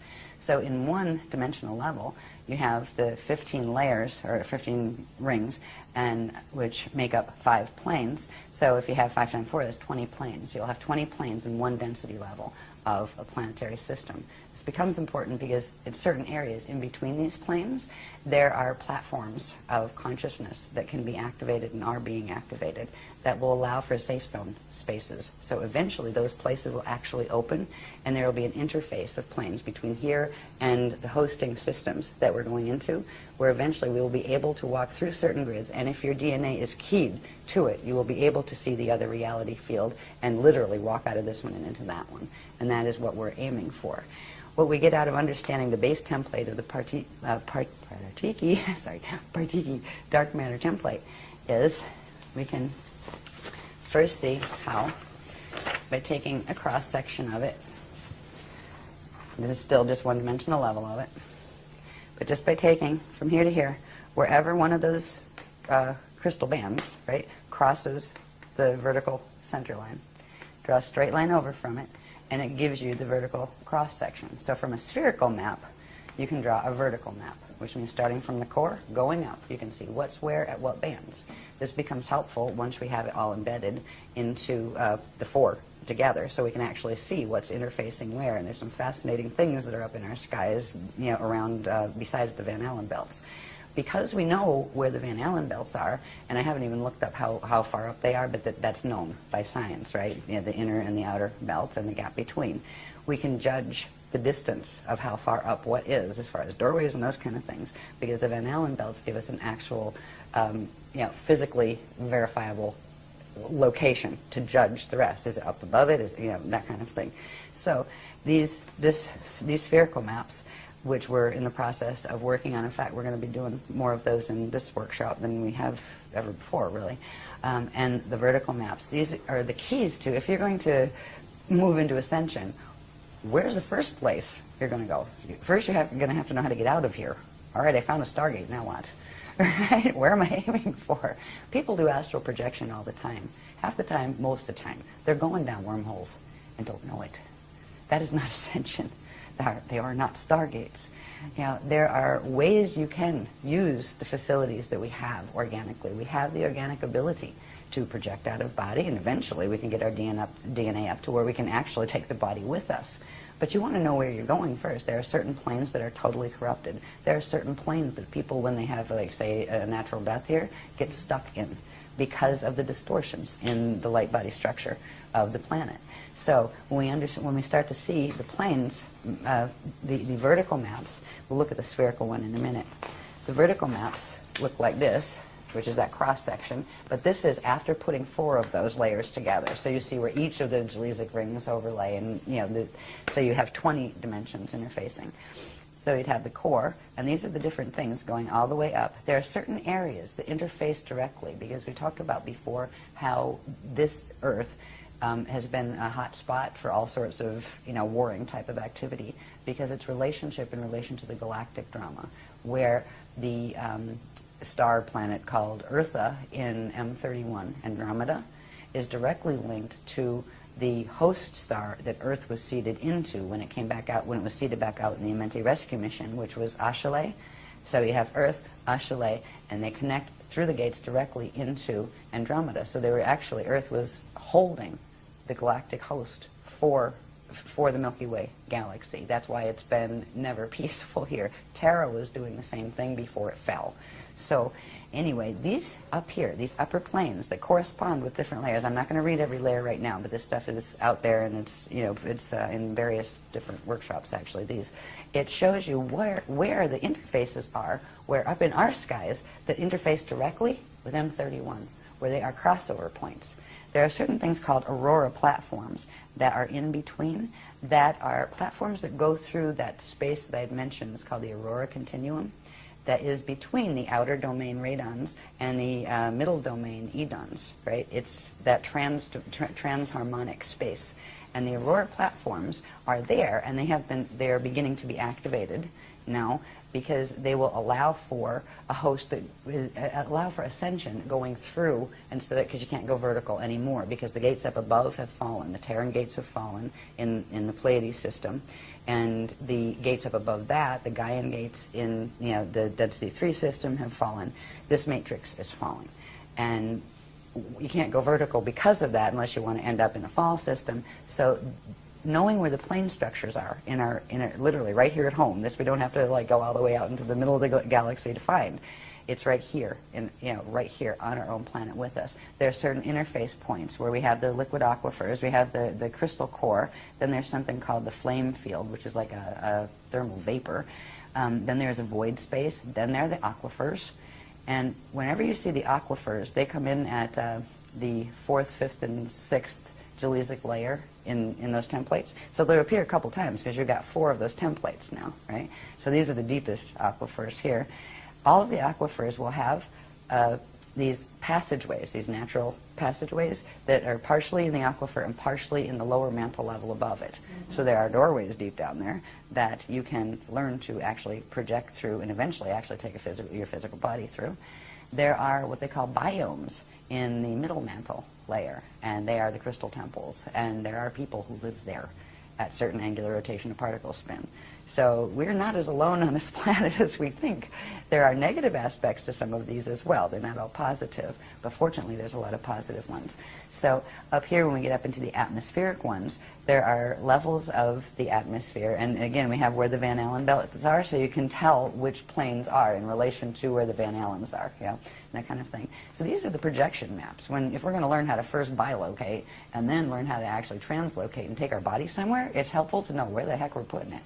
Because when we get to the point where we can do those things, it isn't going to be like, hop in a taxi and say, hey, take me to plane 4 over there, right? It's going to be literally a visualization process, and at the speed of thought, your fields activate and bang, zoom, you're there. That's how fast you would actually go through the gate systems. You wouldn't go, okay, now I'm going to step in the elevator and I'm going in the gate. It doesn't work that way. It's instantaneous and moving at the speed of thought. So anyway, the planes maps are very helpful. They're going to become more helpful as we Okay, what about move the into Great Pyramid? Because it contains aquifer, as you're calling it. There's a liquid part of it in which you can supposedly ascend through, and they used to use it as an ascension chamber. They used to use it as a wormhole chamber. I remember that pit, the alligator pit. Okay. Yeah. Is there more than one, though, Yes. in the Great Pyramid? In the Great Pyramid, I'm not sure. I remember a big one. I just have pieces of the cellular memory from times when I was there. Uh-huh. Yeah, I was a female that hung around there on occasion until they killed me. I do have incarnational memory with that. It's not one of my favorite places. Actually, the real hot spot they haven't figured out yet is Saqqara. Mm-hmm. Yeah. There's actually more under there, but there are direct portals under Giza. Gate 4 is in the Giza complex, and it used to. There was always a fight over that one. It was always one of the Amenti gates. Oh yeah, it was. Yeah. So it is now interfered with. Oh yeah, and has been for how long? Forever. It's actually where they moved the Ark of the Covenant passage in when around 9558 BC period, when the final islands of the Atlantean continent had gone under. That's where the Ark of the Covenant used to come down. That's a portal passage that goes from here all the way up to Andromeda, and they literally shifted it into Giza. And then, of course, Giza became a real hot spot to try to have the other guys take it away from you and use it for wormholes, which there was always fights over it. There were ways to open it that would lead to the Ascension chambers, and there were ways to open it that would lead to the wormholes, and it was always very testy.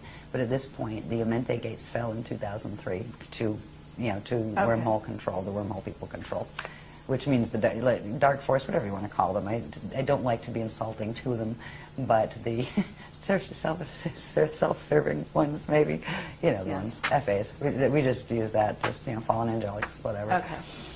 But yeah, Giza is intense, but Giza's gate it's taken over. It's one of the Amenti ones that's taken over.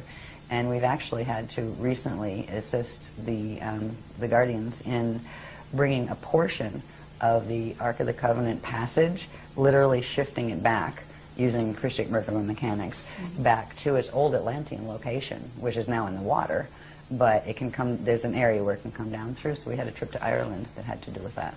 Oh, wonderful. Yeah, so there is a portion of the Ark of the Covenant passage that is still secured, and that means there's a part of the race morphogenetic field that is still secured, that is not completely under control. If you read in the Voyagers books, it explains the things that are supposed to happen with the Ark of the Covenant and all of that stuff.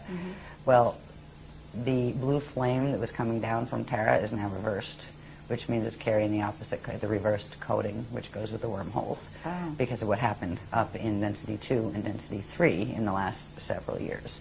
So right now we are doing the silver flame activations, where the Guardians have pulled a portion of the race morphogenetic field, angled it, because it's still in the core, but they've angled it. So it's the passage that goes with it is no longer coming down there, so it won't receive the blue flame. It'll receive a higher level one that is called the gold and silver one flame, which is the one that actually allows the activations that will allow for the transharmonic as opposed to just harmonic activation of the fields in Ascension. Okay. So it's been very complex, like the dynamics. Yeah, okay. No, but that's good. That's very good information. I do want to ask you, at some point they're talking about a Stairway to Heaven having opened up in Germany, and I'm wondering whether or not that's also a false stairway, so to speak. I don't know, I'll ask. Okay. I'll set up the question, see what they say. Yeah. I don't even know where I got that They just information. commented, they said, we'll talk about that later, remember Transylvania? Right? Yeah, because Oh. it seemed like an There's unlikely place. there's another one in Romania or something, Transylvania, that has recently been found in the last number of years. Somebody sent me a book. Yeah, Sarah sent me a book on it because she wanted me to know about that, and I asked the beloveds. And these things are I think, these are connected to the things we're going to learn about in this next workshop, that are the 12 plus 24 of the ancient arrow sites that originally were guardian sites, but some of which got compromised. So I wouldn't doubt that it has something to do with that, but I haven't heard anything about it yet, but that doesn't surprise me. Half the time it's like, you just heard about it, and here's the dispensation. That goes that way. So we'll see if it pops up. But, if not, I'll put it on the list of ask them about that, and if they want to comment, they will, and if not, they'll say not at this time. I don't think that this is a positive. Yeah. That was my understanding, is that it's been created, actually it's been created by governments that are working with probably with the Service to Self group. Yeah. That would be my gut feeling on it too. Yeah. But I kind of put that, I call it File 13. I won't make a judgment on it until I get, direct from them or something, yeah. But I wouldn't be too hopeful, As far as all sorts of things like that, at this point, you're just going to go, yeah, right. Here goes another, FA activation. Yeah, great. Another wormhole's activated. Great. They're doing another big meditation. Oh, wonderful. Well, You and know, they're they're- also, you know, they mean supposedly like an insider. Oh. They're selling tickets to, I mean, it's a crazy, you know, not literally selling, but, you know, for insiders and so on and so forth. And it's just a piece of information that I got. You know, I can't even remember where. I remember one person who was doing these, you know, secret, big, important meditation groups with her ET channel people, and you were required to send hair for DNA.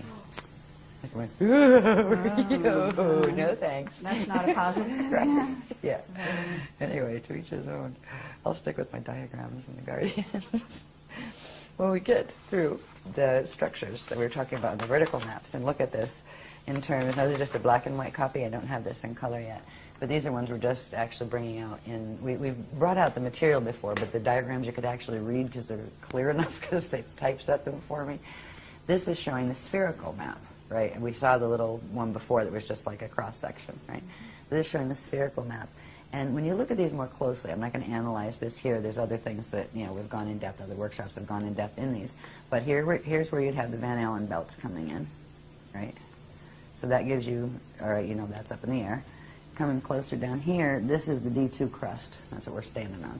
The D2 area, we're actually in D2, right? That's the telluric realm, and that is what we perceive as solid from the state of mind, the D3 atomic level. So we always see, you see as solid what is exactly one dimension below your state, right?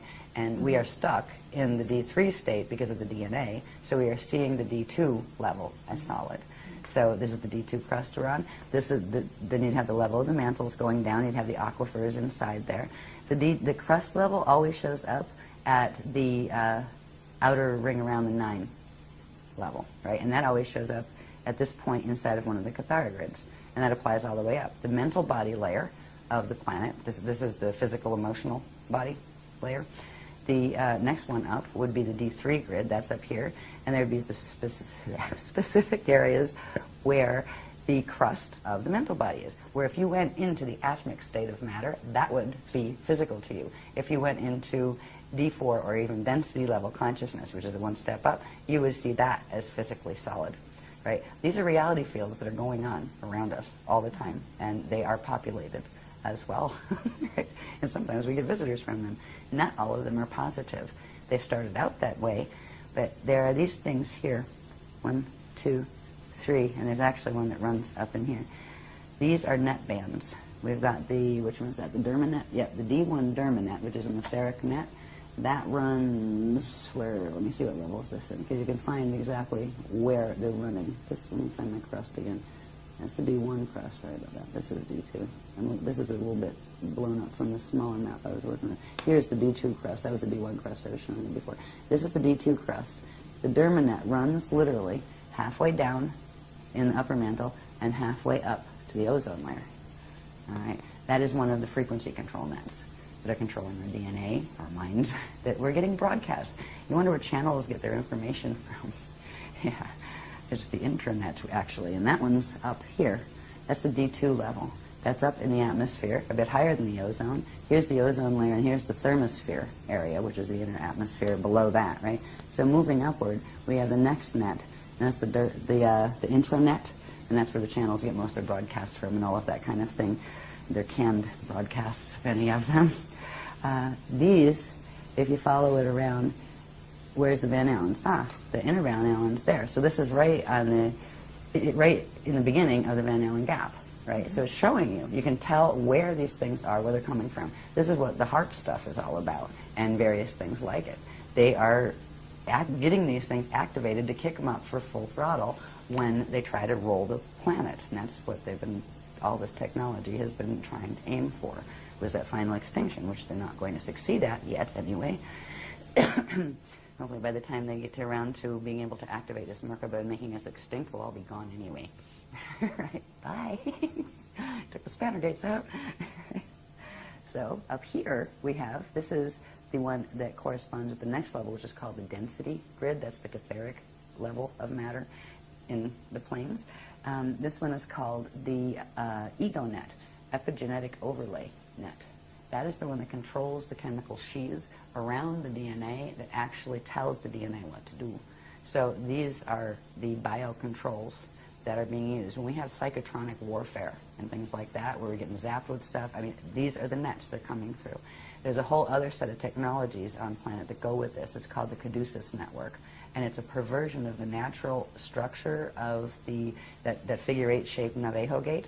They've learned to tap some of the energy off those and twist them into the caduceus shape, right, and run an artificial free energy system off it. And that's why we never got excited about the free energy system, because on the planet Earth there isn't such thing. It's siphoned energy that is being taken off the gates and helping to kill the planet more quickly because of the distortions on the planet. So there's a whole bunch of information that we were shown about how these systems work, how what the planet should look like, what the planes should like. We end up with more planes than we should have because they're split. These nets actually split the natural planes, which means you end up with a regular one and a reversed one. The reversed ones are called hibernation zones, where literally whatever quantum of matter was there, it was put on reverse spin, so it disappears from here. It's not there anymore, right? It went somewhere. It's in the same place, but it's on opposite spin, so it appears invisible. This is where you have places like Shambhala, Eartha, all the other little channel control matrices that have been working wormhole systems in interacting and controlling here. Olympus was another one, yeah. So all of these things, when they started showing us this, it was just like, oh my God, right, that kind of thing, you know. It was heartbreaking. I was quite just bummed out about it, but also excited about understanding the planes. And of course, they never tell us anything that's really, really depressing unless they first give us the antidote. They're really good with that. They'll usually tell you the good stuff first and then show you what needs to be done, and you go, oh, okay, and then, oh, by the way, and that's because of this. You gotta go, oh, yuck. So you know, where you might go, and not even pay attention enough to learn the good part if they showed you all of the negatives first. But what's happening with those groups is that you've got their energy is going into those particular grids and being siphoned off, in essence. Mm-hmm. Yep. And they're also being used as beacons to send energy in to the remaining grids here to control them. The people don't know they're being used that way. They're being used as energy conduits to help literally pull the planet into a black hole. And that's really sad, because most of the people who are being used in that way, it would be the last thing in the world they would want. Right. You know, because they mean the opposite, and that's really sad. But there's also a lot of the people in those groups that are actually incarnated out of the soul, the FA soul groups. Mm-hmm. And some of them, once a being incarnates, though, it has free will, even if it's out of a non-free will matrix, which is always a risk. When the FA groups decide they're going to incarnate and put their little soldiers on the planet, their soldiers might rebel when they realize, hey, we can make better choices. But they still have the DNA link, where they'll have a fight in their head. You know, one part of them pulling in this way, the other part that way. It's really, really difficult for people who are born with greater degrees of Illuminati gene code, because the Illuminati gene code is what plugs into the FA matrices. And nobody ever comes in alone here. We all have... Yeah, we came from someplace, and we all have family groups and that kind of thing. And if you happen to be out of an Illuminati family group that's a control matrix that doesn't give you free will and that kind of stuff, they will give you a hard time if you try to escape from them here, but that doesn't mean you can't, because you can. And there are certain things you can learn to do with your bioenergetic, I'm talking so fast, I'm tripping, with your bioenergetic field that will allow you to slow down their ability to push you and to make sure they don't come in your body and just take you over and that kind of stuff, because they can do that. And it's a pretty standard way of how Illuminati deal with their, you know, renegades. You know, they don't give them a chance to be renegades. So anyway, these planes are here, but they are the negative ones. The positive ones are here. There are these aurora platforms that connect into the aurora continuum. And we've been progressively giving technologies and techniques to work with our biofields and, you know, in our bodies and our various levels of our bodies to bring in the currents that will allow us to begin to be able to go into these spaces, or actually more so open up these spaces where they're in the same place as the other spaces, but you could have two people standing next to each other, one activated to this time wave and one to that, and they'll see completely two different things. Right now, we're all seeing the same thing because we're all stuck in the time wave that's being run by the Metatronic clock down here. As soon as this other time wave starts coming in, there will be another option. And if we work with technologies that bring that other time wave into our bodies, that's why they give us techniques. I mean, every workshop, there's tons of techniques. We must have thousands of techniques by now, I think. they progressively help to fix this part of the light body, then this part, piece by piece. We've been putting ourselves back together, But eventually what this will look like, what slide will look like, is you'll have yourself activated to a certain level, and you will see a gate, and the person next to you won't even see it. You'll walk through it, and you'll disappear, and they won't know why. That kind of thing. And you'll end up where you would, there's a place they're going to have that's actually called the mirror ball zone that we're going to learn about in this coming workshop, and I just know a little bit about it, but enough to know what its end result is going to be. There's going to be a place with the higher earth planes that we've talked about that are invisible to us right now because they're on the other side of the nets. They're free from the nets, and we just don't see those matter layers because of the nets. There's going to be a place where part of those planes blend with part of our planes, and there's going to be a blend field, and if you have the activated blended time wave, you will be able to see both and switch between them, which means you would be able to slide from one reality field to another. And that is the first step in ascension from here. The next step would be getting to the point where you could make it permanent, because as long as your body is still partially running the time wave here, which means as long as you still have that cell donated by the piece of cell from your mother and your father, as long as that cell is still there and not released, you will be bound to the time frame of the planet in which that conception occurred. Right? So first we learn to slide, and then we learn to span, which is do the transfiguration and free that. So we are literally free to go into the living universe through the ascension passages. And that's what we're working on. It's the real deal. And I know it is. I remember teaching this in Egypt. I remember teaching this in India. I remember teaching this in Atlantis and in Lemuria and on Procyon. And other, it's the same thing we've been teaching over and over and over. It's the same thing that Jeshua tried to teach back then in the Jesus period. That was the person I call Jesus in these days. It was the same thing that before him, there were people in India that were trying to teach. These are the teachings. They belong to everyone. There's not one religion that they're a part of. They're the original legions of the Christ, which were the original, not just the CDD plates. The CDD plates themselves were just one part of the translation of the universal knowledge. There's a higher level of those plates that are called the something or other Alhambra plates that are from M31, the Alhambra plates. And they're crystal discs, actually. They're just starting to release information from those.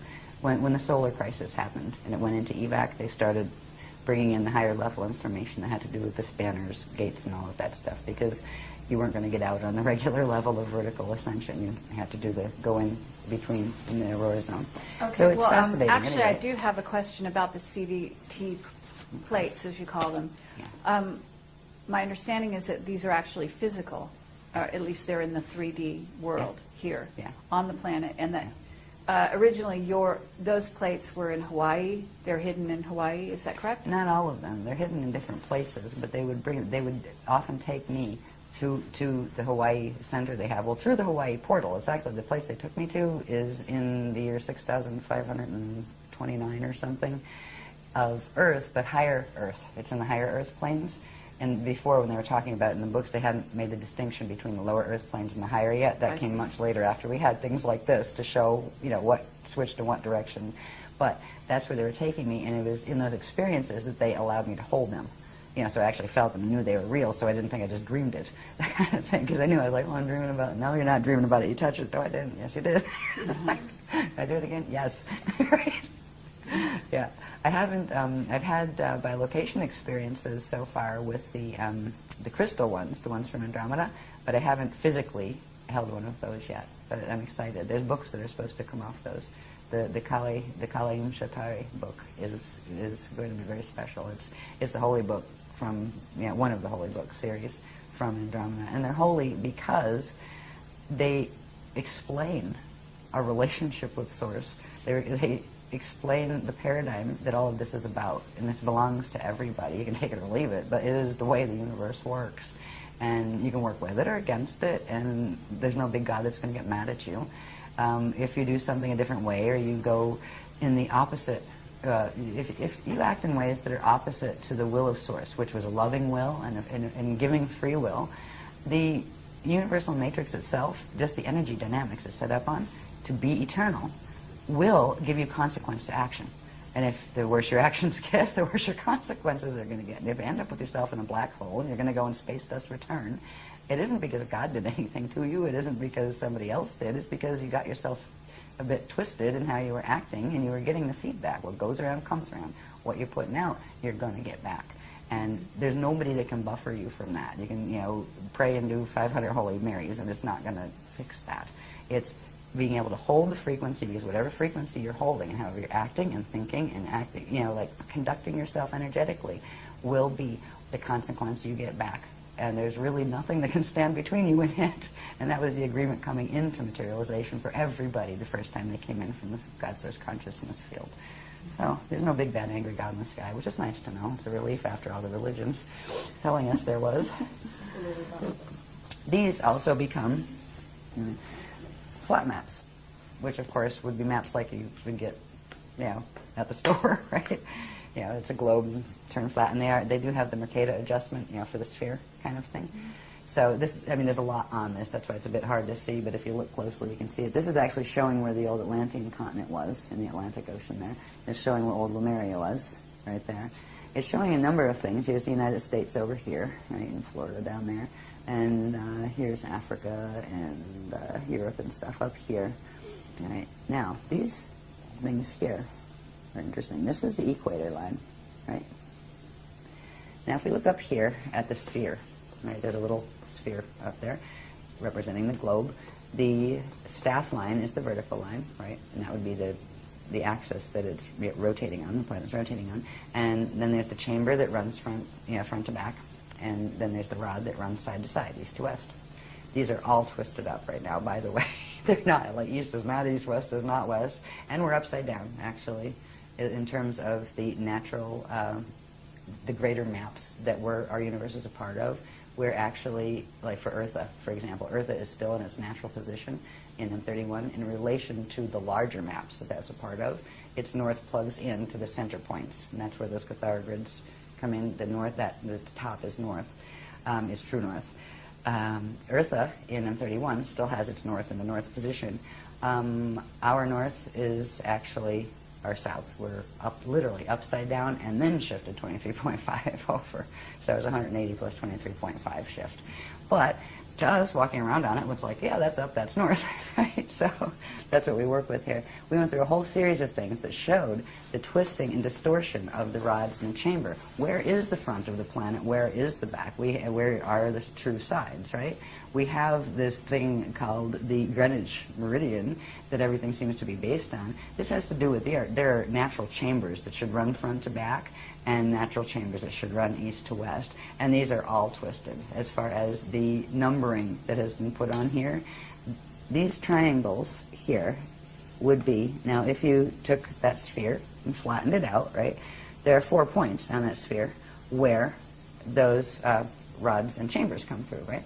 So you would be able to chart them. They come out along the equator line. If you looked at that, like I just put it in an angle so you could see that there was 4 chambers, right? So there would be 4 opening points. They're called fontanelles, where these chamber energies come through, the front and the back, the sides, and also the top ones. So there are 6 fontanelles on the planet, 1 on top, 1 on bottom, and 4 along the equator. These are actually spinning vortices of energy that under certain conditions these are supposed to be interacting with the natural sun that has the same thing in the solar symbiosis cycle.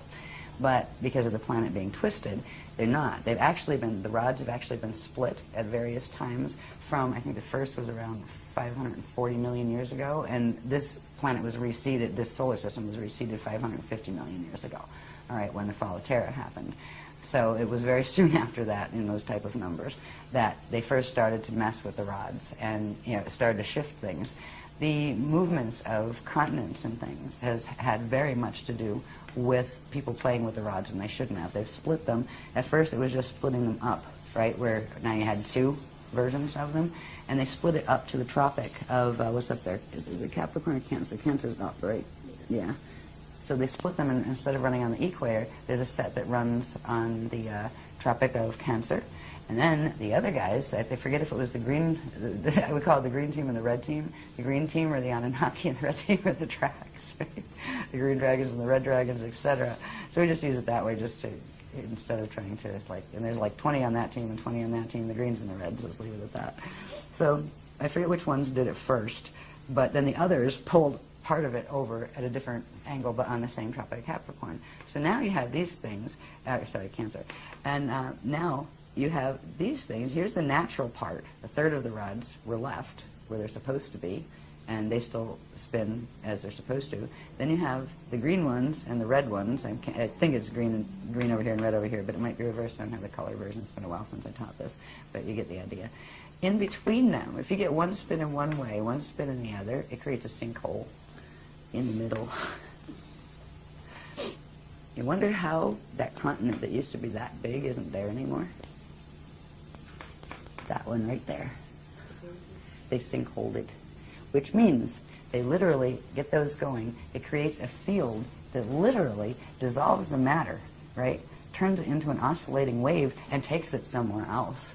They took this to a place. Part of the quantum of this planet is now called Phantom Earth because it has been taken into full fall zone.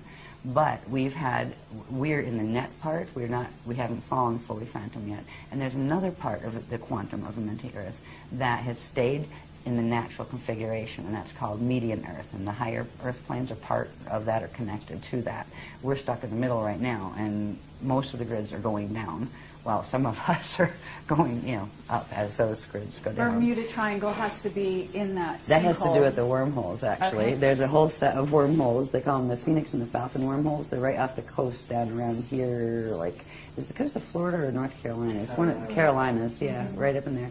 Then there's another set over here, the Lakistaki wormholes that the other guys control, the Buhara control those on the west coast. Oh, this is a mess. What they've done to this planet is heartbreaking. But the planet as a being allowed it, because it allowed itself to be used as a nursery. It was used in a way where the angelic humans were appointed here, not just here either, not just on Earth, but they were created to actually be the Templar guardians of this time matrix. And the ones that were seated here were allowed to interbreed with certain races who entered the Emerald Covenant for bioregenesis, which means if they were losing their ascension codes to the point where they were going to go into full fall and they were going to end up not being able to even incarnate back into a body that had ascension codes, the races that went into that type of trouble because of the choices they made in their existence and their race existence, if they entered Emerald Covenant, we would literally help them get their gene codes back, and that's how we got in trouble down here, where there would be, we'd be allowed to intermarry and those kind of things, and children would be born, and the gene code would be brought back in the next generation, where it would lift their gene code. But what it started to do was drag the angelic humans down, and then everything is done on purpose to sabotage the angelic human ones, where they got our gate codes because our DNA was keyed to the stargates here, and theirs wasn't. They had only wormhole access that they would be brought through because it did not have wormholes in the beginning here. And they would be brought through on Emerald Covenant agreements. They could come through and heal. Earth allowed herself to be a place where this healing could take place. But the ones we healed took over. And right now you have what used to be an angelic human race and a whole bunch of other different races that look very different, right? If you interbreed something enough and shut off certain parts of the DNA in this one and turn up certain parts that are similar in that, they start looking more and more alike.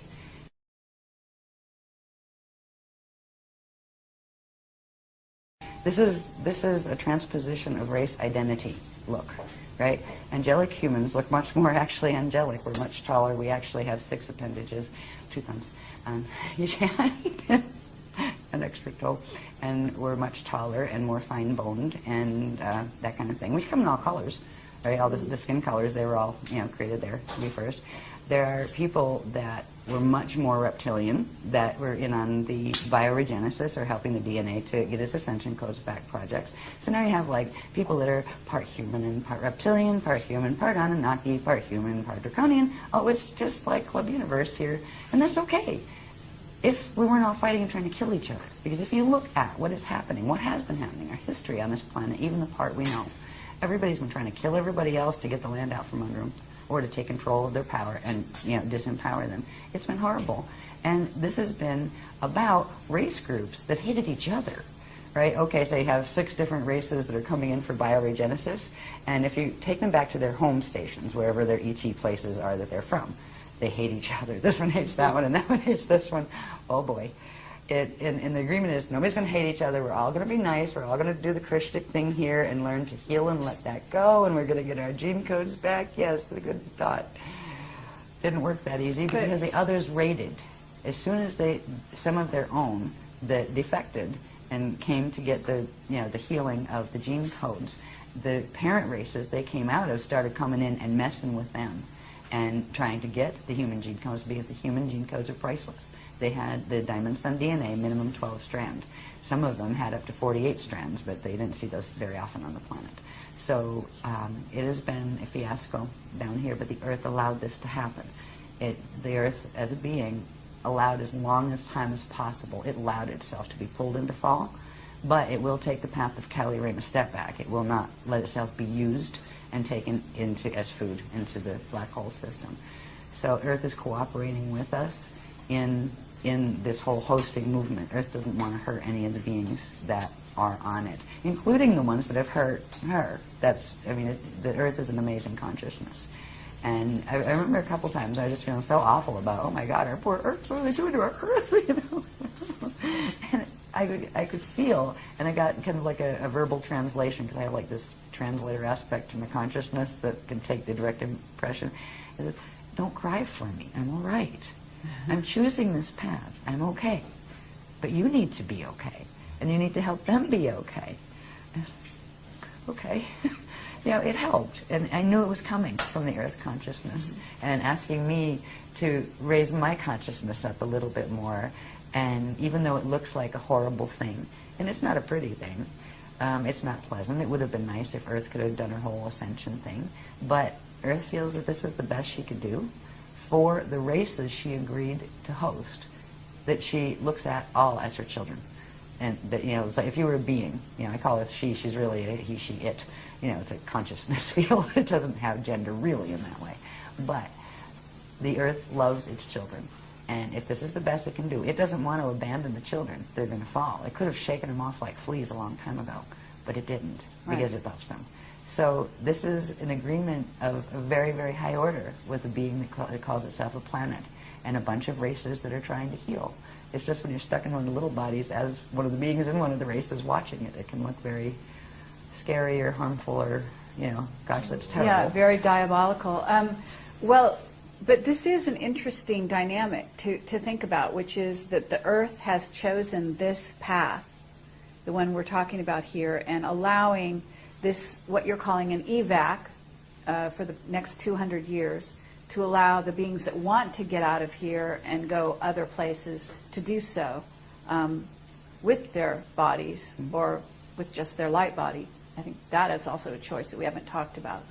Well, right now, we still have the potential to heal the gene code enough where we can actually do physical ascension. I understand. That will change very abruptly on December 21st, 2012, unless we do stuff before the fact to stop what's going to happen in the planetary grids then.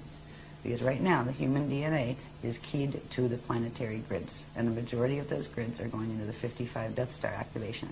It won't complete, but it will be enough to shut down the ascension codes in the biological bodies permanently.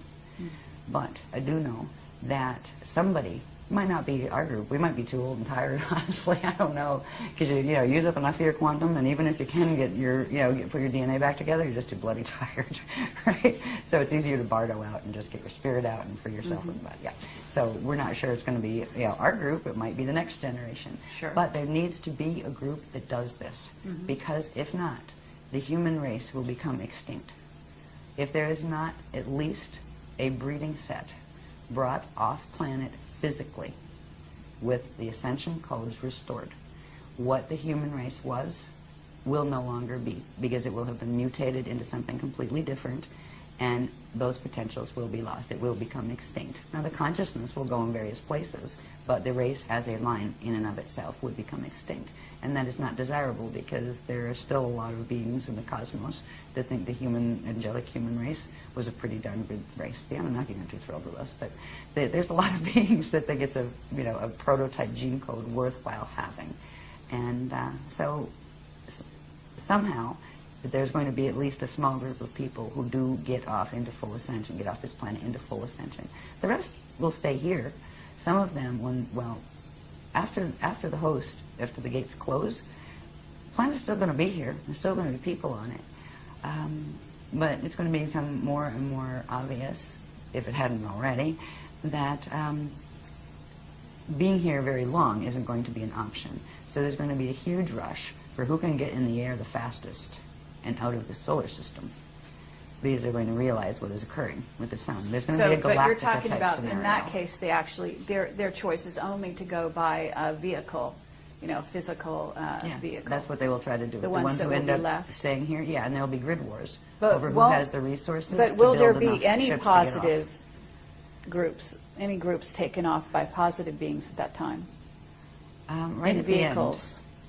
The vehicles would serve one purpose. If a being didn't have the ability of the DNA to pass through the gates, but still it was close, there's a certain level of protection and kind of like atmospheric support that the vehicle, especially the plasma ships, which are different than just metal ships, that they can afford a being. But they can't be permanent. It has to be a being that would be able to, if you get them through, they have to be able to move through and hold the change on the other side, right? So it would, if they could do that, yes. If not, they would just assist them off. Once the body died naturally, they would assist the soul out, or not the soul, because the soul's on density too, the consciousness out of this level. Right, so, but that's 200 years from now, as long as everything holds. Okay. I'm not going to spend a lot of time on these. I just want to show the fact that they exist and how these pieces fit together. We're down on the planetary level now. We looked at the planetary rods and the split rods and how they form sinkholes and all that kind of stuff. There's specific locations, longitude, latitude, of these things that, this information is published. I think it's one of the Sliders' more recent workshops. I think this was the Ireland workshop. But if you take one of those, those 4 fontanelles, right, where the rod or the chambers come out, each one of those points is a very specific point on the planetary grids, and longitude, latitude can be found. So we do have the longitude and latitude of those vortices.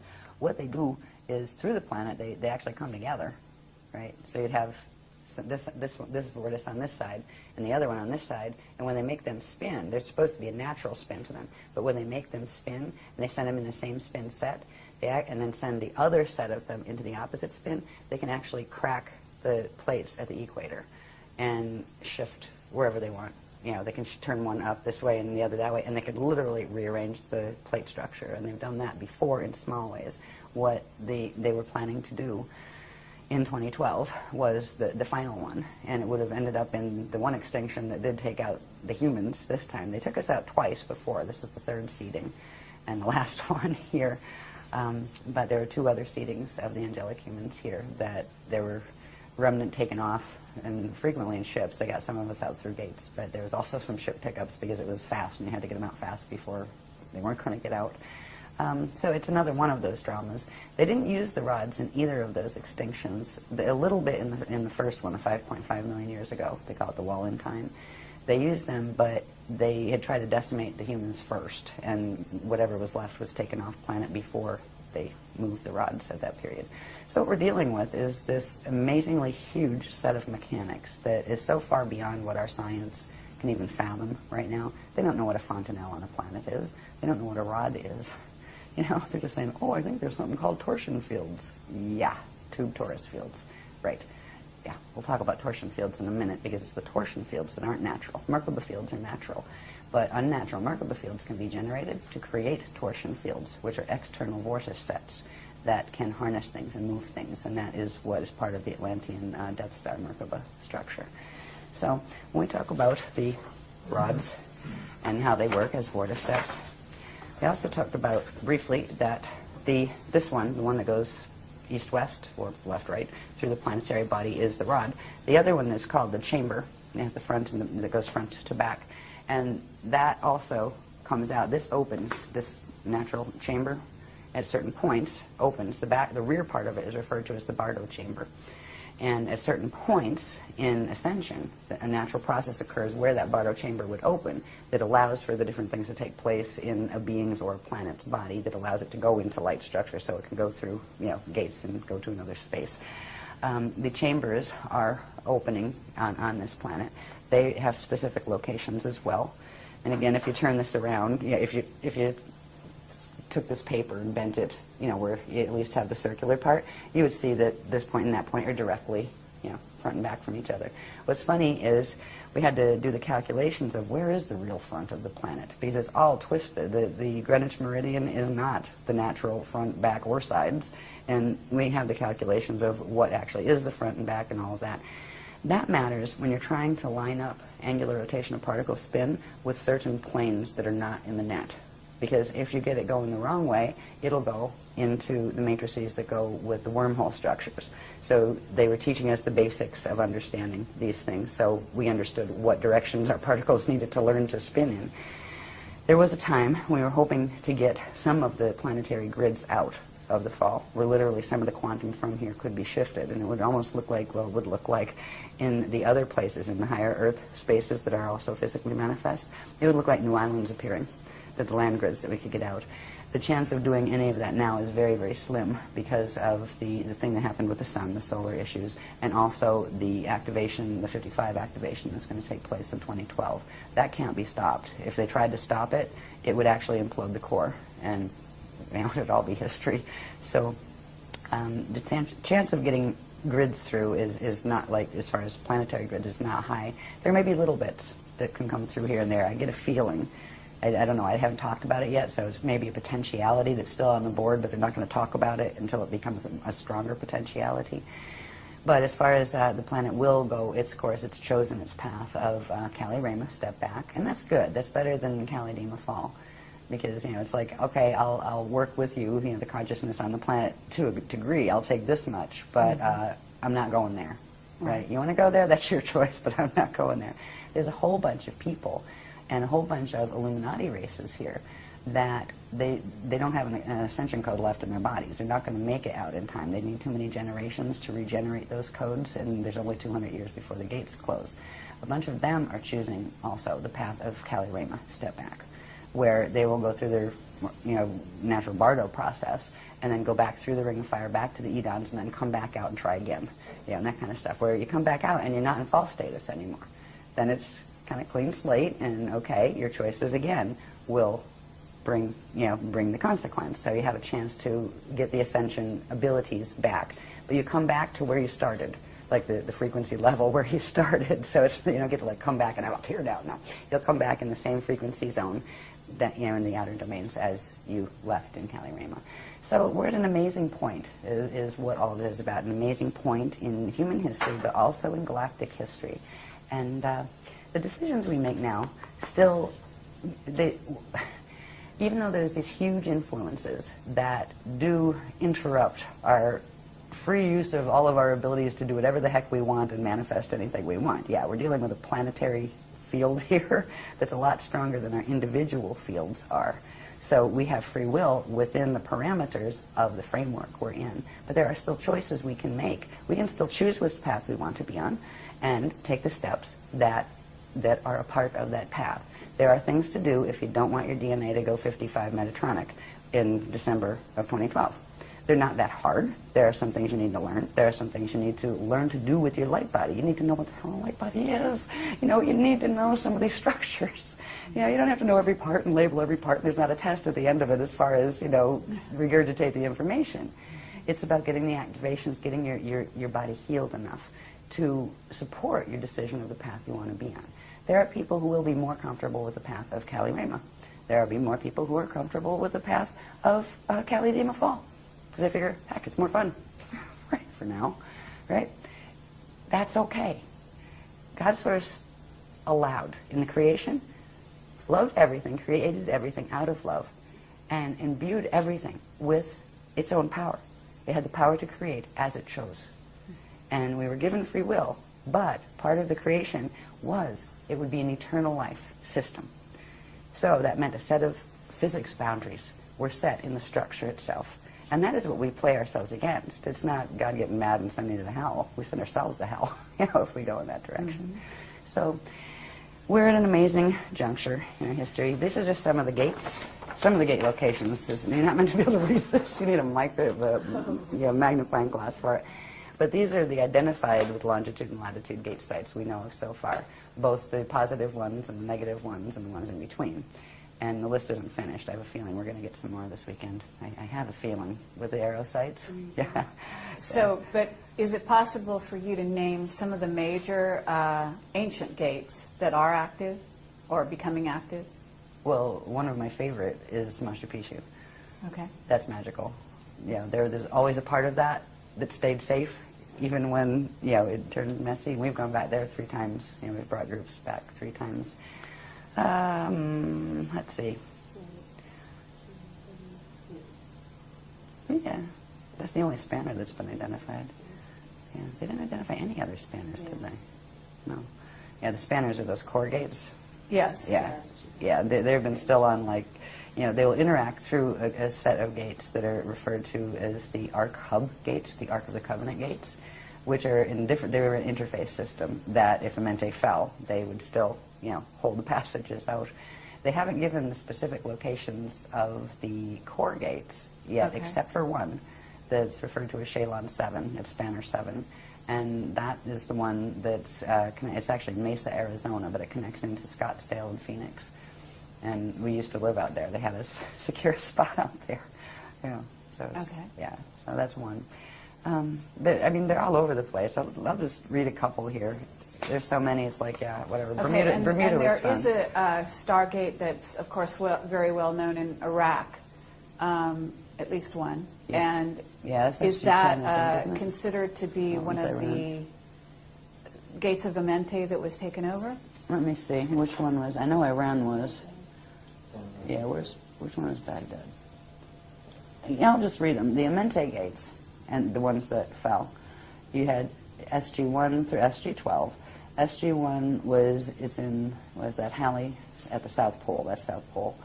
The other one, we're sitting on it. It's Sarasota, Florida, the Gruol, and that's a control gate, and that's why we're here. That's one that we still were able to keep interfaced with the other interface systems where they couldn't take that, because that's a control grid for here. This used to be part of the Atlantis region in the ancient days. Then there's another, SG-3 is on Bermuda Islands. SG-4 is Cairo in Egypt, actually. Egypt, Giza and Cairo in Egypt, in that area. And it actually interfaces through several. It comes in through the big pyramid, Cheops, but it's also angled through into Cairo and into Saqqara and Philae, I believe, in those areas. So, Okay. Yeah. Machu Picchu is Gate 5. In Moscow area, Russia, is Gate 6. Lake Titicaca, Peru, is Gate 7. And we went there, too. That was interesting. SG-8 is in Xi'an, China. SG-9 is in Bamtao. I can't even read, it's so tiny. Bamtao is in Tibet. We wanted to go there, but the grids weren't safe enough to do it. SG-10 is in Abadan, Iran. SG-11 is in the Vale of Pusey in England.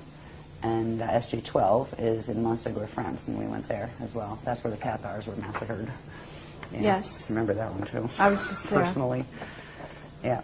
So they were the main Amente gates. Now, the gates that are using, there's a whole bunch of things also called Q sites, which interface with the gates. There's 12 of those, one for each gate. There's gates that connect into the parallel Earth stargates, which now are under the control of the fall force. There were let's see who else we got here. The ones we are using now, there's a couple sets that interface. They're called the Ark of the Covenant hub gates, or the Ark hub gates, and the Polarian gates, which are a set of Polarian gates that interface through that Aurora time continuum that I was telling you about. So let's see, where are we? Oh yeah, and there's the Trinity gates. They're the ones that actually will step down to a D3, because most gates you need a minimum of a D4, but usually D6, six-strand activation to take a body fully through. But the Trinity gates were designed to actually, if you had third-strand activation, the three-dimensional consciousness, you could still go through them and go into safe spaces until you could get up to six-strand activation so you could finish the process. The Trinities are, this is so tiny. Let's see. Trinity 1 is Malibu Beach, California, Malibu. Trinity 2 is Belize City, Belize, in Central America. 23 is off the southwest coast of Goa, India. 4 is Staten Island, New York City. 5 is southwest of something I can't read, in Tuscany, Italy. 6 is in the Andaman Sea off the coast of Burma. And that had something to do with a number of years ago, there was a tsunami or earthquake or something out there because they did something to that gate. The other side did. Okay, but these are the Trinity gates, and you're saying they only requires 3-strand Yeah, DNA. but they also require to be plugged into the other ones, the larger gates, the arc hub gates.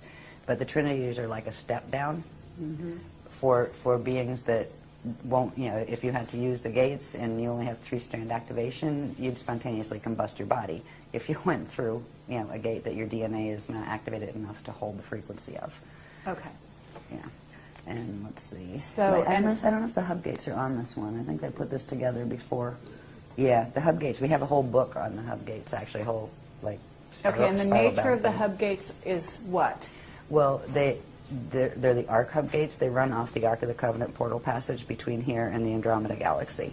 All right, Okay, so they are require secured. 5-strand or 6? What were they? 12? Yeah, their base is 12, and for anybody to get 12-strand activation here, yeah, 200 years, not highly likely. That's why the hub gates, certain beings that come in with certain contracts would be able to use them if they were fully activated. But what they're doing with those, if we get those activated on the planet, which they have done, then they can plug them into the spanner gates, which you need 24 strands to be able to pass through alone. But then they're plugging them into the Trinity gates, which steps it all down. So the Trinities would allow passage of someone that has average, you know, DNA activation levels. So there's a whole bunch of, the dynamics are very specific. You know, I mean, a lot of when the Zetas were doing abductions, you know, earlier in the, you know, a couple of years, 20 years ago, they were like trying to figure out exactly how do you calibrate that beam because they were losing people in flight, right? Oh, let's grab that one. Oops. I mean, seriously, just vaporizing people because it's all about frequency. It's all about electricity and how much electricity the body can hold and handle. And what we've been doing for 10 years is progressively building our body's ability to hold higher and higher dimensional frequencies. And now we're bringing in the transharmonic frequencies that come in from the Aurora continuum. So it's really the courses or the techniques that the guardians have been giving us are the fastest way to get your light body, spirit body structure healed and your DNA activated, because they are working with the highest frequencies that are available on the planet. But if you want to do a path of fall or something, it's not going to get you there. Right? You know, if you want to go Metatronic, you don't want to do these techniques. Sure. Yeah, seriously. If you want to go, you know, play in black holes and do a Battlestar Galactica scenario and, like, you know, have soulless robots roaming around or become soulless robots and try that out, well, that game is, yeah, do the Metatronic Merkaba because that's what it'll get you. But if you really want Ascension and find out try to remember what it's like to live in a free system. This race has been raised, especially the third seeding, under no freedom. This has been a prison planet and a warring planet. It isn't like this everywhere. There are places that just aren't like this. And they're not socialist government and they're not communist. No, they're synocratic, where people just get it and they act pleasant toward each other and they wouldn't hurt each other and they wouldn't hurt another being and they wouldn't hurt the planet and they make decisions based on that love. There are places, in fact, the majority of the places in the cosmos are like that. We are in an exception system where all sorts of the extremes of free will have been allowed to be tested. But we don't always have to choose to be in that. But once you're in it, you need to finish the cycle and get back out, or you can get ensnared in it. So that's kind of where we are. That's why there's no hostility toward the people that are choosing the other paths. It's usually them being hostile toward us for pointing out the fact that that's what they're doing. It's like, sorry. But anyway. Yeah. Right. See, because if they had it their way, they would do all the twisted mechanics, have everybody on the planet thinking that was great and doing it, and they're taking the free will away from people to make a conscious choice. We are showing, look, here's this body of information, here's that one. Compare them. See which one makes more sense before you just go jumping into any one of them. We tell people, go read that, go research that, sure, check it out. You know, if you're a little worried that its frequency might bother you, well, like run a Maharic seal and, you know, put a protection field around it and then check it out. You know, we don't tell people to avoid things. The other ones are like, oh, don't do that, oh, don't read that stuff, oh, it's bad. It's like, what are you afraid of? Seriously. And that's what it is. Because if you put the two main paradigms on the planet are the one coming through the Tothian stuff, the Paraclete order, that kind of thing. And there are two versions of it. There's the Anunnaki version and the Drac version, but it's really the same occult sciences. And they are teaching the Death Star Merkaba stuff. And then you have our stuff. If you put the two together, we have not withheld anything. We get it. It comes right through. It's given public. There's no quiet inner circle pulling strings. There's no, here, donate this. There's no, here, hand over all your possessions. None of that stuff.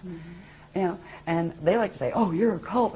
Why? Because we're giving power back to people. We're saying, here's what your anatomy looks like. Here's what cosmic structure looks like. Here's how this applies to this. And this is what the geometry should be. This is what they're doing. Just compare them. What makes more sense? If you like that one, go for it. You know? So, Exactly. Anyway. Now, one thing I would like to get through, I'd like to get through this pack because there's a couple of things that are significant. But one thing, I've talked about the word Merkaba quite a lot. And again, it means moving light body, right? And there's specific structures to natural Merkabas and to unnatural Merkabas, right? A basic Merkaba structure, it's called the Biveka Merkaba, which is the smallest form of them, is a star tetrahedron shape, right? If you look at it flat, it looks like a Star of David shape. It's actually known as the Star of Solomon, not David.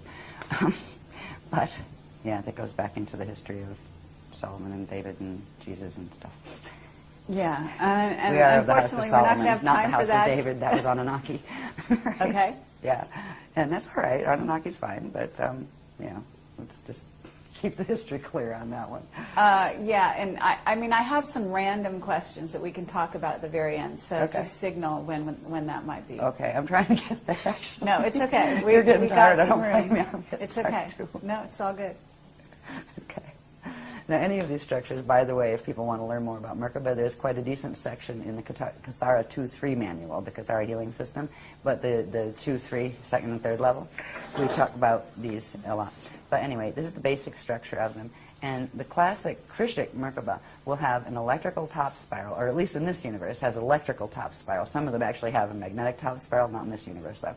But they'll have an electrical top spiral and a magnetic bottom spiral. The electrical one will spin clockwise and bring electrical energy in, and the magnetic one will spin counterclockwise and bring magnetic energy up and out, right? So yeah, the two cones do not spin in the same direction, all right? That is the big difference between a Death Star Merkaba and a natural Krishnik Merkaba. The natural Krishnik Merkaba will always have one of the spirals going in one direction and the other one going in the opposite direction. Whereas with the Death Star Merkaba, they will take one set. They'll tell you have two Merkaba fields, one Star of David shape and another Star of David shape. You spin the one Star of David shape this way and the other that way. That's the same spin spiral set. That is a phase-locked Merkaba. That is a Death Star Merkaba. And they're combining it with the one from the parallel universe to make an unnatural blend between the particles over there and the particles over here to drag you into the Toro Rift time rip. All right. And the ratios are different. A natural Merkaba here at Biveka level starts with the electrical going at 33 1/3 spin. And it's, what is it? Rotations per trillionth of a nanosecond, I believe, is what that refers to. And the bottom would be at 11 2/3. And there are increments of speed that if you go to the density 2 level of it, it goes up to, the speeds go up. The characteristic one of the Death Star Merkaba is one of the numbers is, I think it's the electrical one, is 34, and they spin it counterclockwise, but the whole thing, right? And the other is 21, which are numbers that are in the Fibonacci sequence. And the Fibonacci sequence is the anti-Krishnik spiral harness that is meant to harness the natural crystal spiral expansions, which we haven't even gotten into. So, I mean, we have all of this, you can compare this stuff, and it's just a no-brainer when you see it all together. No wonder they don't want a public discussion. Anyway. So, the natural Merkaba structure is that, and it has specific speeds, it has specific polarity orientations. They call it a fin, right? Because when you're dealing with it, you're not just dealing with two cones. You're dealing with, if you take a three-sided pyramid, right? Two three-sided pyramids, one going this way and one, the point down, one with the point up. So it's a star tetrahedron shape. That would be this shape. So there are, between male and female genders, there are differences in whether the top fin is pointing forward or the top fin is going backward, and those kind of things. So we've dealt with all of that. We've got the polarity levels of them and all sorts of information on them. But what's most important is understanding, first of all, they exist, right? Just because you can't see them doesn't mean they're not there, and they're part of your natural anatomy. A Merkaba field isn't just a vehicle that you activate so you can go through a Stargate. It's an organic part of the circulatory system of the cosmos and of your own interdimensional body. Everything has some form of a Merkaba system. All right. To see this a little more clearly, it's the same drawing. It just shows a little bit better the radial field. Around the Merkaba field, there's something called the radial body, and this is part of the light body structure. It has what's called the trion field out here. The rayon field out here as its outer border. It has in here what's called the trion light field, and in here it has what's called the Miage magnetic field, and that is the natural structure of a simple biveka Merkaba. Merkabas also have what are called shields. That's the deflection field that spins as like a shield. Just like if you look at the Milky Way galaxy, the pictures of it, it has that big disk, right? Well, they have a disk that's caused from their spinning, and it also has to do with the quantum of energy that's spiraling out into expansion around them. There's a whole bunch of mathematics that go with that. But this one shows the shield a bit better. So you have your radial field, your radial body. It's called the radial body, the round areas, and they're not round, they're spherical, right, as opposed to flat round. Then you have the vorticets. The natural vorticets fit on the cathara grid structure, right? They fit perfectly into that. And this would be the shield, and that's a spinning shield around. Now we have Merkaba fields around us, and the shield actually comes out and spins here, right, the natural ones. The other ones actually sit lower, and they're not supposed to, right? There's a whole difference in how they fit. But that's a natural biveka Merkaba, and I believe they're 2 or 4 vector is how many vectors time vectors they can actually interact with. The next stage, after you get that far in activation, is this one, which is called a double biveka Merkaba field, which is 2 of those put together, right? And that would give you twice as many time vectors and gate systems, frequencies that you could process and move through. The next one from that, you're going too fast, is called the Akasha Merkaba. And this one, I believe these are 6 vector. The regular ones are 6 vector, and then they go up to 48 vector. But they start with this, where there's that cathara grid structure again, right? They have a double biveka one at the top, a little double biveka one at the bottom, and this huge structure that looks like a crystal umbrella, right? And that spins, but these are much faster than the smaller ones. And at a certain point, this is the one that if you were going up the natural thing, if you could go up from density 1 to 2 and 3 and 4 and up to the Eka part, which is at the center, this would be the one you would activate to get up there. But since we can't go up the vertical chain anymore because the density 2, 3, and 4 in this matrix have fallen, right? We have to activate even larger ones that can go through the transharmonic, time shifts into the Aurora continuum. So you go for this one, and this one looks like this. This shows it a little bit better. That's more of the structure of the single Akasha Merkaba, right? And all of these mathematics are very precise. And the way things fit together, the alignments on some of these were brutal, especially doing them by hand. God, right? So just getting the cathara grids to fit together the right way to make those maps was brutal. And then you have all these other forms that are built on them. They have to align just right. So, they're very precise in their math. And what's interesting is the math is actually held in the picture. When you look at that picture, if you did what's called optical pineal induction, which means you look at it and you can actually blur your vision just a little, which actually helps it to focus just a little bit, not quite crossed. Right? There's several spaces you can focus, but if you focus a certain spot and this, breathe it in, it will actually begin the activation. You'll be able to feel the ripples, right, coming in. And the more you work with some of the other clearing your light body and healing your light body techniques and things, the more those things work much quicker. And you can look at a photograph once you have your vehicles operated, and every image you see has behind it an energy encryption, right? Literally a radiation signature. And that is how, once you become like, a rishi being that can move at will, an adept, you would simply visualize a place, and that would trigger the math in the system and tell your whole body system where to go, and you'd be there at the speed of thought. So it's quite a very neat process, and it is real. That's what's amazing. Here it's almost become kind of like a sideshow act, as far as, most people don't even think Ascension is real. Some of the Bible people think the Ascension is real, and they're expecting God to inhale them up into the sky in the rapture and stuff, and like, good luck with that.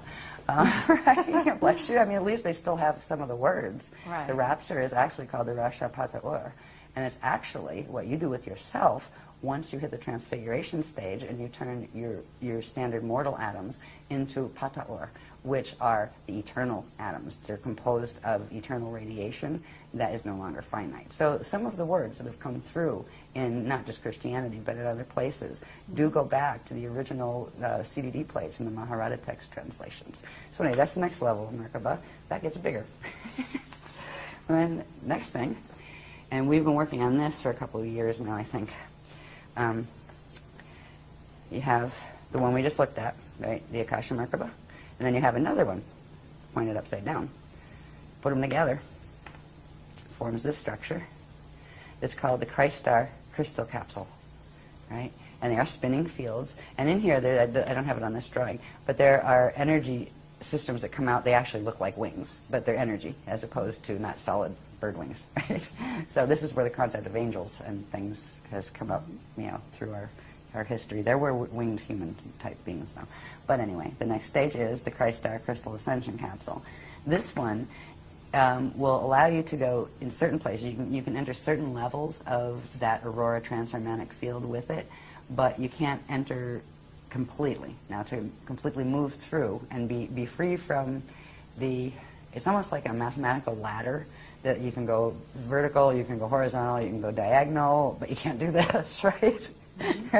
In this one, you can do a little bit more of this, where you can go into the aurora continuum, but you still have more angulars. You don't have quite as much mobility of vehicle.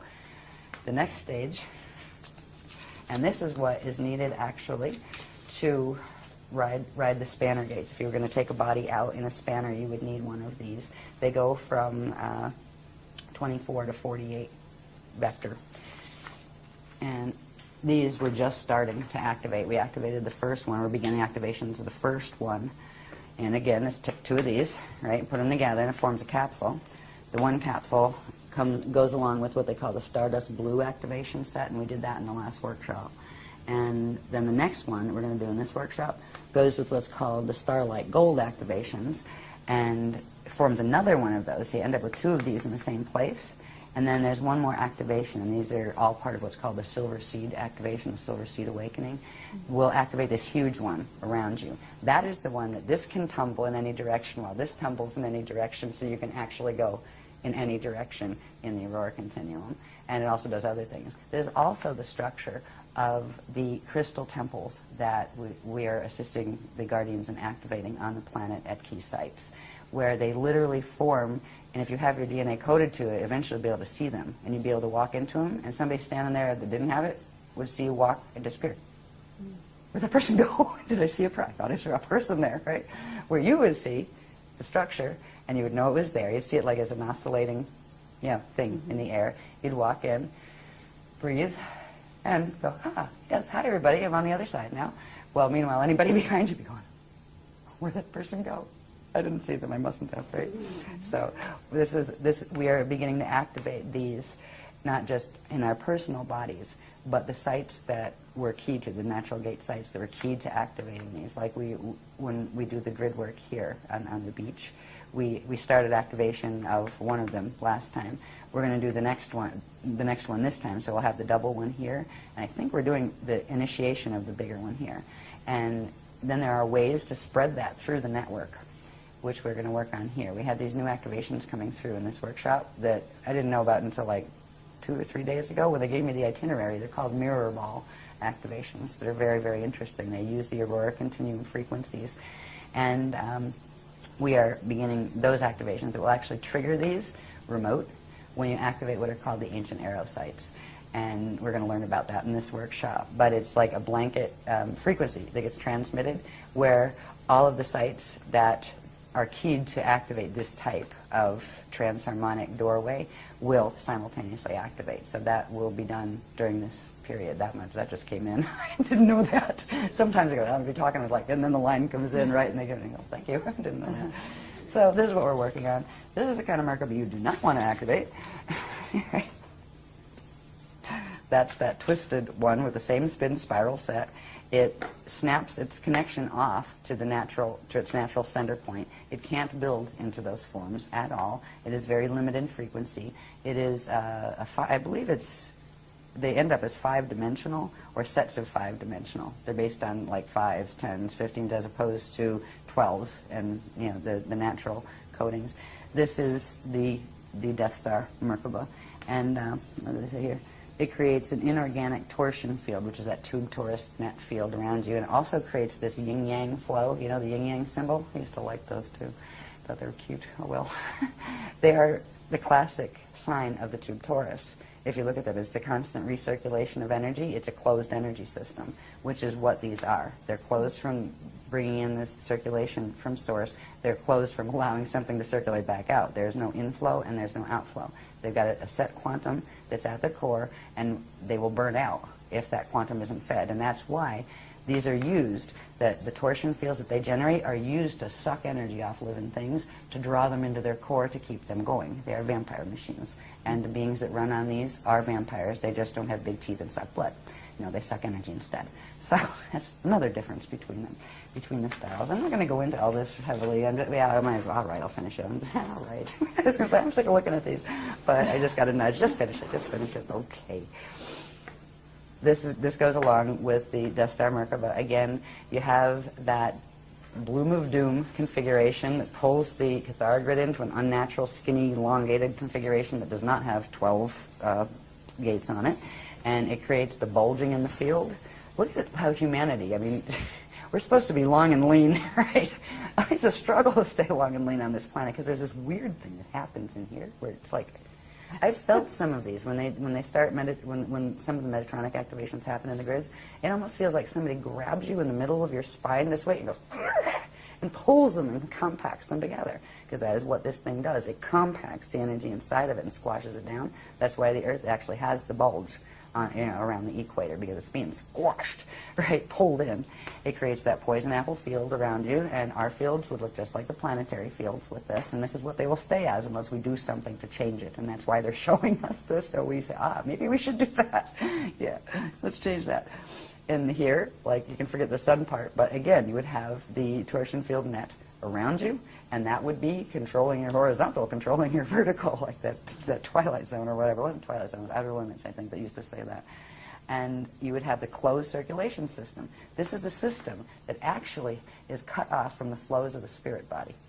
What it does is it takes a portion of the light body quantum and twists it in reverse to create a false spirit body. So there's two flows, but it completely blocks any inflow from the actual genuine spirit body. And it traps the consciousness, the part that's stuck in the atoms, right, from the rest of its own identity. And it's really just a really sick technology. And it also creates these. They call these the trumpets. This is a little picture of them, but where you have that poison apple configuration, it creates these big vortices up here. They're almost like satellite dishes, and on the planet, that's exactly how they work. And they move with the wobbles to pick up the signals coming from galactic core through the black holes, coming from the parallel system, and keeps us locked in. It's literally a set of satellite dishes. There's also a set that comes out here and here. It's a nasty machine. So we can undo this in our own fields, but it isn't something you snap your fingers and say, oh, I wish it away, it's gone. Good luck with that while you're on this planet. It takes work, and we've been doing that work. Ultimately, what that mess is made to do is, remember, these are maps, for the final on the messy Death Star Merkabas, if we remember that these Cathara grids interwoven, right, this is one Vecca system, right? We'd have our universe here, our parallel would be here. These are meant to link the parallels unnaturally, to force them together into a harness field, and that can be dragged and ripped out of its matrix and taken to wherever they're pulling it from. So this is what the whole purpose is. It's a feeding machine, and that is the Death Star Merkaba. And it's built. It looks like we talked about the light units that are built on the Vesica Pisces. It actually creates fields like that and then pulls those Pisces together into one harness. And it's a completely unnatural way. just distorts and totally twists the natural laws of physics as they apply in eternal life universe, and it creates a finite life one.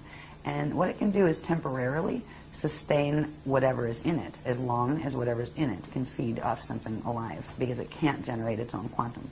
So it has to continue feeding.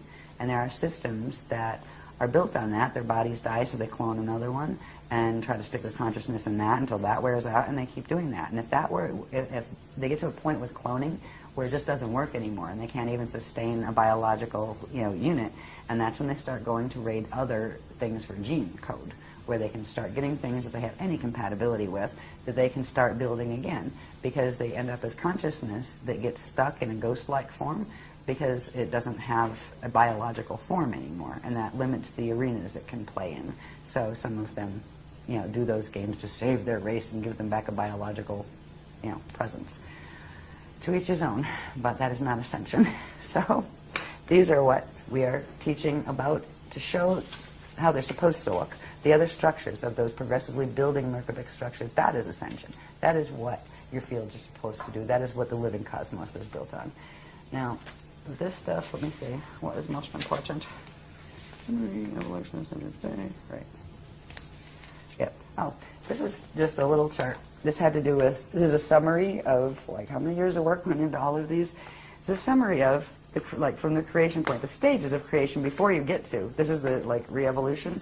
When creation starts, and a being or thing or a cosmos or even an individual begins a new life, a new creation. It can be the creation of a new cosmos or an egg and sperm coming together to create the potentiality for a new baby to be born here, right?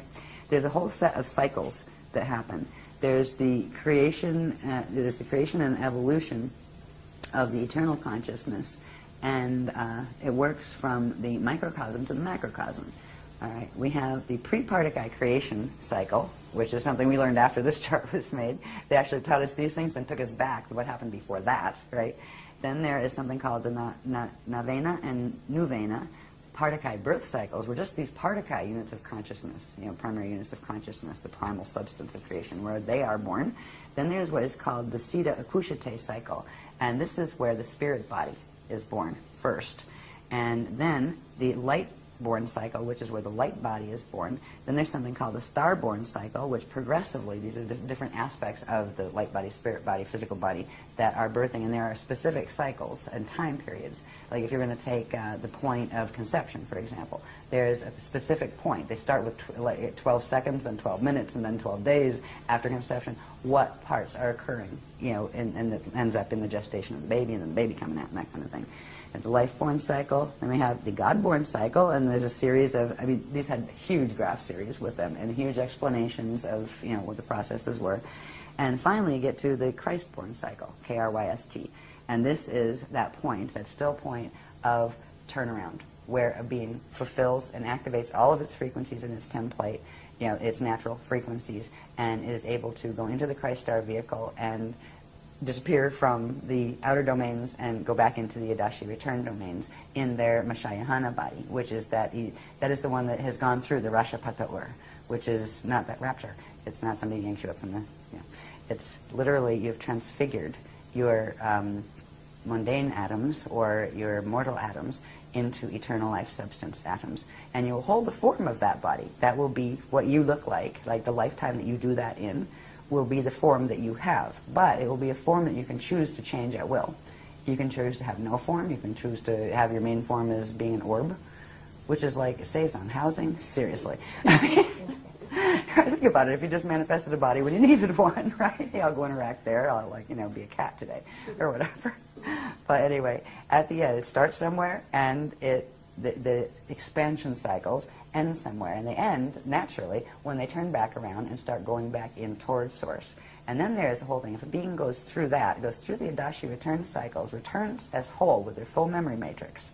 That's the difference between doing space dust fall and returning as space dust. Your memory matrix is shattered. You just, you're still precious to God's source, but you're undifferentiated units of consciousness. And when you go back whole, then you can actually birth as a star, where what was once, say, a being, a human being, can actually go through this cycle, and the next thing they will incarnate is a star. And that's a whole different level of of evolution that you probably can't even put words on while you're in a human form, in these languages. But this is what evolution is really about. What Ascension is about is natural evolution, organic evolution. And that's something that this place is losing touch with hugely. And eventually this knowledge will be completely gone. They don't want this knowledge in fall systems. So they usually get rid of people who carry it. But fortunately, this is still a blended system. That's why we're still living and breathing and still trying to say, yo, let's go for the Christ Star train, whatever.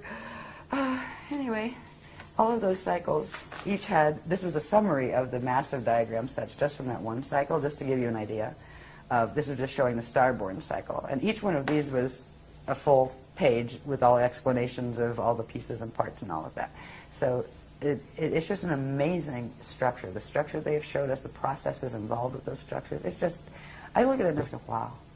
I might not like the job because I'm exhausted because the workshops are always crazy with time and everything, and it doesn't go the way I wish it would as far as that. But look at this stuff. How could you not go out and teach that? I'm so grateful to know this because no matter how bad it is out here, no one can ever take home away from me again. I know it. I feel it. That feeling that I always had of that connection to God's source, it just went whoosh, and expanded like, right, gotcha. Right? No more fighting with those little God concepts and warrior gods and, God sends you to hell and what. Like, that's not the God I know, right? There's a feeling, a presence of that eternal, creative force, the God source, whatever you call it, doesn't matter. It doesn't care what you call it, right? That's a human thing.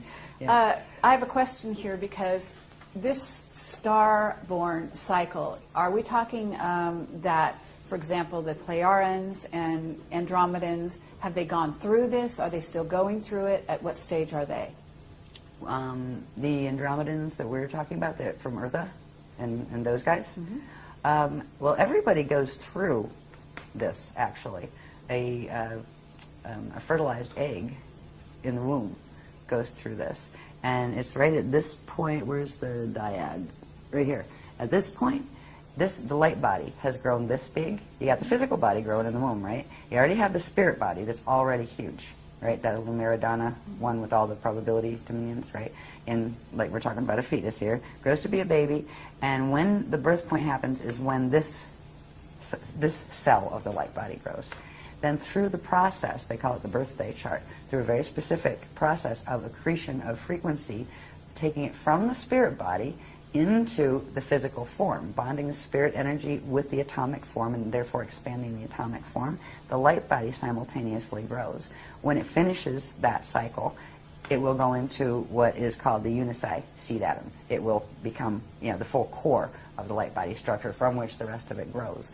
But we have these structures out here. To get out here in the outer domains in incarnation implies we started at the core, came out to the inner, then to the middle, and from the middle came out to here. So we have these structures behind us in time in that regard. Sure. So they're part of our extended anatomy that goes with our extended family of identity with our other simultaneous incarnations.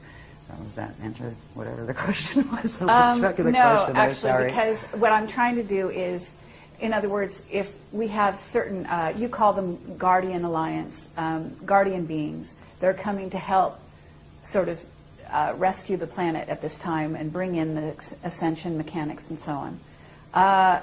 These individual beings are at a stage in their development. Mm-hmm.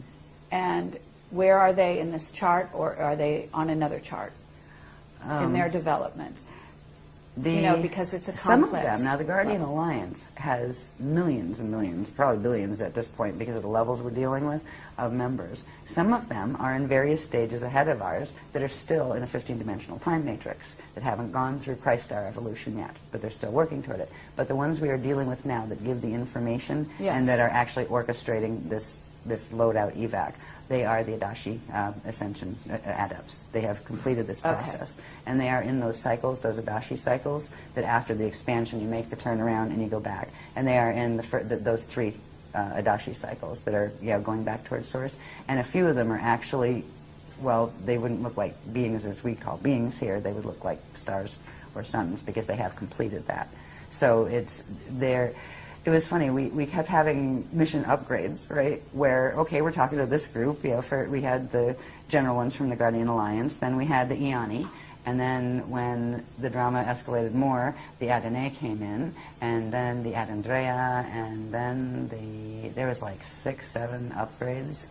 And then we met the Aquafarian, and the Bende Aquari, and the Aqui and the Aqui-El, and these are the ones they've gone through the process. You know, so because at this point, it's the only way to get off the planet is going to be using these spanner gates. So you can't actually teach somebody something like that. They couldn't just tell us what to do if they don't actually know it themselves. Sure. And it's kind of funny. It's like you can't give what you actually don't have. And it's, when I do the teaching stuff, when we come in, it's what I like about the workshops, even though I hate it at the same time because it makes it frustrating because I don't have my program to walk in with. But we all learn at the same time. Where the wave comes through, I learn it right there as it's coming out, right? Say, okay, they're saying this, right? And this is where I'm up in the room going, okay, it's this, and then have to explain it. We all learn it at the same time. But if you don't have a certain frequency in you, you're not going to be able to convey that frequency to someone else. So in order to, it keeps us all in a very interesting space, I find, where there's not some elite member that knows everything and walks around with their nose in the air and just floats on clouds and that kind of stuff. I learn it, they learn it, right? It just goes. I just happen to be the little drain pipe that comes through, but we all learn it at the same time. So it's all very, very even. There's not a hierarchy of snobbery. There's not a oh, I'm more spiritually aware than you stuff or anything like that happening, and I like that about it. Anyway, where are we? This one is just to point out. This little bit down here is just a micro version of those probability maps that we showed where the Milky Way was, where M31 was, where the parallel is. This is just showing that these configurations, actually, there's a microcosm of them actually running in our heads and in our bodies. So we're directly connected to them. There's certain vortices that connect us directly to certain spaces here.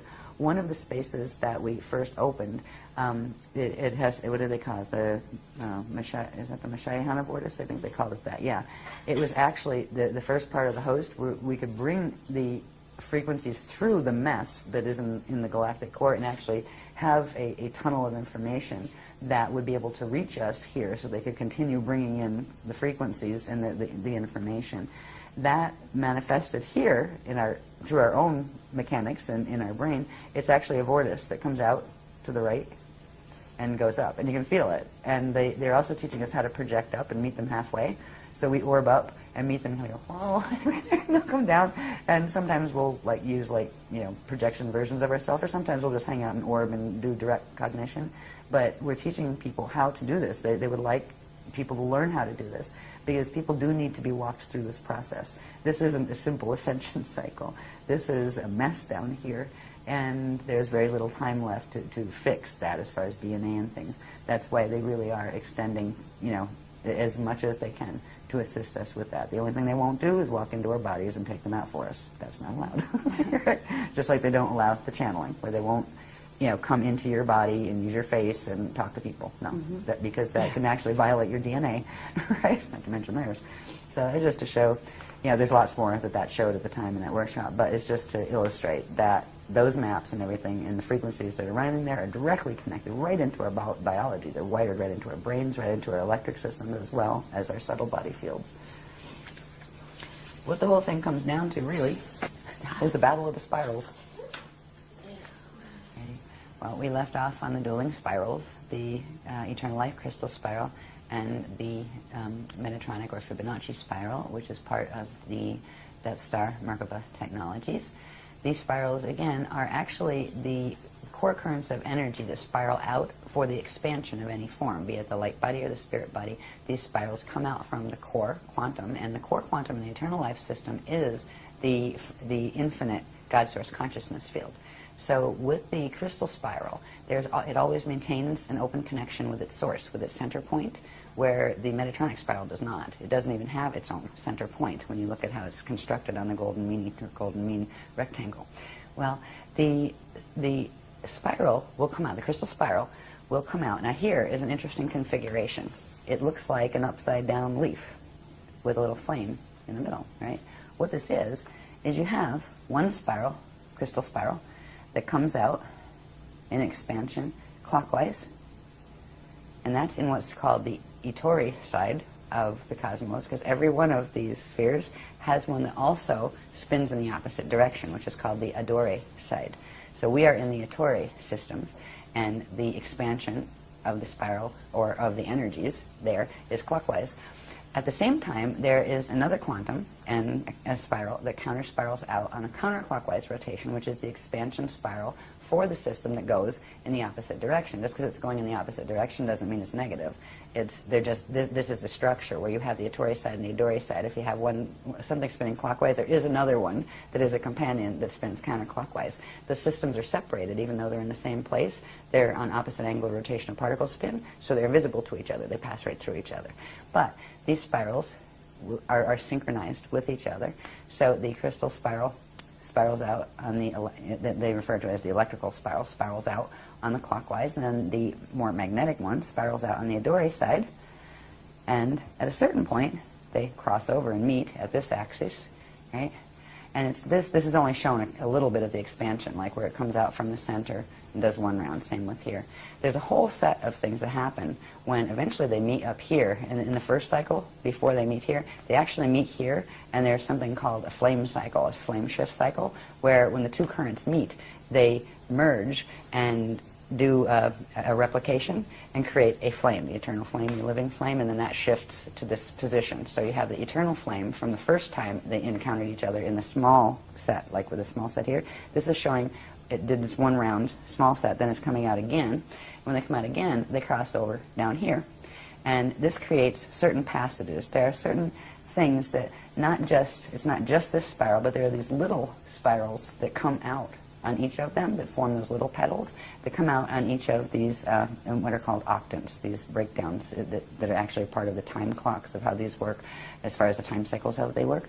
So you end up with the main spiral, and then these smaller spirals that send energy back and forth through, and that's what forms that petal effect inside.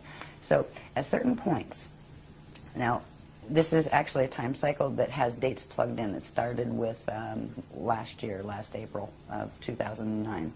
Right? When certain activations took place that put us in this, like this is the last round of this cycle, the round of the spirals, which means there's going to be the place of the crossover happening here.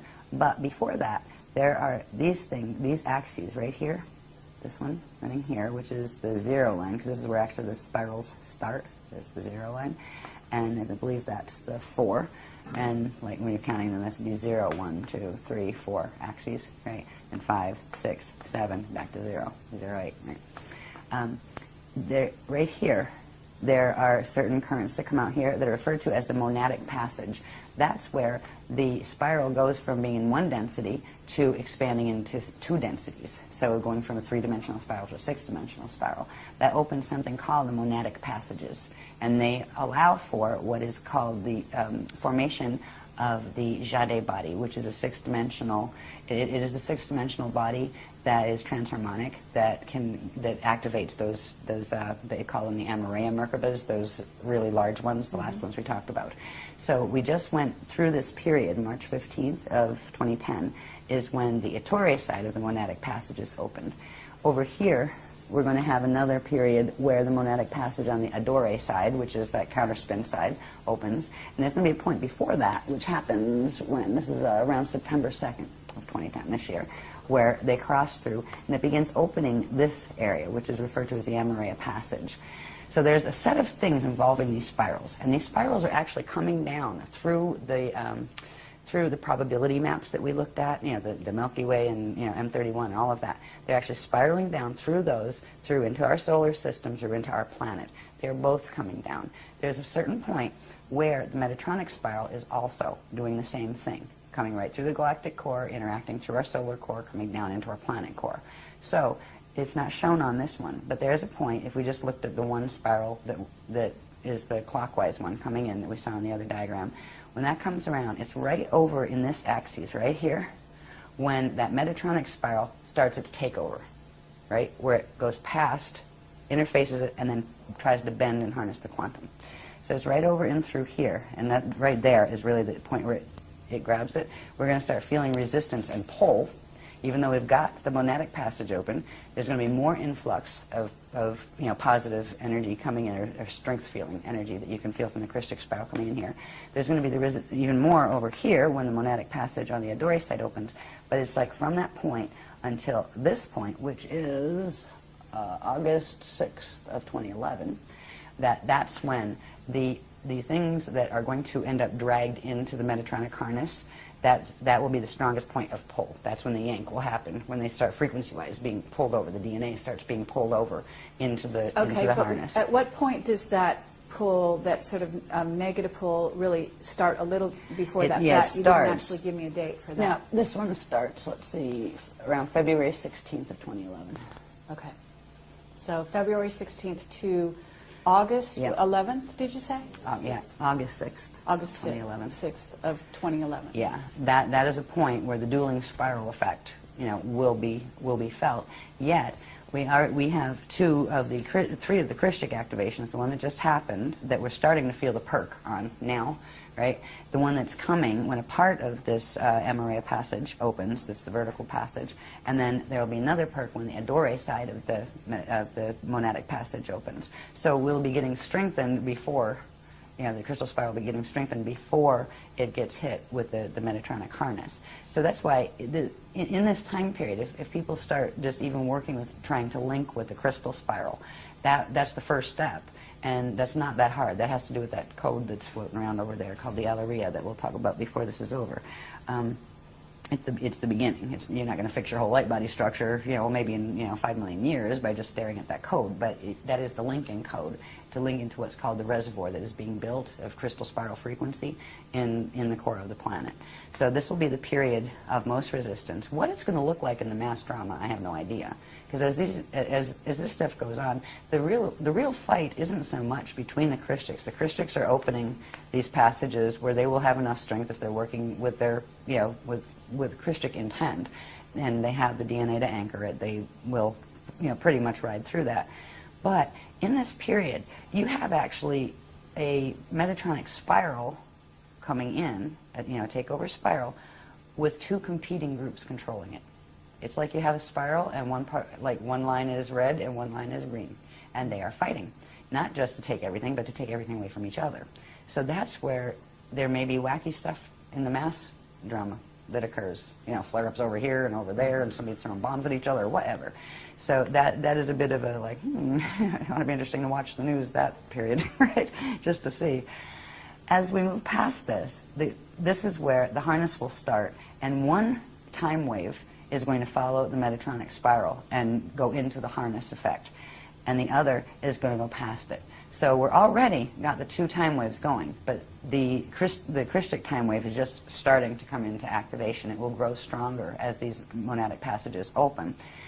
When it'll go through this period where the Christic spiral will be strong enough to not be taken over by the other. But the rest of the planet that's sitting there doing nothing and not bothering about it, doesn't want to know about it, doesn't even know what the word chakra means, right? Well, fine. But the planet is going to anchor that Metatronic spiral, and it's going to activate the Metatronic part of your DNA if you don't do something to change that, right? Because it's just quantum override. The planetary field is bigger than yours, quantum-wise, and it's going to drag you in to the same configuration of the planet. So the planetary body itself is going to allow that harness to occur, yet we're going to be riding that larger time wave, which is actually, it's a slower time wave. This starts to accelerate and compact and get faster and faster and tighter and more squashed feeling, where this starts to expand and it seems like it goes slower and just expands out with a different time quality. And that's going to be coming more and more into into our experience as we move through this. When we get to here, now this is interesting, we move into 2012 here at this point. There are other passages that open here that correspond with the ones on their opposite vector, right? So this begins our journey into 2012. There are various activations that happen at each of these stages, and again, this is where you got the two time waves running, and it's important to pick, to choose which time wave you want to ride, and to actively interact, consciously evolve, and interact with the frequencies of the one that you want to follow that path, or the other will just, you know, take you down the road with it. When we get to this point, over in here, this is, they call it the 12, 12, 12, 12, 11, 11, 11, 11 point for various reasons that have to do with other dynamics on other graphs. But this is the December 21st to 22nd, 2012. All right. This is the point where you've got full, and this is the point where if it weren't for this other crystal spiral coming in, this thing would have grabbed what of the crystal spiral coming in, grabbed it, rolled it over, and this is where it would create pole shift. It would push and drag the whole thing right into pole shift. It would have dragged the planet into pole shift. They would have shifted the rods as well, and it would have been the last extinction. That's not going to happen because the crystal spiral is coming in, and it's not creating enough to stop it, because if you tried to stop that Metatronic spiral, once it starts, it'll implode in the core. So once it's activated, it's going to go and it's going to take something.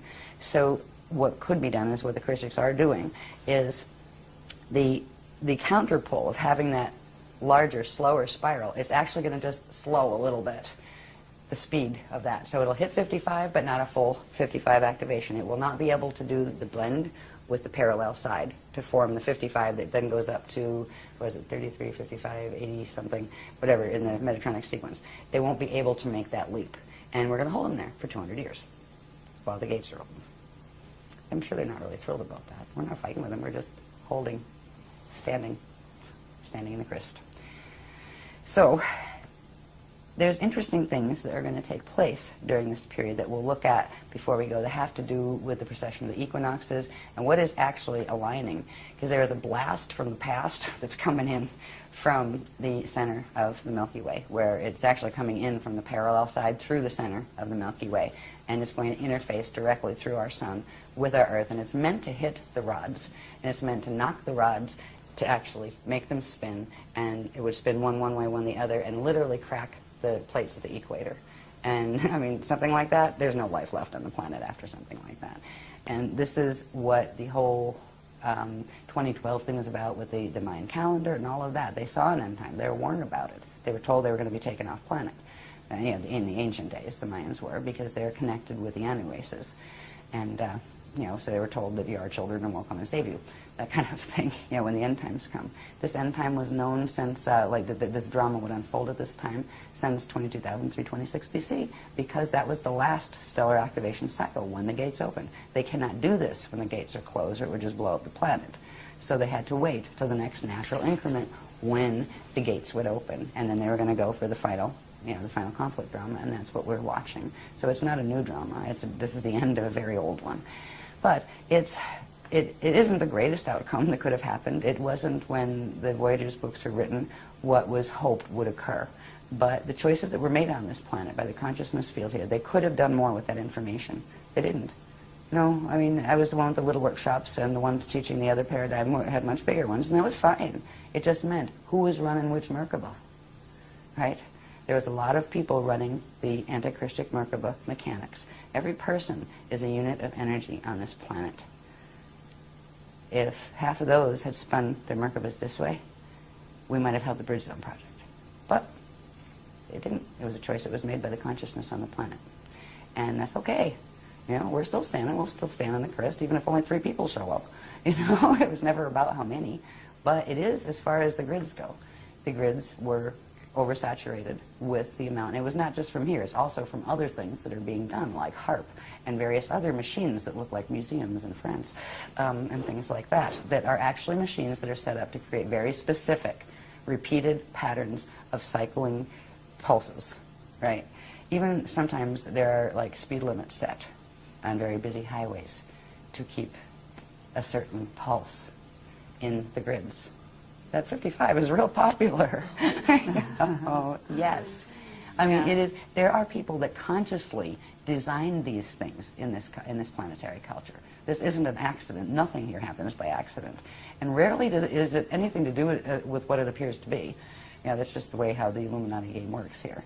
But it's like, get over it. You know, we're on a prison planet, and there's still an escape route. This is good, right? one of the things that's important is when people are confronted with some of this information, it can be overwhelming. It's like, oh my God, I just want to be dead. You know, get me out of here. No, dead is not the answer. The worst thing a person can do is commit suicide right now, because your consciousness, if you drop the body on purpose, the consciousness will be stuck in this field. You want to be a ghost here while it goes down?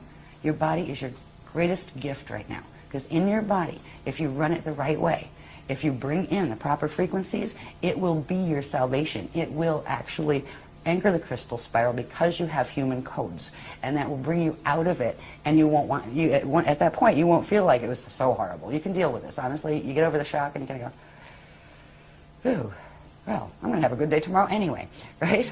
And it's an adjustment process when you're processing this kind of a huge amount of information that you've never heard before. But I just want to, make it clear that suicide is not the answer. That's how to get stuck here. It's not worth doing. There's always a solution to get out. Your body will help you. You can anchor these frequencies in your body, and it will set your spirit free. So whenever, even if you do a normal, bardo and your body eventually dies, you won't be stuck in the 55 activation. But if you leave because you can't deal with the thought of having a 55 activation, you're going to get stuck in it. So I just wanted to say that, because I know this can be intimidating to some people. All right, so anyway. Now, excuse me.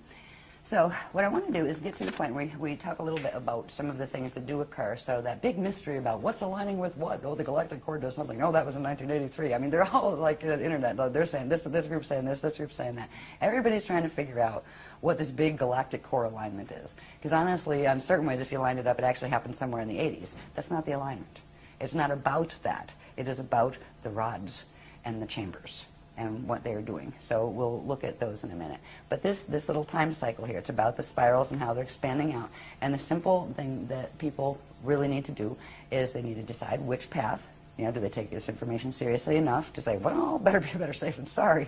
What I mean? Let's try that crystal spiral and see if I like it, Because if you don't like it, you can always go back to the Metatronic way, no problem.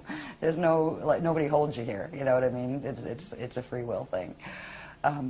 But anyway, I want to get to the graphs that have to do with a little bit on the body too. But before that, I want to show you one more thing. We're back up, way up at the top in our cosmic matrix, seeing our little Vecca system with the black holes next to us that are trying to suck us in and that kind of thing. Up here, again, is the Aquarian matrix. That is where the Crystal River host groups are coming from. The Adashi Adepts are coming from. And they are literally sending a frequency bridge down. It's actually acting like a respirator for this planet, because it's coming down. It partially goes through the solar gates, but only partially. But it's coming down, and it wraps almost like two currents that come down, and they're meeting in the center, the core of the Earth. If they weren't doing that in the core of the Earth, there's a thing that happens in a solar system, and it's just part of the natural mechanics of a solar system. If you have a sun that's Pranaseed closes and it enters its Bardo cycle, all of the planets or stars in that system that have the natural circulation with it will follow suit. They will all close their Pranaseeds, and they will all prepare to die together. This planet was going to go into that. If that happened, all the gates would shut except the wormholes. And this is actually the cosmic respirator at the moment. There are two currents that are coming down. What do they call that again? That's a big word. Yeah, I trip over my tongue on that all the time. Ancestation passage, they call it. And it is literally frequency currents that are coming down and forming a loop, coming in through the Earth rods, I imagine, and literally holding the core open so the Pranaseed doesn't close, so the gates can still circulate energy, and so the host can go. And that will stay for 200 years. And when that pulls up, the Pranaseed's going to close, and the natural process of Bardo for the solar system is going to unfold. So whoever does stay here after the 200 years is going to have a very interesting evolutionary experience, because there's going to be progressively more limited resources. You're going to watch species go extinct at hugely fast rates because they want out, right? They're just like, okay, out of here, we're leaving the planet. You're going to see large groups of people doing that, be it from earth changes or wars or whatever, because it is the last call. But we've got 200 years before that point comes, fortunately. Now, what the solution is we need to reverse mutate as much as we can the light body structure and turn back on the spirit body, light body flows that have been blocked by these fields, and get the junk DNA to reassemble so it can process the natural atomic and chemical changes that would occur in a body when it goes through the activating the Merkaba process, because it is a biochemical process. The part in the process called fetal integration, that is when the consciousness from the spirit body begins to enter the fetal body in the baby, right? It starts to come in. It starts to bond the spirit body consciousness into the atoms. It's actually partially bonded into the atoms. It's called the jari. That's the part of the consciousness that actually is stuck with the atoms, the part of your living consciousness that forms your atoms. And that part, when you go through a natural Bardo or Ascension cycle, the jari is freed and the atom is able to go through a biochemical process that involves an element or a transient element called celestaline. There's something called a celestaline wave. It has to do with the substances they used to call white powder and blue powder gold. All right, they're monoatomic, but they're natural monoatomic atoms that just form. And they allow the body to become a superconductor where the angular rotation of particle spin on the atoms can shift. They blend instead of annihilate with their antiparticle, their natural antiparticle, and they can go into ascension. So the biochemical processes that we're working on, they're directly connected to the DNA, directly connected to the epigenetic overlay that is triggering the DNA and telling it what it can and can't do. The techniques that we've been working with all along have progressively started with fixing the light body structure, then different layers of that, then what's called the crystal body structure that's part of the light body structure. Then we went into turning back on the core flows of the spirit body structure. Now we're working with what's called the Ajay body structure, which is the part of this anatomy that brings those two together and allows the core flows to happen where you can actually go into orb. These little orbs we see in some of these photos and those kind of things, eventually we will be able to turn ourselves into those as a traveling medium. What you don't see with an orb, a natural orb, would have its Merkaba fields moving around it, right? They're the parts you don't see, but you might get a photograph of the orb itself, right? You can also have orbs that are coming from the other system as well, where they are using the Death Star Merkaba, and you can't tell just by seeing the orb. You would have to be able to see the structures of its system and whether it had a poison apple-shaped magnetic field around it, or whether it had the natural thing that looks like a butterfly, which is the natural electromagnetic field. So anyway, when we're going to think about reverse mutating, it has to do with techniques, not techniques in a laboratory where you have somebody go play with your DNA.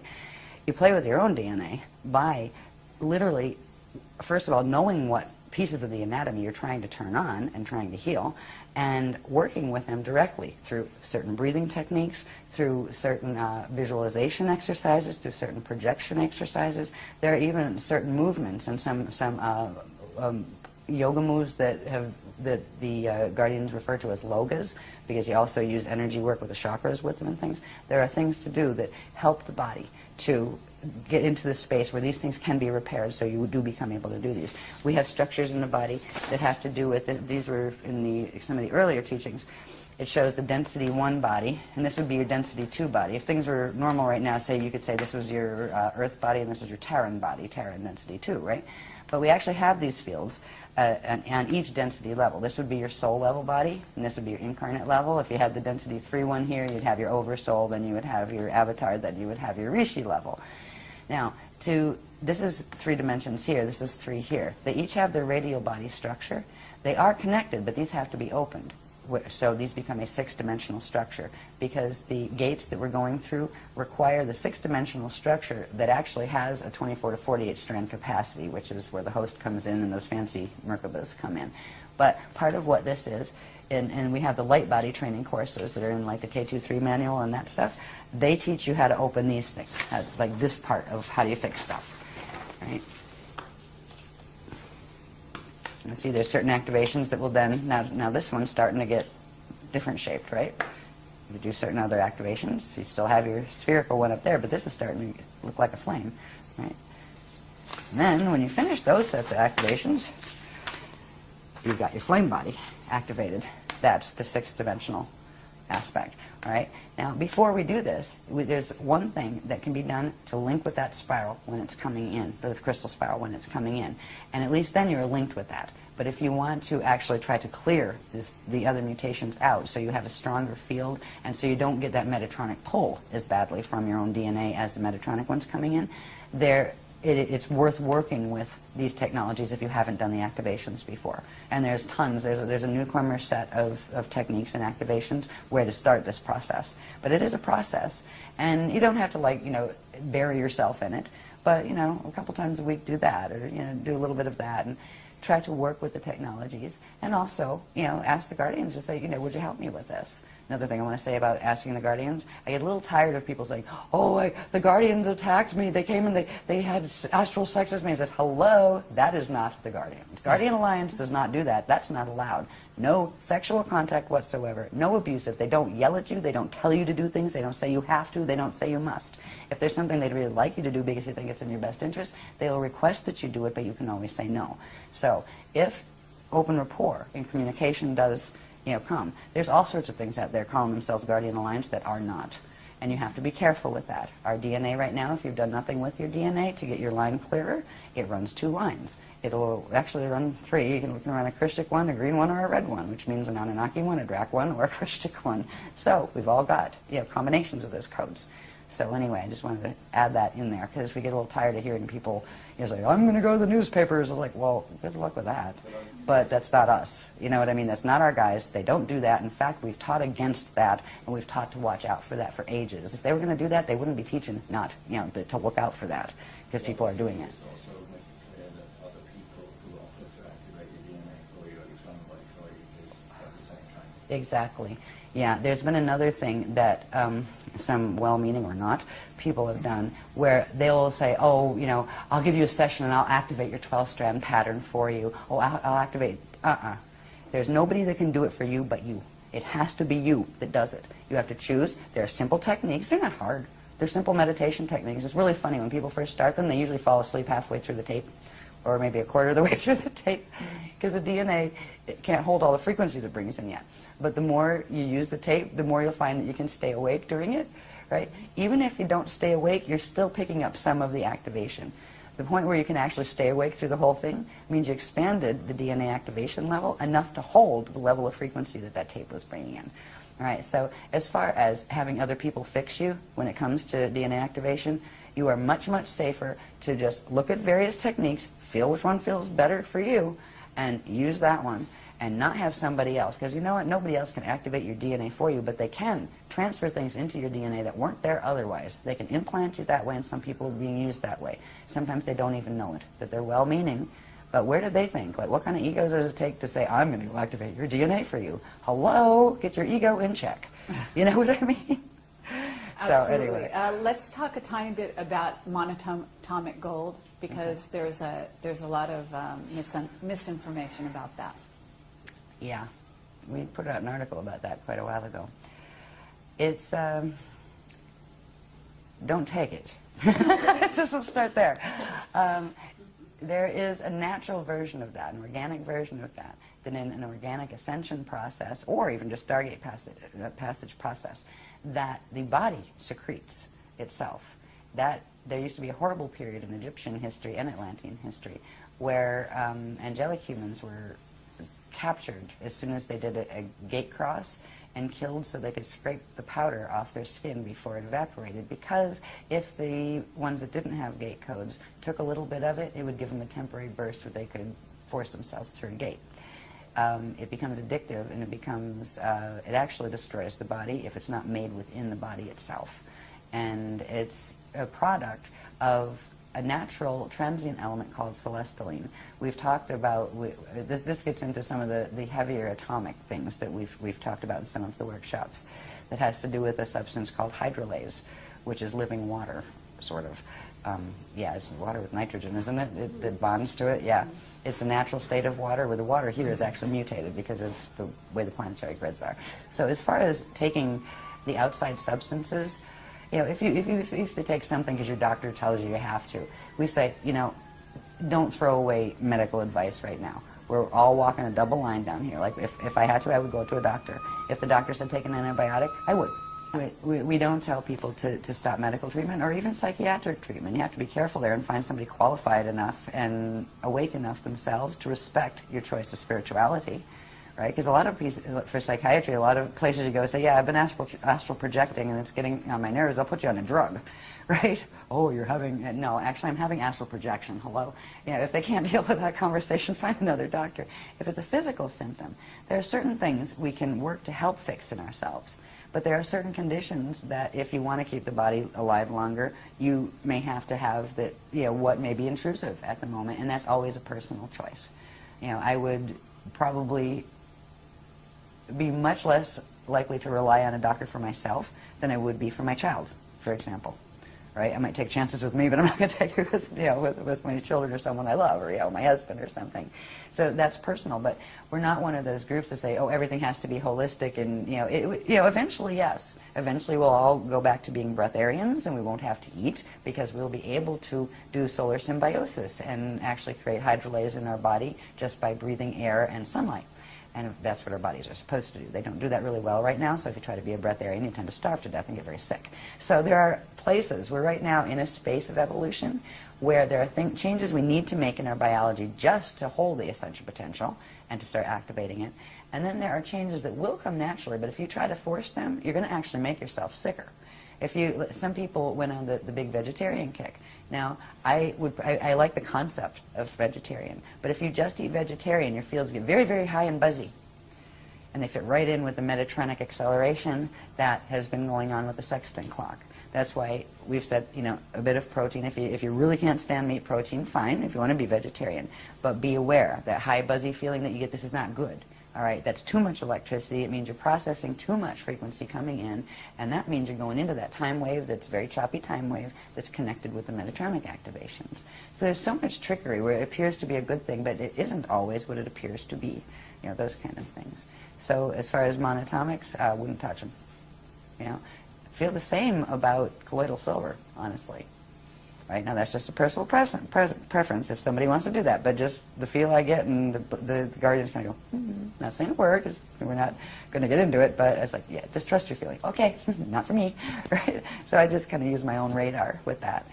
And really, they try to support becoming energetically self-sufficient as much as possible. Of course, we still have to eat and those kind of things, but you know, relying on all sorts of vitamins, all sorts of drugs, all sorts of foods, all sorts of this, all sorts of that all the time. Weaning is a little bit, but if you're, say, taking meds for manic depression or something, don't just throw them out the window. You're going to have really bad results because that crosses the blood-brain barrier or whatever and gets in the blood system, and you can have really bad withdrawal. You got to stage those kind of withdrawals. And some of them are just not worth getting in the first place. If you start taking monatomics, it will create a dependency in the body, even though science has not identified that yet. And it will also do something that something else does too. And for some people, that's good, but for other people, they have enough of that happening, and it shouldn't. There are certain substances now that, I won't name them, but they're popular supplements. They're not drugs, they're just supplements. But they actually accelerate the speed at which frequency from the light body processes into the atomic structure. That can be good for some people who have a sluggish field in certain ways, but it can actually override and take it into Metatronic twist for other people whose flows are faster or even normal. So it's very individual with that, with those kind of things. Eventually we'll have more guidelines, and eventually they're going to let us know a little bit more about what foods are more Metatronic than others and those kind of things, which would come down to what trees are Metatronic and what ones are Christic, what animals, what, you know, I mean, it gets to the point where it's hard enough to look at what teaching sets, you know, and what people are affiliated with them. You know, it's almost heartbreaking in a way to have to see which is going which way. But eventually, as we work with our bodies, especially if we're serious about getting the physical body through. I mean, you don't have to get a physical body through to be able to ascend. What you do have to do, if you are just saying, well, you know, I can do a normal death and, you know, that gets my spirit out, there's one thing that's very important. And this shows you the horror that's been run here. How many teachings and how many systems, cultures from the past that can even be remembered bury bodies? When you bury a body, it's trapped the verbody cell. It is anchored to that space-time location. The spirit is trapped to the space-time location. If a person bardos out, there's a natural process, the chakra is shutting down, the dark matter template is separating, the consciousness pulling itself out and up, and it needs to release the verbody cell, cremation is the way it was always done. Now, normally, if your DNA is working the right way, you wouldn't have to worry about somebody burning your dead body for you, because you would actually transmute it yourself and just like have somebody lay it down in a room for 3 days and it would disappear, because you would turn it into vapor and pull that part of your consciousness out, and there'd be a little dust left, and that was the vibhuti left from the body cell that was the donated quantum from your two parents that gave you the fetal pattern to begin with. So this is one of the horrors here. How many religions are teaching to bury? That is the absolute opposite of Christian teachings, of Ascension teachings, and it's heartbreaking. But there are a lot of rescue missions that do go on in the planes, the various plane structures of Earth, because the guardian groups know this, and people are getting stuck here for eons, right? So there are particular times when the guardian, they're called way showers, will come in and actually round them up and say, okay, there's certain things you have to do. They have to release that connection, and that's quite a physics mechanics thing, kind of a little bit like brain surgery, but there are guardians that do service them. So if you have people that you love that died and are buried, you might want to put out a good word to whoever the way showers of the Christ are. And they're not always just the guardian alliance people. There's lots of Adashi adepts and people out there that handle these things. But if you want to solve that problem in the first place, if you're not planning on getting your body to the point where it can do a full transfiguration, because it is sometimes a lot of work. At some point you're going to have to change your diet. At some point you're going to have to spend more time focusing in say meditative spaces or projection spaces than you are focused here, and that can get in the way of your life down here. It's okay to die as long as you do it well and take your quantum with you, and that means cremation. And that's another thing that people might hate my guts for. Sorry. Yeah, since they're hating my guts, I might as well say the other one. It's on the other end, the fetal integration one. Yeah. You were wondering if I was going to do that. Yeah, might as well. In the natural process, it's been explained very, very clearly, the fetal integration process, from the point when an egg and sperm come together. I mean, down to the first 12 seconds. The second, what happens? What part of the spirit body grows first? What part of the light body starts to grow then as the flesh is expanding out, etc. 33 to 56 days after conception is when the soul can start to integrate, or the spirit can start integrating into that body. Until that point, yes, the body is alive. It is being fueled by the quantum donated by the two parents. If a being dies in that period, it is not attached to the body yet. It is not stuck. So there is a window of 33 to 56 days when, if a person aborted, let's say, that doesn't mean we support abortion. People really should be spiritually aware enough not to get themselves in that position in the first place. But down here, that can be difficult sometimes, especially if you're raped or something like that. But 33 to 56 days, usually the 56th toward the 56th end now, like the way the mutation is running here, before the spirit can start to integrate into the fetal body, because if it did, it would explode the fetal pattern and it would kill the fetal body. So there is a window there where, yes, you have a baby in there, and yes, you have a spirit that's probably wanting to come into it, but it's not in yet. It will start fetal integration 33 to 56 days. And that's another one. So if everybody really wants to not like me, they can play with that too. And I'm sure the Catholic people won't be happy with me at all, and I'm sorry. I won't even get into where the Bible came from. In the Council of Nicaea in 325 AD, when Rome decided it wanted to unify all its territories and called everybody together and created the canonized Bible by taking pieces of old records from various places. So we all have our own beliefs, and I really hope the people of other faiths can respect ours, and we will respect yours. Anyway, let me get back on the grass so I can done with these. Okay, no, that's absolutely fine. Oh, talk about just hitting every little bit. Well, that's what we're all about here. It just felt like it was the right place to put that. As much as possible. Pushing the envelope. Well, it's already been said. I mean, these things have been published and been said in our workshops, but I've never been on YouTube. Well, get ready.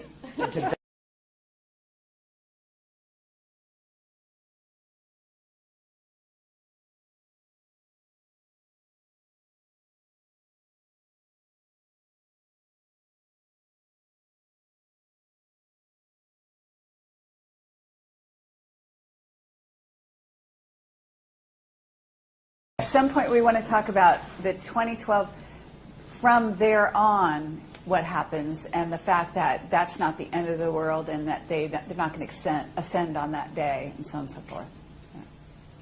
Yeah, their story of they were going to ascend on that day meant you were going to become extinct on that day. Right. Yeah, if the Metatronic crew had their way. Anyway, I want to show a couple of things because I want to get to one point that shows something that is important that has to do with the what to do. The linking code, there is a linking code, and I'll show you how it works. But first I just want to, they're asking me to put these up just to get a view on these. These are, we showed the light body structure of the flame body and the activations. The part of the activations that when you do the flame body, it also begins activating these parts of the field that are part of the chariot of fire. So we're activating those parts. They build up to activating the Christ Star vehicle, the Merkaba levels that build up to the Christ Star vehicle, and that builds up to activating the Emerald. Just hold it there. Okay, now.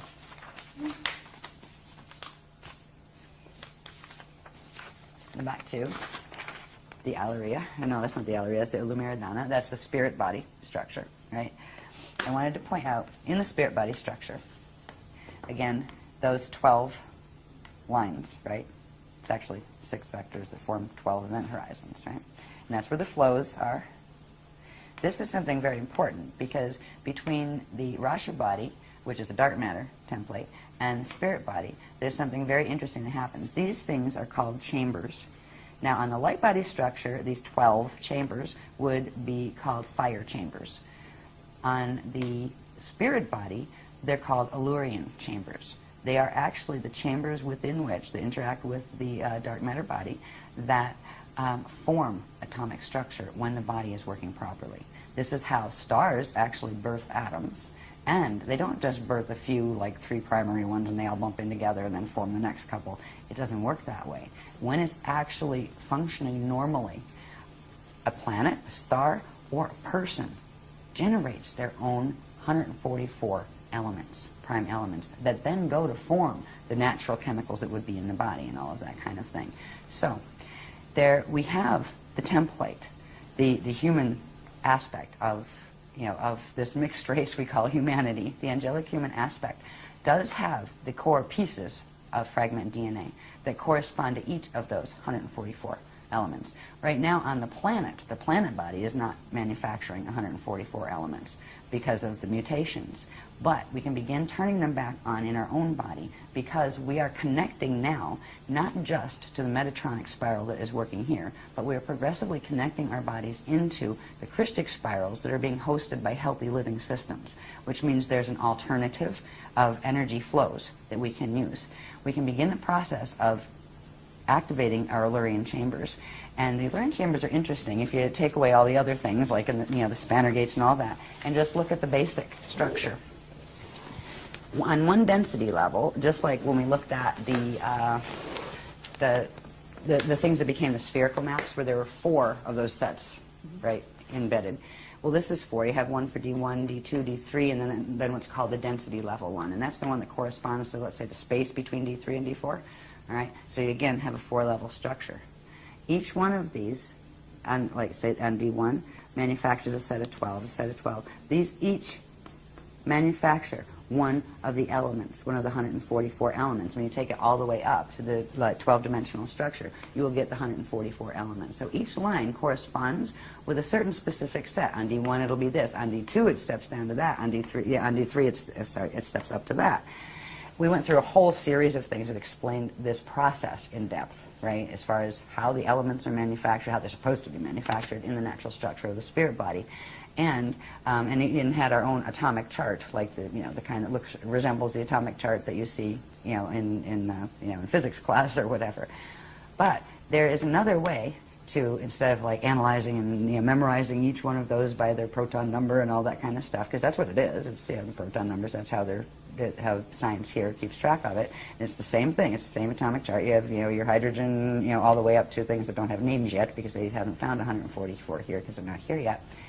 There's a way to trigger the pieces of DNA that are connected to each of these. We still have the dormant encryption in the DNA, but because it's not materializing on the planet because of the mutations, it isn't assembling in the DNA or our bodies. And some of those elements are essential to the biochemical processes of transfigurative ascension. there is a way. Now again, if we look at this pretty little thing, this is again putting the flows back where we just had the lines showing there, the lines with their atomic numbers on them, right? This actually is there's 4 layers to this, which corresponds to the 4 sets there, and it has its 12 flows. Each of these has certain sets of colors that not only go with what comes up the center line, but if you'll notice on this one, I have it upside down, if you notice on this one, it has to do with the circulation where energy comes up one of these and then flows down these. It actually comes up through, I believe it goes out. Which ones are actually tonal? This is the interface between the 12 lines that are of the spirit body and the 12 lines that are of the light body. And there's an interaction between them, and it's through that. You also have the Rasha body in there. There's 3 different currents running that actually form the elements that are the atomic elements.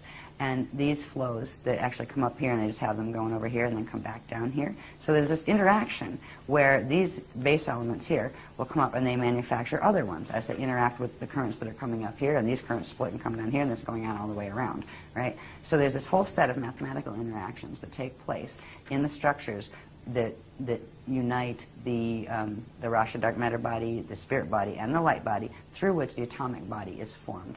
And these numbers correspond to the colors that correspond to the frequency bands of each of these. There would be a color. There's a color spectrum that goes, say, 1 through 12. 1 is red, D1 is red, D2 is orange, D3 is yellow, all the way out to D12, which is that white, the liquid light white color.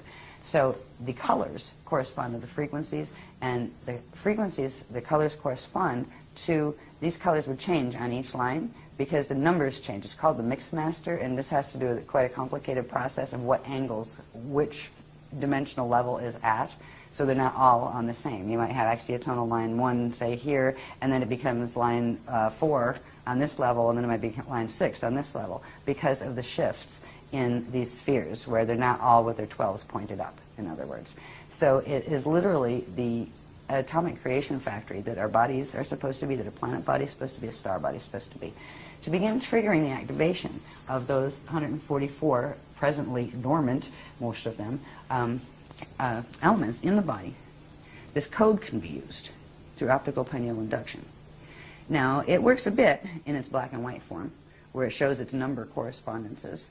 And the number correspondences correspond to colors and to the information that is actually on this chart, right, the technical mathematical information. But it is most powerful when it's in color, where its colors radiate. And we've been very, very fortunate. There's a lovely lady named Sue from England that does all our code work, and she does an amazing job with taking the codes. And it's this code. It's called the Alaria Rashatan. And this is the linking code into what is called, something that's actually activating this weekend, that is called they call it the Orb Reservoir, but it's actually the Aurora Reservoir. It is in the core of the planet, there's going to be a reservoir of energy coming in now from the Aurora continuum and carrying the Christic spiral frequencies. And just using this code, which actually contains the whole imprint, the whole template, for the 144 different elements, and simply you can just put out the intention, go down to Earth core, holding an image of it in your mind, just kind of like even inhale at once and go, and just send down to Earth core with the intention that I want to ride the crystal spiral, right? And that is a start. That will link. It's that simple to link. Now, once you're linked, then there's the light body and the various pieces of yourself you might want to put back together if you want your fields to be strong enough to handle that period, the periods that are going to come up in between now and 2012. But it is the simplest host I have ever seen. We didn't have it this easy. The groups didn't. We had to work piece by piece, starting with the light body, just to be able to fix that level so we could bring those frequencies in so they could activate on the planet. Right? So we did a lot of hard work to get it to the point where this reservoir could be created that is available to anybody who chooses to choose to go on the Christ host. So that is the first start. There's other stuff you can do, and we already have tons of techniques to begin the other parts for people who want it. If you don't want it, that's fine. But that is a linking code, and it's directly keyed. It's not just a pretty little picture. It is directly keyed to the atomic chart, the Alaria chambers, the Alarian chambers chart. There's a whole set workshop things that go with this, so I just tried to paraphrase it fast. I wanted to get that in there, and there's one more thing I would like to get in here. Oh, look at this. We're at the bottom of the pile. I'm so happy. Yeah, I mean, I love talking about it, but I get weary, just like people get weary listening to me. You know, it's like, yeah, I need a wake-up band sometimes in the workshops. You're doing a great job. So. Thank you. Do not worry. Try to do these the simple way. There's a lot of information in these, and I don't have to, I'm not going to read all the little pieces and stuff, that takes forever, but this information is in the Irish, the Ireland workshop, which is what, Sliders 5? 6. That was 6, right? Sliders 6 workshop has the whole set of these charts and talks about this. What you're looking at here is our sun, okay, in the center. This would be our, the solar plane, or where Earth is orbiting around the sun. And it's not done in scale, like, it's just done with that sun at the center just to show these relationships.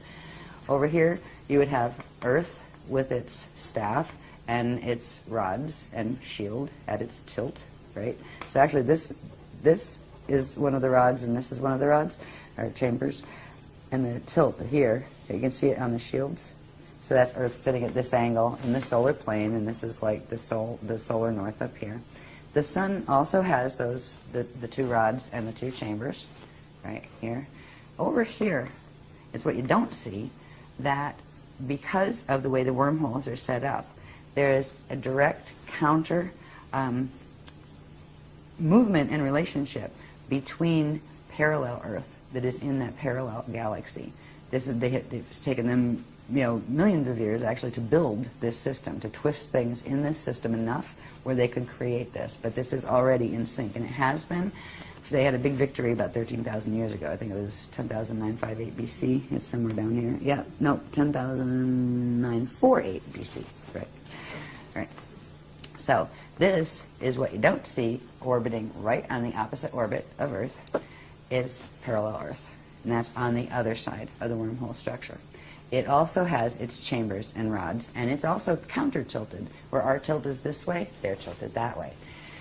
Through the center gates, the core gates of the sun, they link, and they form an open wormhole network at the center of the sun. Now, this is just what happens all the time since they built this system. Okay, this has created the acceleration in the natural Stargate opening cycle, where this one was ours was speeded up to sync with this one. So this could be, and now they're actually tethered by their rods. Now they're still spinning, so there's a period where the rods separate and then come back together again as they're spinning. And this gives you the false precession, the precession of the equinoxes gives you a system that's referred to as the false yugas. And that's something that is also associated with the Metatronic Death Star Merkaba teachings and all of that. You'll find the false yugas cycle. They're actually E-yugas, and they're supposed to be 26,556 years long. And at this point, because they've changed a couple times, they got faster and faster with the sextant distortion. Let me see if we have it here. How fast are they? I think it got cut off on the bottom. Anyway, this system has accelerated the Stargate opening cycle to synchronize it with this one on this planet. So this is part of the reason why a 55 Merkaba activation could actually take our planet and drag it into black hole fall, because it's already linked, and this link occurred 13,000 years ago. All right. There's another link that has to do with this. This little dot back here, and it's not to scale, of course, it's just showing the point in the maps that we would call our the core of the Milky Way galaxy. All right. The Milky Way also has a thing that's rotating in it. Even though it's a black hole, there is a thing rotating in it. It also has its chambers and rod. And it spins much longer, slower cycles. There are certain periods of time when these things come into specific alignments, where you have the rods of the Milky Way that are coming through from the black hole system, interfacing directly through our sun that's interfacing with the parallel side, and you have another parallel side on the parallel Milky Way coming through the center of the Milky Way. Now this is happening all the time in general, but there are certain periods of time where various things happen. Like in March equinoxes, ever since equinoxes began, March equinoxes, you end up with the parallel one and our Earth crossing over. And when they cross through each other, right, one's at one angle, rotational particle spin, one's at the other. This one's in the parallel universe, but they are synced, and they literally pass through each other. The core is open temporarily for that period of time. Do you know how many pagan celebrations and old, ancient cultures used to do their fertility rites and their all sorts of interesting ceremonies on the equinoxes and the solstices? This is why they were taught to do them, because things could come in, you get yourselves pregnant over here, things could come in and soul integrate directly right through from parallel. And this was part of the trickery that has been going on here. I mean, great, we got equinoxes and solstices. That's not great. Because they are actually part of the twisted sextant clock that is part of this nasty wormhole black hole vortex system. Then we also have what happens, let's see, which one is this? Do we need that one? No, it's just showing where they blend. The June solstice. Okay, so things keep, then they rotate apart again. And you have, we're over here, and then they're over there, right? But they're still aligned directly through the solar gate. So there's another gate opening there. The most powerful one is actually when they totally overlap with each other for that period, and that is in the equinox periods, right? So again, they're, we're going this way, and they're coming this way. We overlap again on the September equinox. We overlap over here this time and pass through each other again. I'll just do these really fast. And then in December solstices. Okay, are you familiar with the Alice Bailey material? I've heard of Bailey, but I've not read it. Okay, and well, they talk about it a lot about like the Buddha festival and various festivals that go on various times of the year, and full moons mainly. Moons, yeah. We haven't even touched on the moon stuff yet. Right. Yeah. But there has to be, I think, some kind of link up here. Yeah. I'm sure And there is. It might be great to. Yeah, I'm sure there's an touch on extension that. of these diagrams that actually show what the moon is doing during all of this, because it's very much tied to. Yeah, because the full moons are tied to the equinoxes and. Okay. Yeah, we gotta plug the moon into this. The source is by the Great White Brother. Yeah. Yes. Oh, yeah, okay, Bailey did that, yeah. Yeah, I knew the name sounded familiar, and I know the GWB. Yeah, those guys. Okay, so anyway, this is where it gets interesting, because here's where you're ending up with rods. You got the solar rod running with the galactic rod, right? You also have the planetary rods aligning through them. So there's this interesting thing happening here because of this one. It's a much more powerful one, and this is the point where certain things could happen. If there were frequencies thrown through here hard enough, you could whack this rod and actually spin our rods. And Okay, and what shift. What time of year is this? This is coming into December, right here. It starts actually around November 21st here, and then the rotation continues, and the alignment is actually this right here. While we're here, and this is our December 21st position, our rod links in here at this angle, which crosses through the solar rod and this one, and that is what allows this and this to grab that and drag it. So this is still in its November position over here, but this is where it interfaces. We have to be in the December position. This is what they're going to try to do in 2012. He's a jag, he's a jag, he's a jag, you are. He's a jag, he's a jag, he's a jag, you are. Strange shade of stone, deep cat-eye green. No way to escape, no one hears my scream.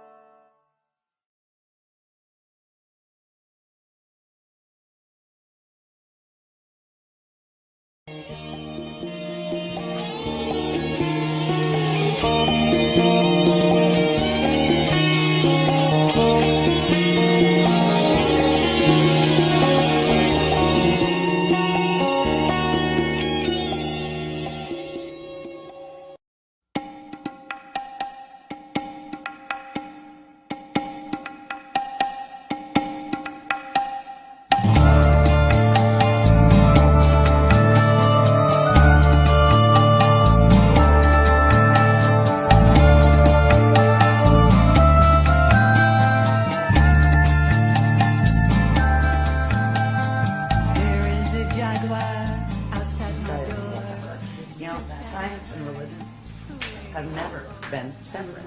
They only separated them here, and they always fight with each other. Why? Because if they put them together, it all makes sense. Yeah, and the prison planet wouldn't be a prison planet anymore. That's why it was done this way. Yeah, They keep saying, okay, now it's happening. Okay, That now was it's part happening. of the plan, actually, to just have so many people cry wolf for the last 200 years, and nobody listens anymore when the end times do come. Yeah, exactly. One of the people that works there is a CIA asset. That doesn't That surprise much me. in I wouldn't doubt several people in our workshops are too. I think they've been following us around for a long time. But that's okay. We don't do anything harmful. You know, I think they probably find the information interesting, so they keep coming back. Whatever. Who knows? It might help them. So let's see where we left off. Waving. Last graph. Okay, This so is- we're basically at December 21st, 2012, and Yeah. exactly what the potential is at that Yeah. moment. This is the alignment that everybody's been trying to figure out what it means we're aligned with galactic core. It's actually the alignment of the rods. If you don't know that spinning bodies have rods and chambers, you have no idea, right? So you're going to try to figure out what angles are happening, what the stars are doing. It's not about that. It's about this. It's about when this frequency comes in here, which, you know, it's stationed in there at that, you know, it's actually coming through and kind of hangs there. That's a period that rotates very slowly. So that is kind of a thing that these things pass through. But at this point, right here, when we hit December 21st, 2012, our rods will cross into this and cross. It makes a, what's that, a right angle? I think I don't know my angles well. It's like 90 degree, where the solar rod, made more powerful by the frequencies they're going to blast through here. Because what they're going to do different here than when this alignment usually occurs is they are opening what's called the Procyon black hole center, and they are going to beam in frequency from the parallel side for the final kick. And that kick will send a powerful frequency burst through here, through the solar gates, that will hit our rod as it crosses over, and that will make it spin, which you spin that rod, it's going to spin the whole thing. And actually, part of it, because they're actually already on a spin in the opposite direction, part will spin one way and part will spin the other, and it would snap the crust. And it would be like, you know, within 3-day roll and everything gone. And because they're only interested at this point, before there was some takeover games and let's play with it for a while and evolve with the DNA, but at this point, the big guys, they're only interested in the quantum of energetic food that can be drawn in. They don't even want to play with the little guys, like is way beyond just the Anunnaki and the Draconians anymore. It's, you know, this is multi-matrix warfare that is happening here. And we've got all sorts involved that we're not even in the Voyagers books. We didn't even know about them then. They told us as on a need-to-know basis, by the way, we have Borgia now. By the way, we have Thetans now. By the way, the Thetans are from parallel Earth. Yes, they were part human and part something else over from parallel. And they invaded here 75 million years ago as well, right, and tried to take over the planet then. So it's very interesting. And it's like everybody's represented on Club Universe Earth right now. All the little teachings of each little, you know, fallen group. There's a few that actually are connected with our teachings that aren't fall groups. We haven't found them yet. It would be nice, right? You know, it would be so lonesome because it's a bit lonesome standing out here and trying to explain this to people. But we will get through this alignment and we will be able to withstand that acceleration that's going to come through there. That acceleration would spin the rods, and it would also spin the rods fast enough to trigger the core to hit the 55 activation. And then once it hits 55 and does a full 55, it starts going where it eats the quantum behind it and starts expanding rapidly on the Fibonacci spiral and just literally torques where it spins faster and faster and pulls the two of those together. It literally pulls them into the sun and then pulls the sun into the other thing. It takes the whole system out. It's the level of technology involved in this is just, in my mind, mind-blowing. You're just looking at, oh my God, you know, what kind of consciousness are we dealing with here? You know, our scientists look like little kindergartners by comparison. Well, wow, we back engineered a spaceship. Whoopie-doo. That is impressive, horrific, but impressive. Okay, scary. But at this point, we have to say that this is not going to happen, and why? It's not going to happen because of what the guardian groups are doing to intervene. If it weren't for the intervention of the Messiahanic groups that are the ones from the Aquarian matrix that are already the Adashi adepts that have gone through the Christ-star, transfiguration, there would not be enough quantum energy to hold the grid stable here to stop this for even 200 years. There's two things. One of them happens this weekend that is the beginning. It has to do with what ultimately becomes in 2012, progressively, what's called the mirror in the sky. We talked about the planes of Earth, right? We showed those maps a bit where it showed from the core going up. There are the different plane interfaces. We showed that there were aurora platforms in between there. They are progressively being activated, and another level of activation is coming through this weekend, that they will create literally a buffer field that will bounce back some of that. It will literally bounce back some of that energy, which is going to be interesting for those on the other end who are throwing it, because it will bounce it back with probably, what? Minimum 12% spin increase. Okay, 12 times at least the strength that was thrown. Some of it will get through, but not enough to rip the rods and make them spin, and not enough to fulfill the 55 activation. Now, that protection can hold only as long as the gates are open. Because of what the galactic gates are doing in this, what is called a Starfire Ascension cycle. The whole thing is called Starfire Ascension, and that's the Christ Star evolutionary process. Those gates have to close in 200 years, which means those big energy arms that are coming down from that matrix that right now are holding Earth's core open so these gates can still work, are going to be pulled back. When that happens, all of this is going to let loose. That Merkaba is going to, the Death Star will activate. But there's going to be something that happens not too long after that. That's going to happen in 2230 AD. In 2976, there's going to be things that the others have caused to occur in the core that actually the Earth is going to choose the path of Kali Ramus step back, and it's going to explode. And that will release. It's kind of like being cremated as opposed to being buried. Right? You can be buried in a black hole and be used and used and used while your body is still around. But if you want your spirit free, you can either do the ascension or do the step back. And the Earth is choosing the step back. So there's going to be periods after this host leaves that I'm wondering personally how many are even going to be left by that time on this planet. Because there's still the issue of the sun. And it is still going to start throwing larger gamma bursts. And there's going to be a point where that does become a problem. And a good case scenario, when it starts to do that, I mean, at first you'll start having the satellites are acting wacky. Then you'll start having stranger things happening. There will be a period, I think, and I'm not sure what time frame, they haven't solidified this yet, probably because it's still in flux. It depends on some of the things that the people on this planet choose to do, what the Illuminati choose to do, basically. Because certain things will slow things down as far as Earth changes and solar issues, and certain things will speed them up.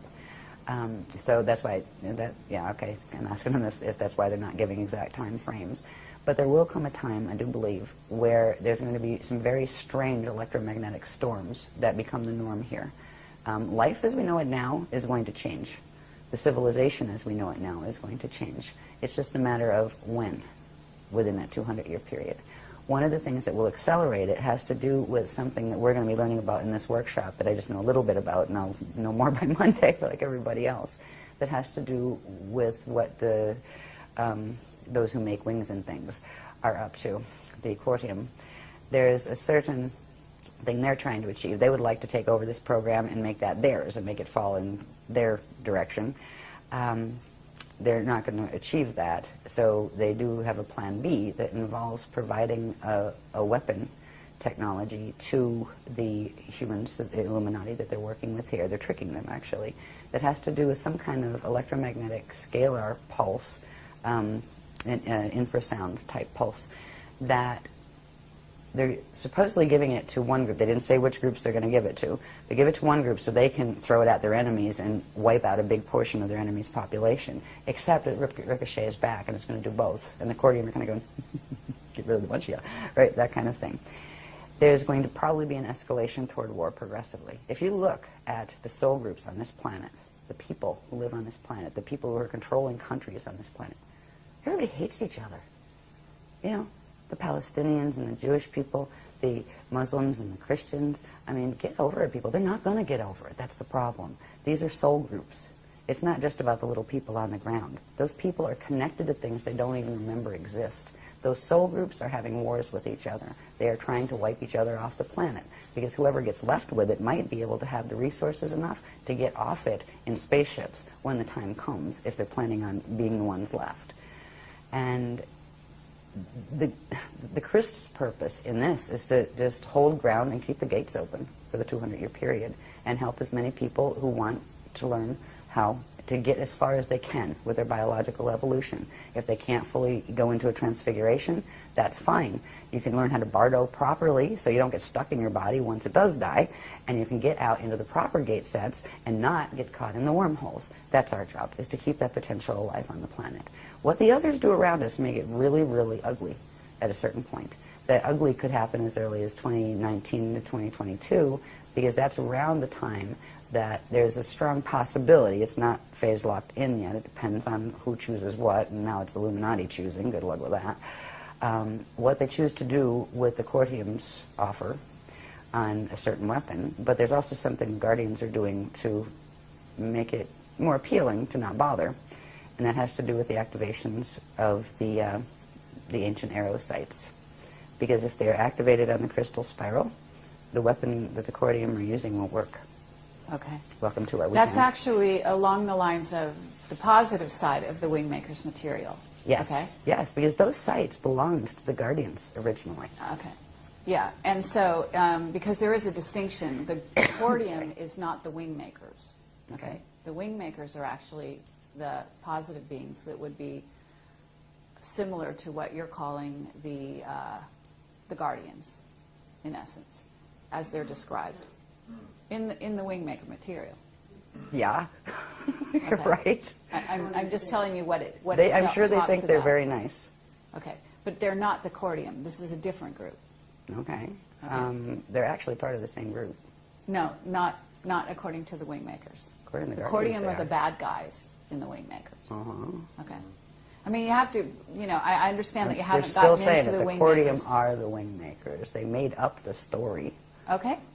Okay. I mean, Right? And this isn't the what, people on the ground. This isn't the people who No, I discovered the understand. sites. I'm just telling you what the information tells you. Right. The information tells you they're two different groups. Yeah. That the Wingmakers were the original guys that came from Source, and the Cordium are the ones that have what's called blank slate technology. Yes, the That's beast. what they call it. Yeah, the beast. Okay. Hmm. This is the blank slate technology, Yes. by the way. And it's not just theirs. Everybody's fighting over it that has it. But they are actually the same race group, Okay. is what the Guardians are saying. Because I didn't know anything about the Wingmakers. And they start, they put this thing in words, who are the Wingmakers? And they say, go look it up. And they just, what? Oh, whatever.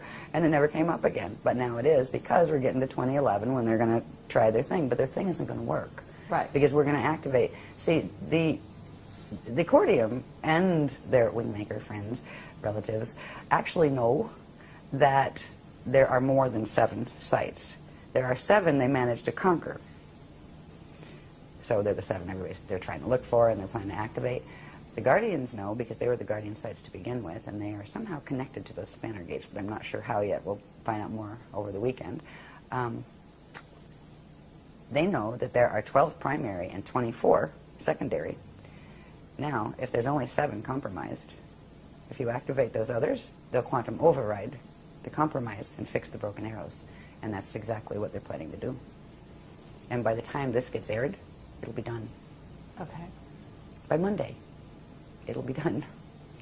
And I remember when they came to me and said, we're talking about Wingmakers? I said, I don't know anything about Wingmakers. And I said, we do. It's like, okay. But the people have been tricked by these groups. It's something that you had mentioned, where you play one side off the middle, where you pretend that you're being victimized, but it's actually you're playing both sides. That is what they're doing. The Cordium and the Wingmakers are the same group. They are the same soul group. They are the same race group. And they may have differences in their issues, and they have different... I think they evolved in different lines, and they're warring with each other. Because right now, this is about a war from the Toral Rift. They said they're coming from, what was it, 2770 AD? That's where they're coming in from, right? That's after this place has gone into Toral Rift alignment. So there are wars taking place between them, one blaming the other, et cetera, et cetera. But they're the same race group that's fighting with each other. And they both want to take the quantum of this. They want to take over this mission. It's kind of foolish because they're taking on a bunch of big guys that you have to be really, really arrogant if you're a fallen angelic group to really even attempt. To the ones who are controlling this now, like the Borgia, are one of the strongest and nastiest fallen groups that there are, and they're huge. They have a huge portion of the parallel Veka system that went down, and parallel Akasha.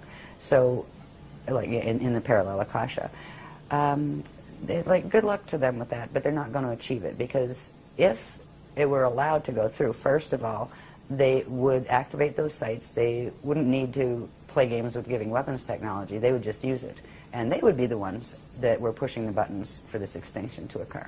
The whole thing is a trickery. Now, some of the things that in the sites were from our guys, right, at various times, but some of them were from theirs. That's why the art, it's very dangerous. Some of it's wonderful and beautiful. Others of it is coded mathematically like that to trigger the Metatronic stuff in your DNA.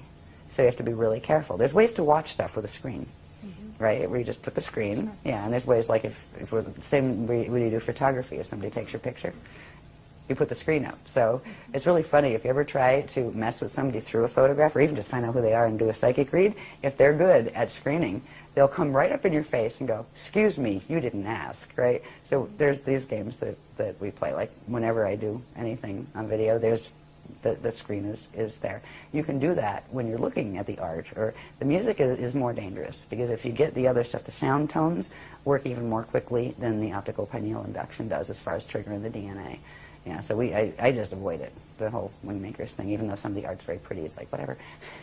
So anyway, but whatever their story is, I'm not here to tell their story. I'm here to tell the story that the Guardians are explaining to me about them. Because there's a lot of beings out there that are actually have done some really horrible things, and then blame it on that one and pretend they're the good guys. This is like, the old sleight of hand that has been going on. This is part of the reason why it got this bad in Atlantis, and worse, because of the trickery that was going on. So we just I kind of feel like a cosmic news reporter sometimes. And it's like people don't always want to hear the news. And I trust my sources, and I will just let people know what my sources have said. And they can do what they want with that. They don't have to agree, and that's okay. But that's what I understand about the Wingmakers, and I will believe what the Guardians tell me, because they have showed amazing things in the knowledge that they have provided. I have never seen anything stand up to this paradigm that they've showed, and there's a reason, because it's the real thing. I look at it and go, oh my God, and then I kind of go, how did I survive doing all those graphs, right? I wonder sometimes, because I just focus on the moment and have to get done whatever it is for this thing and this thing. But this is the first time we've actually got to just kind of go and look back and say, wow, look at all of this information. That's one of the things that helps to keep me going with it, because it wasn't fun having to, be Metatron's whistleblower. That's not the role I wanted to play. But when they showed the mechanics and showed how people were being hurt and how they were hurting the planet and they were being tricked, what was I going to do? Say, oh, I'm too scared to go and talk about it? The New Age people aren't going to like me? Too bad. I'm not here to be liked. I'm here to tell the truth. And that's kind of where it's at. But there's a lot of hopeful things to look for. We're in a calm before the storm right now. And one of the most important things is to move through the 2012 period, where we do have enough quantum of energy of anchoring that crystal spiral. There shouldn't be a problem with it, even if there's only 3 of us left standing on a beach somewhere doing it.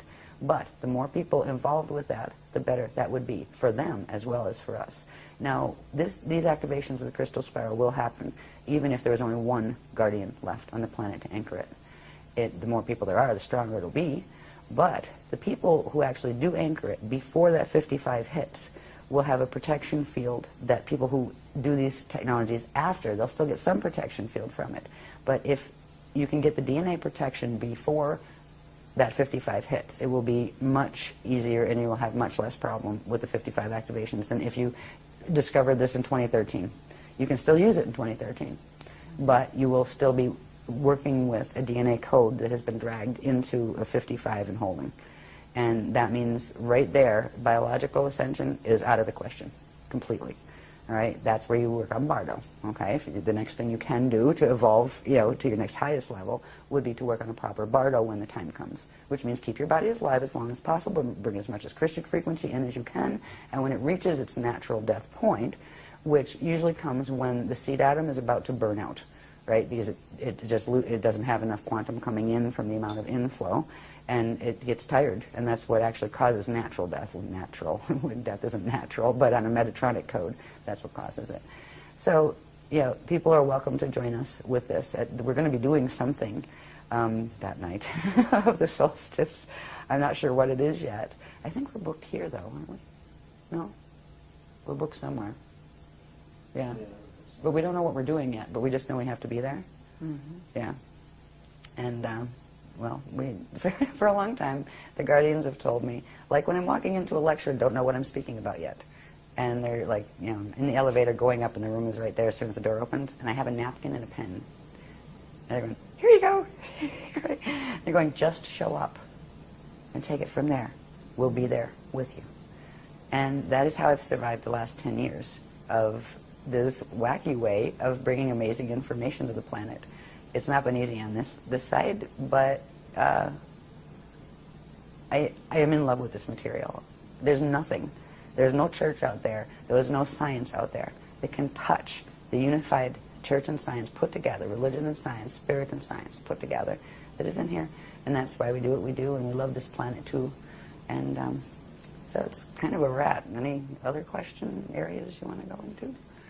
Okay, that's lovely, and I think that's a wonderful sort of place to end, or at least close this for now.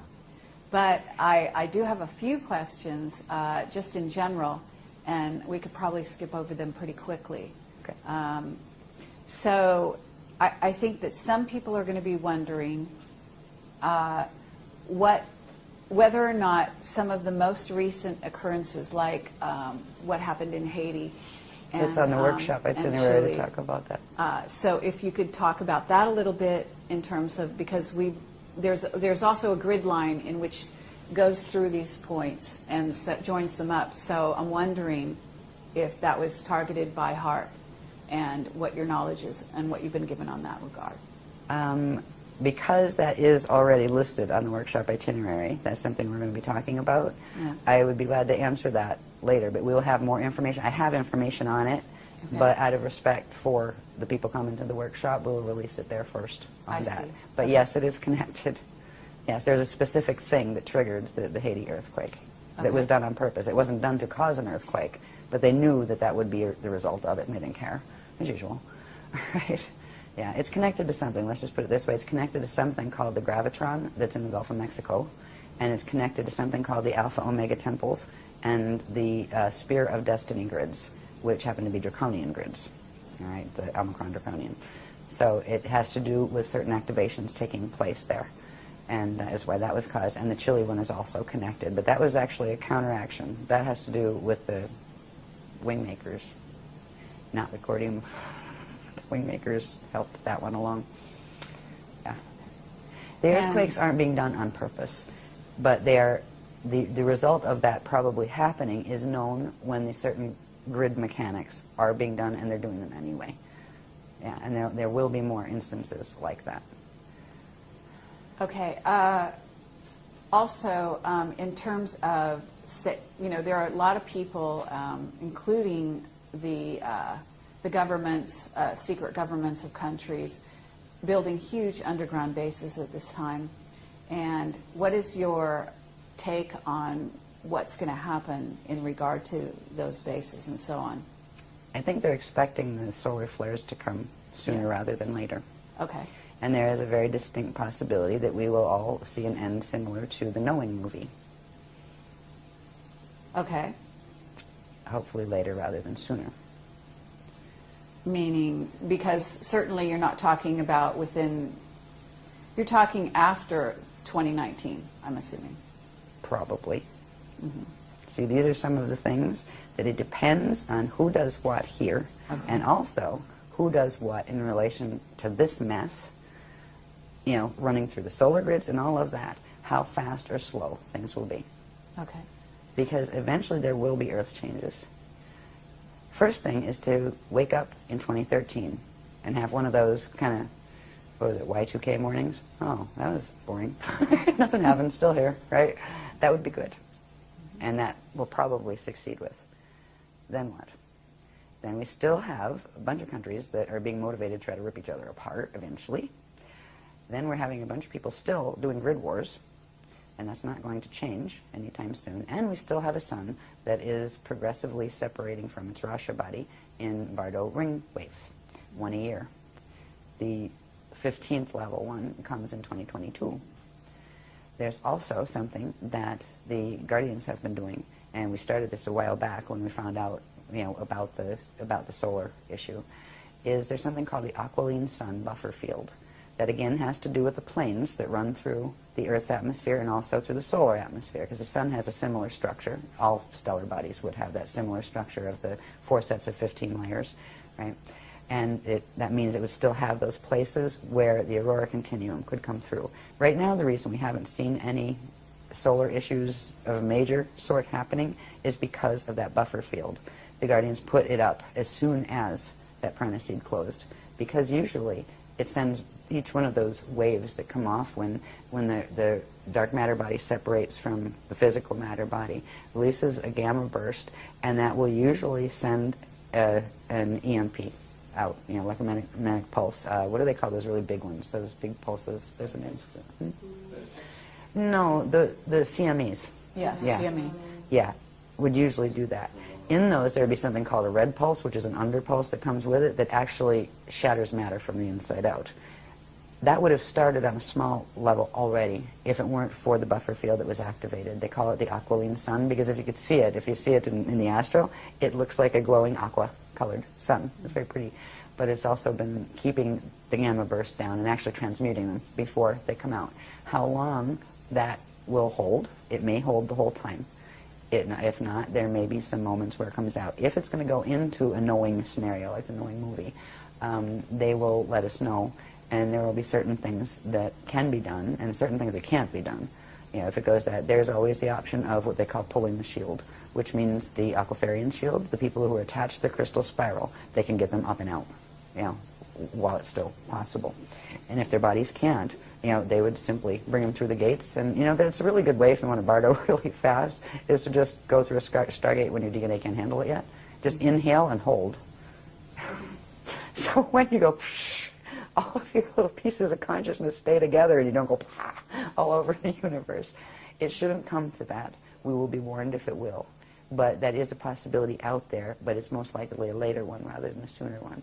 The most pressing issues now are going to be what humans and Illuminati do on this planet. There's a slight possibility of invasion from the sky. It's not as strong as it has been in other periods, because there's not a lot that would be gained by it right now from any of the sides. But that may change. We'll see where they go with that, and that's something that the Guardians are watching. They're also planning, the Guardians are planning their own visitation, but they're not going to use spaceships.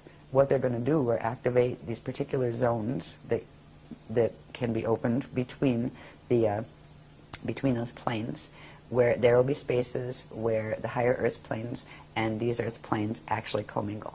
And they can come here and meet us halfway, and we can go there and meet them halfway. So they're going to start, and then eventually, once we get that far, the next stage will we be able to go over to that side, the first level out of here, which is going to higher Earth, all right, which is the higher Earth planes. And they will look physical. Once you get your consciousness one dimension above where their matter is, it is physical, it is solid.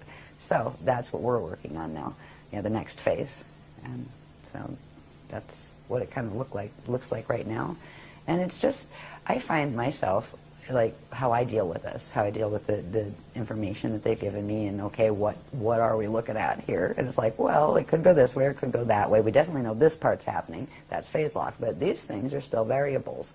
And there's a lot of things that are like, it's not a matter of if, it's just a matter of when. But when may be like closer to the end of the load-out 200-year cycle and that kind of thing. So it's just kind of like watch and wait and learn how to be at peace anyway, and not let it wreck your day, and not let it make you scared.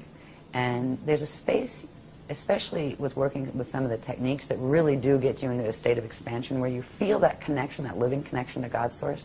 It wouldn't matter if I ever heard a guardian again. I feel the living connection with source. I know I am okay. Whether my body lives here or doesn't, that's okay. I am okay, and I am home. And that is a space that I hope to be able to help other people to reach, because it is the space you need to go through these times in, where you can still smile and still make jokes and mean it, and still, most importantly, love everybody. Because with the horrible things that have been done to this planet, and people do to each other, and not just ETs, by the way. A lot of these people are not just ET, but they're ID, interdimensionals. Not all of them use spaceships. Some of them use those nasty Merkaba fields, right, as their transit vehicles. But to be able to keep the love there anyway is part of the lesson, I think, that consciousness comes into situations like this to move through. It's almost like a test of your merit on, do you really love? Do you really know what that means? Can you still love them even if they do that? Can you still not be afraid even though you know this is occurring? And it tests you, because we're dealing with these little emotional bodies down here that go, ah! I'm scared. But I'm going to be tough anyway. I believe in the Christ. And the one nice thing is, there is only one set of rules that does apply in the eternal cosmos. And they are the rules of the Christ. The only people that haven't learned that yet are the ones that still play the FA games, the fallen angelic games. Because all they will eventually do is meet the consequence of their action. And the people who don't allow themselves to be lowered to that level of action and keep their truth and keep their love and all of those things, they will also be met with the consequence of that. It's about not letting yourself be worn down by those who act in unkind or evil even ways around you. Evil eventually destroys itself. This too shall pass. But the eternal is just that, eternal. It's a no-brainer as far as I'm concerned. Anyway. Okay, thank you very much, Ashayana Deane. Thank you. And I'm just going to ask one more question, and we'll see, because that was a lovely ending. But I do want to ask you, just in case, there are a lot of people out there who think that they're going to be rescued by spaceships, by positive beings in spaceships, in and around 2012, after 2012, and so on. Can you please address that? Let's put it this way. There's none of those lined up in the port and any of the guardian sites. It is a possibility, if things are going to go bad, that some of the other ones from the fallen matrices will come and get what they consider their own seed in order to transport it elsewhere in the fall systems. It's a possibility. But even if you're in that position, I wouldn't hold my breath. Okay, these beings were planning to move those rods and have it all over while they were telling people that, oh, 2012 is going to be your ascension. It was going to be your annihilation. If they did come in, I'd really think twice before I got on that ship. So that's our opinion on it. Thank you. You're welcome. Thank you for your patience with this, for letting the guardians speak about what they felt was important. Thank you very much. Absolutely.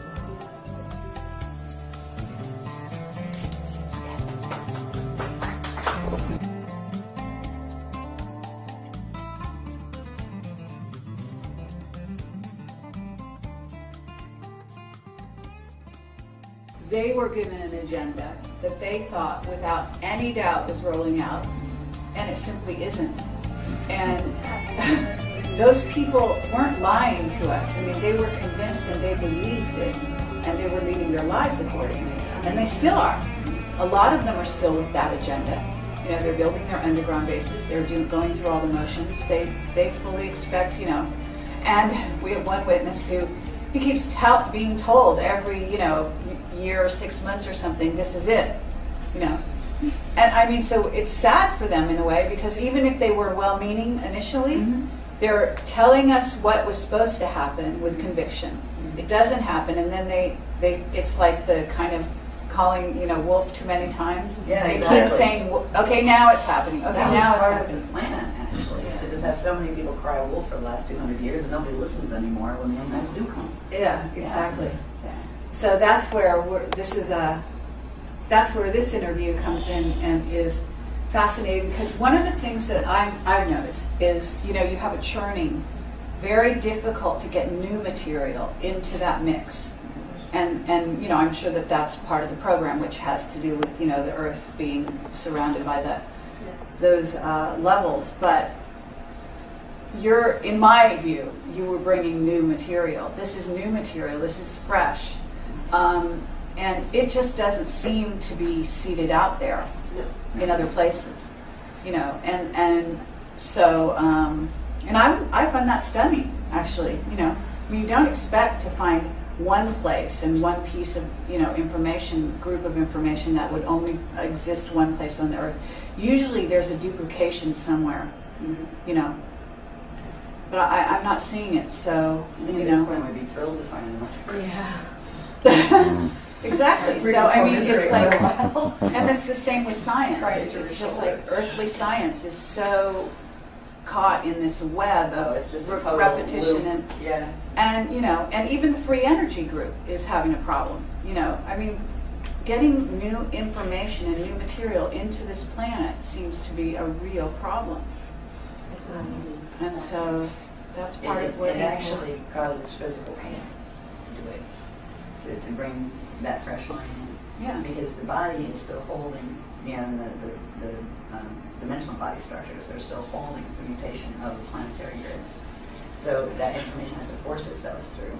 And we get everything from extreme bone pain and joint pain. Yeah. So sometimes when it comes in, if a really heavy, fast line comes in, instant nausea and just heat flash. Except what's really funny is that the men get the heat flashes too. So it's not just female menopause. Yeah, I know. Menopause. Menopause. Children Sure menopause, enough. because even the younger ones get it. Yeah. Yeah. So it is there. Yeah. In the beginning time, it was hilarious. Just like, well, I'm glad I have front teeth because the back ones just kept shattering. Yeah, just from the amount of frequency coming. Yeah. Incredible. Through. Yeah. Fun celebrate. It's good. Yeah, I've had that very much anymore. happen also. I think that there are also places on the planet where this is more likely to happen than other places. Egypt is one of them. Some of the worst grids. Yeah, but very powerful. Certain places are very powerful, and you can really. I've been hit just incredibly, where I've just fallen on the ground and stuff, type of thing. So it can be very intense. We had one of those in England when I first went over, before we were married. I went over for the first time to the workshops over there. I think it was the second one. And I got hit so bad while I was on stage. Yeah, and literally I was like shaking. I had to call break, and we were told by the guardians to go home now, cancel the other 5, just go. Yeah. I can get on stage for instance. And that was when they wrote the Treaty of Altair in 2000. And all of a sudden the grids weren't safe over there anymore where they had us. So it's a really nasty game, but you gotta maintain a sense of humor.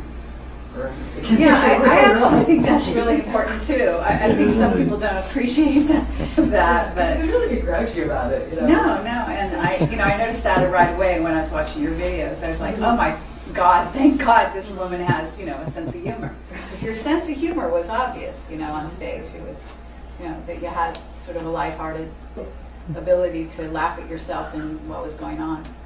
I refuse to let someone take that away from me. That's something that's really important, because if you let it get to you, it won. Right? Seriously. I go through my fishy moves. Get groomy and grouchy and hypersensitive to sound and light and the whole bit. It's like, turn the TV up tonight and I'll go. Right? Yeah, exactly. Moments. No, when the frequency is really running high.